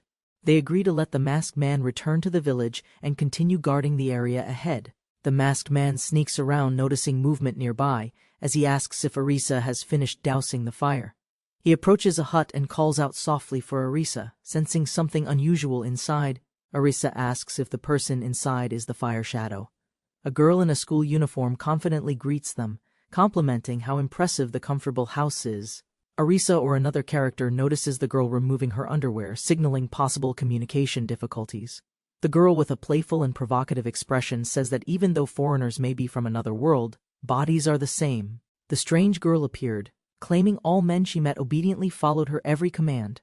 The boy noticed something odd. The girl's behavior suggested danger, but he felt strangely powerless. Other girls challenged the boy's resistance, surrounding him boldly, testing his will against their charms. Suddenly, the girl became furious, demanding respect, refusing to be seen as a mere freak. The boy panicked as someone arrived just in time to confront the angry, unruly girl. The girl stood confused outside the hut, wondering why the boy misunderstood her intentions completely. The boy nervously scratched his head as the girl silently reached out, breaking the tense moment. The girl smirked, revealing confidence. She claimed her skills could effortlessly conquer any man's resistance. He panicked, denying it was the right time for such tactics, fearing immediate defeat. Suddenly the girl launched a powerful kick, her frustration exploding amid their strange confrontation. The girl gasped in surprise, clearly overwhelmed by the sudden turn of events and unexpected attack. Another girl confidently appeared, claiming her own skill to instantly dominate others, surprising everyone nearby. The boy and new girl spoke cautiously, concerned about the first girl's unclear condition and motives. The girl assured they found no tracks or companions around, suggesting isolation near the royal fortress. The boy agreed to retreat and relocate, leaving safety confirmation and follow-up plans in trusted hands. The boy noticed he was growing closer to Arisa but felt he was losing control. He called out for Arisa as she mysteriously walked into a dark, foreboding cave. Arisa paused silently near the cave entrance, her expression serious and unreadable in the dim light. The boy stared in shock, realizing something about Arisa had changed or was being revealed. Elsewhere, a cheerful classmate suggested enjoying the Sunday together, trying to lift everyone's spirits gently. The boy nervously asked if anyone wanted to go on a date, watching the girls quietly. The girls seemed uneasy, their expressions darkened, not sharing the boy's lighthearted mood at all. The boy felt ignored, noticing one girl's tension barely contained, and called out to her. The girl suddenly ran away, apologizing urgently, leaving the boy shocked and confused by her reaction. He was even more surprised when another girl also suddenly rejected him, making the group awkward.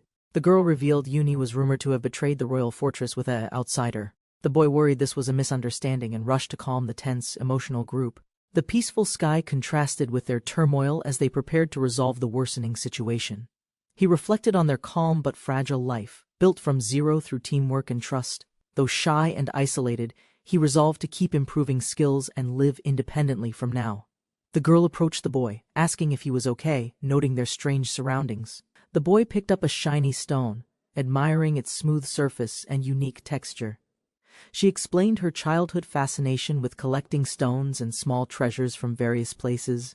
They recalled a strange black stone resembling a monster, which they had recently found nearby. They decided the area around the cliff by the sea was unexplored, possibly hiding secrets. The boy pondered mysterious substances and unknown territories, feeling both curiosity and cautious excitement. They joked about feeling bored, then admitted they were both interested in starting an adventure together. He eagerly proposed treasure hunting, which surprised the girl but sparked enthusiasm for the journey ahead. The girl smiled, agreeing exploring something unknown could be fun, even if not very important. Without hesitation, the boy jumped forward over a gap, determined to lead and keep moving. The girl nervously claimed she couldn't jump safely, worried about landing without injury or trouble. The boy reassured her, saying their friends are used to it and would be fine. He demonstrated confidently, explaining falling wasn't dangerous, and promised he'd catch her if needed. Encouraged, the girl agreed and prepared herself, though still clearly anxious about the leap. With a scream, she made the jump, gripping the rope tightly as she swung forward. The girl slipped into the water, splashing loudly as she struggled to hold onto the rope. Surprised, she admitted her grip was weak and worried about safely reaching the other side.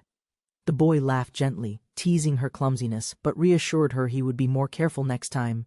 The girl looked down, realizing she was soaking wet, feeling embarrassed but still determined. Feeling awkward, she apologized for showing a weaker, clumsier side, while he chuckled warmly nearby. The girl stumbled suddenly, nearly falling backward, startled by a small mysterious creature hidden in the bushes. The group debated village size and location, frustrated by the Monkey King's reckless behavior nearby.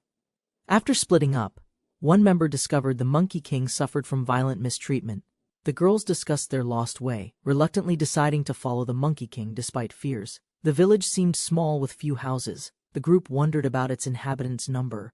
The man vowed to protect his friends and ensure retaliation for any harm done. The group identified key base locations while assessing threats and confirming their numbers carefully. They arrived at a small, peaceful village, relieved it could shield them from harsh weather. Villagers promised to teach self-sufficient skills, helping them build and live independently with confidence. Lessons covered cooking safety, housing construction, and farming techniques to improve their survival chances. The team selected trusted members for important tasks, strengthening bonds and ensuring future stability. The village expanded steadily, though tensions grew between key members struggling to cooperate effectively. Despite uncertainty, encouragement helped maintain morale and pushed everyone to continue working hard together. Cooperation between two rivals became essential, as their ideas complemented to solve communal challenges.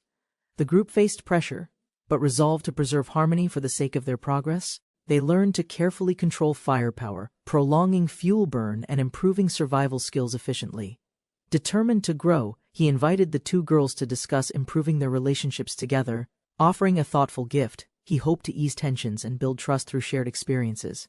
They considered ingredients and methods carefully, planning to prepare simple, sweet treats from local resources. Using eggs, milk, and sugar, they devised a recipe blending their knowledge to succeed.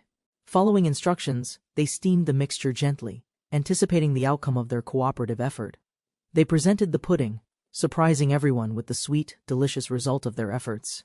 Adding fruit jam improved the flavor, impressing the group with unexpected treat possibilities. Villagers eagerly tasted the dessert, grateful for the thoughtful gift and shared kindness.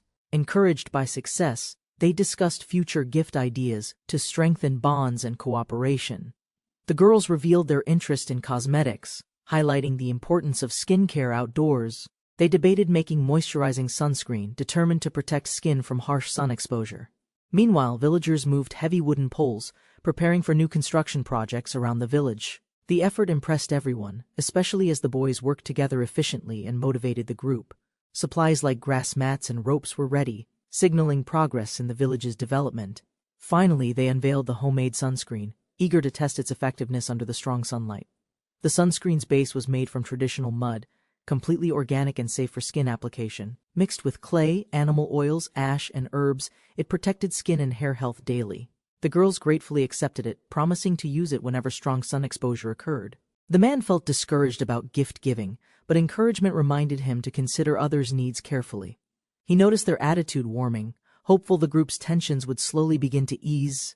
He promised to resolve misunderstandings by talking openly with Eri and Haru, seeking peace. One team member volunteered to collect shells for crafting jewelry to gift the girls thoughtfully. A new house frame was built, using gathered materials, showcasing teamwork and progress in village life. The group admired the simple structure, confident it would protect them from rain and wild animals. Finally, they prepared a real meal, relieved to enjoy familiar and safe food again. Fire Shadow stood determined, ready to mend misunderstandings and strengthen bonds with Eri and Haru. Presenting carefully crafted gifts, he hoped to show sincerity and rebuild trust with the two girls. One girl politely declined her gift, suggesting the gesture wasn't necessary for her personally. Fire Shadow asked for a chance to explain, wanting to clear up any lingering confusion. Eri reassured him with a gentle smile, encouraging him to move forward without worry. After arriving on this deserted island, he knew everyone hid their true feelings for others. He realized their hearts were full of concerns and worries about one another's well-being. Reflecting on past events, he felt responsible for misunderstandings that nearly ruined their progress. Though shaken inside, he never acted with malice, only trying to protect their fragile bond. Now, He wanted to honestly mend his relationship with Arisa, seeking forgiveness and understanding. She urged him to truly reconcile with Arisa, emphasizing the importance of promises and actions. Despite her loud exterior, she reassured him she was a normal, sensitive girl underneath it all. Overwhelmed, he realized he couldn't resist her emotions and embraced her tightly in return. She nuzzled him warmly, expressing affection in a sweet, playful manner. Suddenly she kissed him deeply, catching everyone by surprise and making him flustered. They admitted the emotional struggle inside, each silently enduring pain while expressing vulnerability with one another. They laughed and embraced, sharing warmth and gratitude, united after overcoming misunderstandings together. Nearby, their friend happily watched, feeling included despite almost forgetting the scene unfolding before him. Meanwhile, a new scene emerged, a group preparing to confront the rebellious faction decisively. Amidst panic, students scrambled to escape an unexpected attack from aggressive island creatures. Chaos ensues. Leaders emerge, urging everyone to stick together. They stress the importance of unity in survival. Some discover hidden pathways, hoping they could be safe havens. Others remain suspicious and cautious. Frustrations rise as plans are discussed. Uncertainty clouds their escape. Tensions build among anxious students. Two students strategize quietly. They emphasize careful navigation and avoiding dangers. Trust becomes paramount now. One student prepares for potential dangers lurking in the cave, focusing on necessary survival tactics. Another, hiding in the shadows, panics at unexpected noise, suspecting danger amidst the darkness. The leader reassures everyone, emphasizing the need for calm while strategizing their next steps forward. Confrontation escalates as one student accuses another of threatening their group's safety, and trust disintegrates. A tense discussion ensues about the group's safety. Risk assessments weigh heavily on survival decisions. Suddenly, a student demands to know the whereabouts of the weapon, heightening tensions among them. Accusations fly as blame is cast. Trust begins to fracture amidst the growing fear and suspicion. One student begs for mercy, desperately trying to prove his loyalty and avoid further conflict. The leader assesses the situation, contemplating strategies. Emotions run high, safety hangs in balance. A chilling laughter echoes through the cave, tearing through the tension as chaos resumes quickly. A student, now determined, grins excitedly, declaring he will bravely charge ahead without hesitation. He races through the cave, adrenaline pumping, fueled by urgency and the thrill of adventure. Rejoining his group, he enthusiastically shares plans for the next challenge, spreading his energy. Suddenly, an unexpected noise causes tension. The group's safety now depends on their quick reactions. One student spots movement, shouting warnings as everyone prepares to face whatever danger approaches. Panic spreads among the group as one student realizes another has truly crossed a line. A leader encourages his peers, urging efficiency and showing appreciation for everyone's contributions in survival. The community begins thriving, constructing shelters and sharing resources. Cooperation fosters a new sense of safety. Group dynamics shift as relationships grow. Laughter and warmth emerge despite earlier tensions and hardships. A quiet observer watches, contemplating feelings developing among friends, sensing a deeper connection budding. A cheerful voice interrupts, announcing newfound confidence and excitement about their current living situation together. Inspired by available resources, students craft a small boat, eager to test their creation soon. Planning a test run, they gather the group for an adventurous journey across the lagoon. As they row, the boat glides smoothly. Laughter fills the air, boosting everyone's spirits. Friendly glances exchanged, a sense of connection grows amongst them. Adventure brings newfound warmth and joy. As they row, a moment of introspection occurs. One student addresses past misunderstandings, apologizing. Worry arises. Another quickly reassures him not to dwell on mistakes, emphasizing teamwork's importance. A serious plea follows, urging the student to focus on the group's strong bond and unity. Confusion escalates as the roles in the boat shift. Laughter breaks through their earlier tension. In a revealing moment, feelings surface as friendships deepen. Romance flickers amidst their shared adventure. Feeling anxious, he wonders how to navigate the complexities of relationships and misunderstandings they face. As the tension builds, she playfully suggests being swapped to a more advantageous position. Amidst laughter and teasing, a deeper connection is forged, their faces flush with shared emotions. Caught off guard, they enjoy a serene moment, the calmness enhancing their budding feelings. Suddenly interrupted, a friend captures the moment, adding unexpected humor and spontaneity to the scene. Curiosity arises as she asks about his feelings, prompting him to reflect deeply within himself. Blushing, she shares her thoughts on emotions and connections, longing to understand true feelings better. Playfully teasing, a lively atmosphere fills their surroundings. Laughter brightens the moment despite earlier awkwardness. A mischievous suggestion ignites playful banter. Miscommunication adds humor as they navigate their evolving dynamics. Friends interject. Playful competition ensues. They share their feelings openly, strengthening bonds amongst the group. Excitement grows as they discuss game dynamics, eager to explore emotions in their playful adventure. With determination, she resolves to confront each person directly, eager to understand their true feelings. He begins to express his struggles, revealing how overwhelming it feels to confront his emotions. Reflecting on joyful memories brightens her mood, each smile interconnected with their growing bonds. In a tender moment, he softly calls her name, signaling a shift towards deeper emotions. With heartfelt sincerity, he confesses his love, the air thick with unspoken emotions between them. Surprise washes over her face. She's left momentarily speechless, caught off guard by his declaration. In a flurry of emotions, she reacts dramatically, her playful side emerging amidst adorably flustered antics. Feeling a mix of concern and warmth, he checks on her, nervous yet protective of her. With a playful smile, she reveals her feelings are known, teasing him about his honesty. Joyfully, she expresses her excitement, demanding a heartfelt response from him, the atmosphere electric. With sincerity, she confesses her feelings. Their eyes meet, deepening the emotional connection shared. Overwhelmed, she playfully chastises him for not noticing her excitement, leaving them both flustered. In a light-hearted moment, she exclaims her affection, filling the air with laughter and joy. As they return, playful banter continues. Their camaraderie strengthens while enjoying the peaceful surroundings. Frustration erupts as a friend panics, realizing their situation is spiraling out of control. With concern, they discuss their plan, hoping to quickly gather resources for their next move. In the cave, characters contemplate their predicament, realizing they must coordinate effectively to survive. Facing challenges, a leader's stern demeanor reminds everyone of the seriousness of their situation. Amidst tension, someone declares their intent to stay strong, fostering unity within the group. A leader proposes a challenging task, suggesting it could be a good fit for them. Curiosity peaks as they enter the cave, seeking answers and wondering about the next steps. Panic ensues, a shocking revelation takes form, and a creature unexpectedly emerges from the shadows. In a tranquil setting, a girl patiently fishes by a serene pond, enjoying her peaceful escape. Suddenly, a gust of wind disrupts her calm day, drawing her attention to the surrounding trees. Out of the shadows emerges a bizarre creature, its glowing eyes fixated on her, causing alarm. Startled, she realizes the creature isn't threatening. Confusion mixes with curiosity about its existence.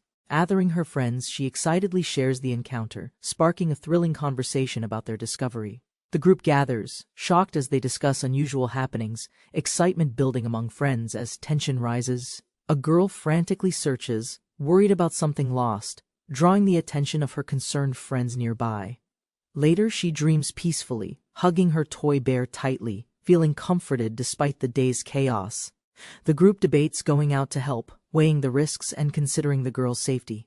With determination, they agree to search for the lost item, ready to face whatever awaits. In a dense forest, warnings echo about a dangerous area, making the group hesitate before proceeding.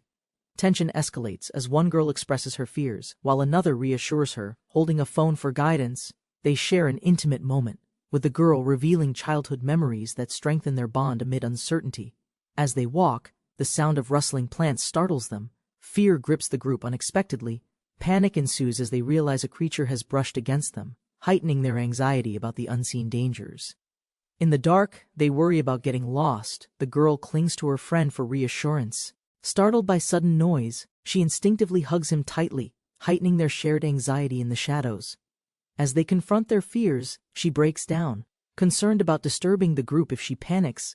When she notices something strange on her hands, panic sets in as she realizes it's dark liquid. Her friend analyzes the substance, eerily calm, explaining it's not blood, but both feel unnerved. As they discuss the eerie atmosphere, a girl suggests exploring, comparing it to a haunted house experience. They discover an unusual drink that seems connected to the mysterious occurrences, stirring excitement and curiosity. One girl gasps at the bubbling drink, realizing it contains something strange, amplifying their nervous anticipation. As they walk along, they strategize about the items they might need, ensuring they're prepared for obstacles. Suddenly, another girl wields a stick as a weapon, ready to confront any unseen threats lurking nearby. As they navigate the forest, one girl tries to cut through branches, determined to clear their path. Suddenly, an unexpected event causes chaos. Her actions trigger a wild reaction from her friends nearby.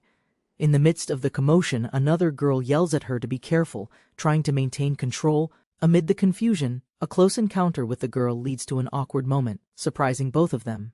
The boy's shocked expression reveals his surprise at the unexpected incident, leaving everyone in a burst of laughter. In the night stillness, a sudden jolt sends one girl tumbling into her friend, creating a shocking moment. Feeling confused, he questions the situation, sensing danger but unsure of the threats in the darkness. Just then, a menacing creature emerges, eyes glowing ominously, forcing them to confront their worst fears. His expression shifts to alarm as he realizes the seriousness of their predicament. Reacting instinctively, he urges the girl to get up, trying to rally her as they prepare to face the lurking danger. Amid the chaos, the group hears unsettling noises from the forest, causing panic, especially from one girl who feels the danger closing in. In a moment of desperation, the girl clings to her friend tightly, demanding he stay still to stay safe from whatever approaches. He insists that remaining stationary is dangerous, encouraging her to keep moving as they try to escape. Their intense moment builds suspense as they're caught in a close encounter, leading to an accidental brush that leaves them both surprised. Meanwhile, their friends nearby are alerted by the commotion, speculating that the source of the strange sounds is getting closer, heightening the tension. In a tense moment, one girl yells out in fear, clinging tightly to her friend as she expresses her alarm. Overwhelmed with fear, the girl humorously exaggerates her situation, claiming she can't see anything around her. As they make their escape, the boy struggles under her weight, but determination drives them to move swiftly. They stumble into a clearing, and the situation becomes more intimate as they find themselves sprawled on the ground together. Amid the chaos, the girl checks on him, seeking reassurance that he's unharmed while he grapples with the intensity of the moment. As they navigate rocky terrain, the girl suggests they help each other out, emphasizing teamwork in the face of danger. The boy reassures her that he won't let her get hurt, expressing confidence while identifying potential hazards around them. With determination, they move forward, her hand resting on his shoulder for support, emphasizing their growing bond. She pauses, reflecting on their shared experiences, hinting that they should continue as a team for each other's sake. There's a moment of vulnerability as she admits her feelings, questioning the tension between them as they face their fears together. The two friends stood side by side, deep in discussion about their unexpected journey. They arrived at a rocky shore, where the girl excitedly pointed out her fishing spot. Suddenly startled, the boy noticed a peculiar stuffed animal lying nearby, seemingly animated. The girl gleefully held it up, expressing her gratitude, unaware of its strange powers. The boy's eyes widened as he connected the dots, realizing this stuffed toy's true significance. Flushed with embarrassment, she turned away, unable to fully conceal her feelings for him. In a spontaneous moment, she lunged toward him, catching him completely off guard and startled. Their faces nearly touched as she confessed, emphasizing that this moment was purely innocent. He responded with a surprised grin, feeling a rush of warmth and excitement in his chest. Suddenly, their friends appeared, interrupting with news, oblivious to the tension between the two. Their friends gathered around, curious about the strange happenings and how they ended up there. One girl excitedly introduced a raccoon-like creature, explaining its odd scent and unique characteristics. Amid laughter, the group debated the creature's nature, wondering if it was truly harmless. Lost in thought, she noticed an empty fishing pot, questioning why it was so still. While their laughter echoed, she felt a chill, realizing something unusual lurked nearby. A group of friends sets off to gather food together, smiling cheerfully under the sun. Their excitement grows as they discuss plans for the day and the adventures ahead together. Suddenly, a friend exclaims about the heat, suggesting a much-needed break or an adventure ahead. As they plan, discussions arise about roles, creating playful banter and lighthearted tension among them. In a rush, they dash to make the most of their day, laughter echoing through the forest. They laugh together, discussing relationships, realizing how much closer they've become during their adventures. Later, they discover a messy chicken coop, indicating something has disturbed the birds inside. Concern grows as they speculate aloud about the missing chickens and what could have happened. Upon investigation, they find no blood but see signs of a struggle, increasing their worries. They wonder if the chickens escaped, deciding to search the surroundings for clues and answers. They find themselves surrounded by chickens, excitedly confirming everyone is safe and relieved. The group discusses possible threats, considering bears or other creatures that might be nearby. One explores the coop's interior, discovering something unusual that needs further investigation and caution. Alerted, the group plans to reinforce their shelter while ensuring no danger lurks nearby. As they venture outside, they discover a bountiful garden, hinting at abundant resources ahead. Excitedly, he discovers their garden's success, amazed at the fantastic produce they've cultivated together. Meanwhile, another friend joyfully presents her freshly harvested carrots, celebrating their hard work and teamwork. Curious, the group gathers to discuss recent happenings, wondering if they missed anything important. One impressively demonstrates how to juggle watermelons, adding humor while everyone watches with intrigue. Amidst the laughter, a playful debate breaks out about who should help with the harvest. He inspects the small tomatoes they've harvested, impressed with their flavor and vibrant color. A friend playfully suggests trying one to see if it's as delicious as it looks. Surprised, he learns that the tomatoes can be an unexpected source of joy and laughter. The playful banter escalates as they debate the eating tactics for the fresh produce, causing giggles. With laughter still in the air, they walk confidently toward their next adventure. Ready for more discoveries, they discover signs of damage to their crops, worrying about what could have caused the destruction. Conversations turn serious as they discuss the likelihood of wild animals threatening their crops. Determined to investigate, he leads the team, assuring everyone they will check for safety soon. As they prepare, a sense of urgency fills the air, highlighting the importance of vigilance. Mysterious footprints nearby add to their concern, hinting at the potential danger lurking close by. Excitedly, she asks if he visited the pasture, hoping to share in the fun. In the kitchen, they discuss recent events, pondering any important changes in their daily routine. Playfully, he asks if she's collecting food materials, confirming her understanding of their situation. Concern rises as they discuss how to manage tasks, ensuring everything is handled properly and safely. With determination, he reassures her that they will face the day's challenges together, supporting each other. She prepares to check on their plants, feeling nervous but determined to manage her tasks effectively. As he reviews their unusual living conditions, he stresses the importance of carefully managing any threats to their setup. A humorous moment arises as he notices the disparity in their routine, prompting playful teasing about their situation. Curiously, he steps into a new area, surprised by the bright and surprisingly well-organized space within their shelter. He examines a stone wall, pondering how it could be developed further, showing interest in enhancing their living environment. He enters the girl's room, feeling a mix of excitement and nervousness as they share a lighthearted moment. She discusses their safe living situation, highlighting how well-organized it has become, helping to ease his worries. In a playful interaction, he expresses concern while she jokingly teases him, bringing a cheerful spirit to their conversation. Curiosity arises as they discuss their friends, prompting discussions about each other's unique qualities and friendships. As they relax together, she reflects on their bond and the friendships they are nurturing, feeling content in their company. She gasps in surprise, realizing the urgency of their situation, while he tries to remain calm amidst the chaos. As he rushes through the tunnels, he calls out for clarification, anxious about what lies ahead. Spotting a familiar figure, he shouts, concerned for her safety and hoping she's unharmed. She reassures him, playfully teasing about her minor mishap, making light of the situation to ease the tension. With determination, he vows to find everyone and ensure their safety. Running quickly to investigate, he spots a friend running down the path, a sense of urgency in their movements. Concern fills him as he wonders what's happening. The friend, carrying a basket, looks worried, glancing over her shoulder as if sensing something amiss. As they gather, he realizes the seriousness of the situation. Their group needs to be on high alert. A group of others appears, ready to face whatever challenge is ahead, signaling that teamwork will be crucial. With determination, he addresses everyone, stressing the importance of staying united as they prepare to tackle the new challenge ahead. The group enters the cave, surprised to see familiar faces emerging from the darkness. They notice the newcomers are rugged and worn, hinting at a difficult journey behind them. Curiosity arises about supplies inside the cave. Everyone is anxious to explore what lies ahead. Tension escalates as one member demands food, while another insists on controlling the situation. The original group ponders their next move, unsure and fearful of potential dangers lurking nearby. Tensions flare as accusations fly, blame erupts over resource usage and survival strategies among groups. The argument escalates, both sides feeling betrayed, emphasizing their struggles and right to food.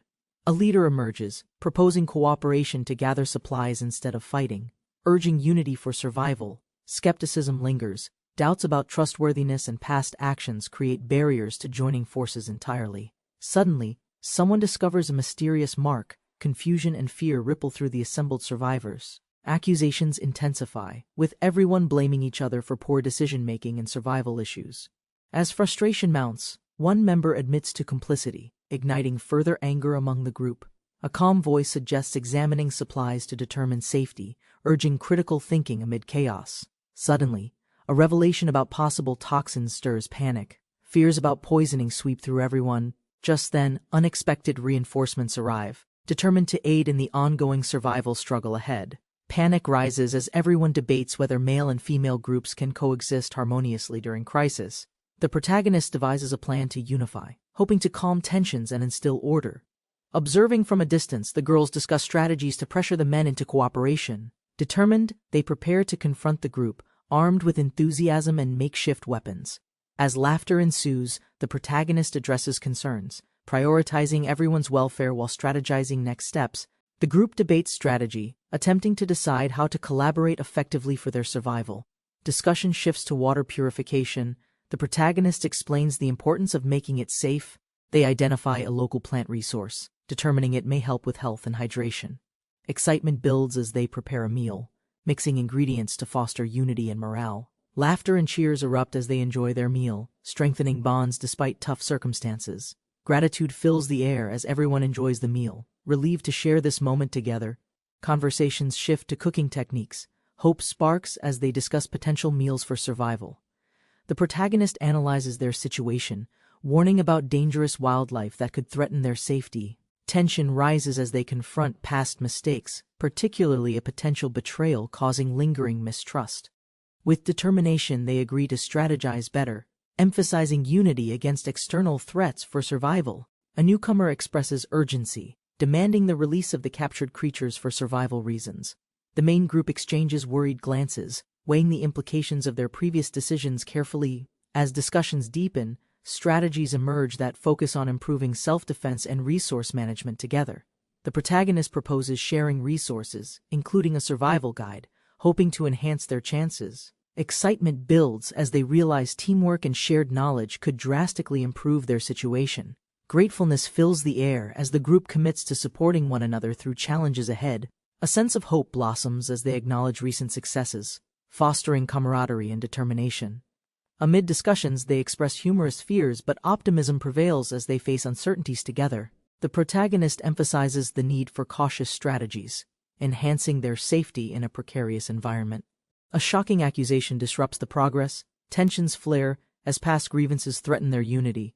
Doubts arise as one questions if survival is truly feasible under these harsh conditions. A discussion unfolds about returning home. Differing views indicate tensions running high among them. The protagonist asserts hope for safety, emphasizing teamwork despite strained emotions and fears. Unexpectedly, a leader approaches, inquiring about preparations for a hunting expedition soon. Anxiety grips everyone as they anticipate the challenges ahead, navigating emotions and uncertainty together. Concern mounts as one character worries about another's mental state during challenging times ahead. A supportive friend reassures her, emphasizing the importance of staying strong through adversity together. The atmosphere shifts as they discuss upcoming challenges, seeking strategies to maintain morale and focus. A surprising plan is proposed. Ambitions are high as they prepare for what lies ahead. The moment takes an unexpected turn as mysterious intentions surface, hinting at deeper plot twists. In a sun-drenched landscape, she sat, pondering her situation in this unfamiliar world. Feeling overwhelmed, thoughts raced. She questioned her abilities and the choices that lay ahead. Engrossed in crafting, a new friend announced her dream of creating beautiful fiery illusions. Concern arose about their absent companion, creating tension. Doubts lingered whether he'd return to help. As they shared ideas, they united under a common goal, preparing strategies for future challenges. They gathered in a cave, strategizing about their upcoming fire illusion showcase. Excitement buzzed. A girl suggested a competition to boost morale, igniting enthusiasm among her friends and peers.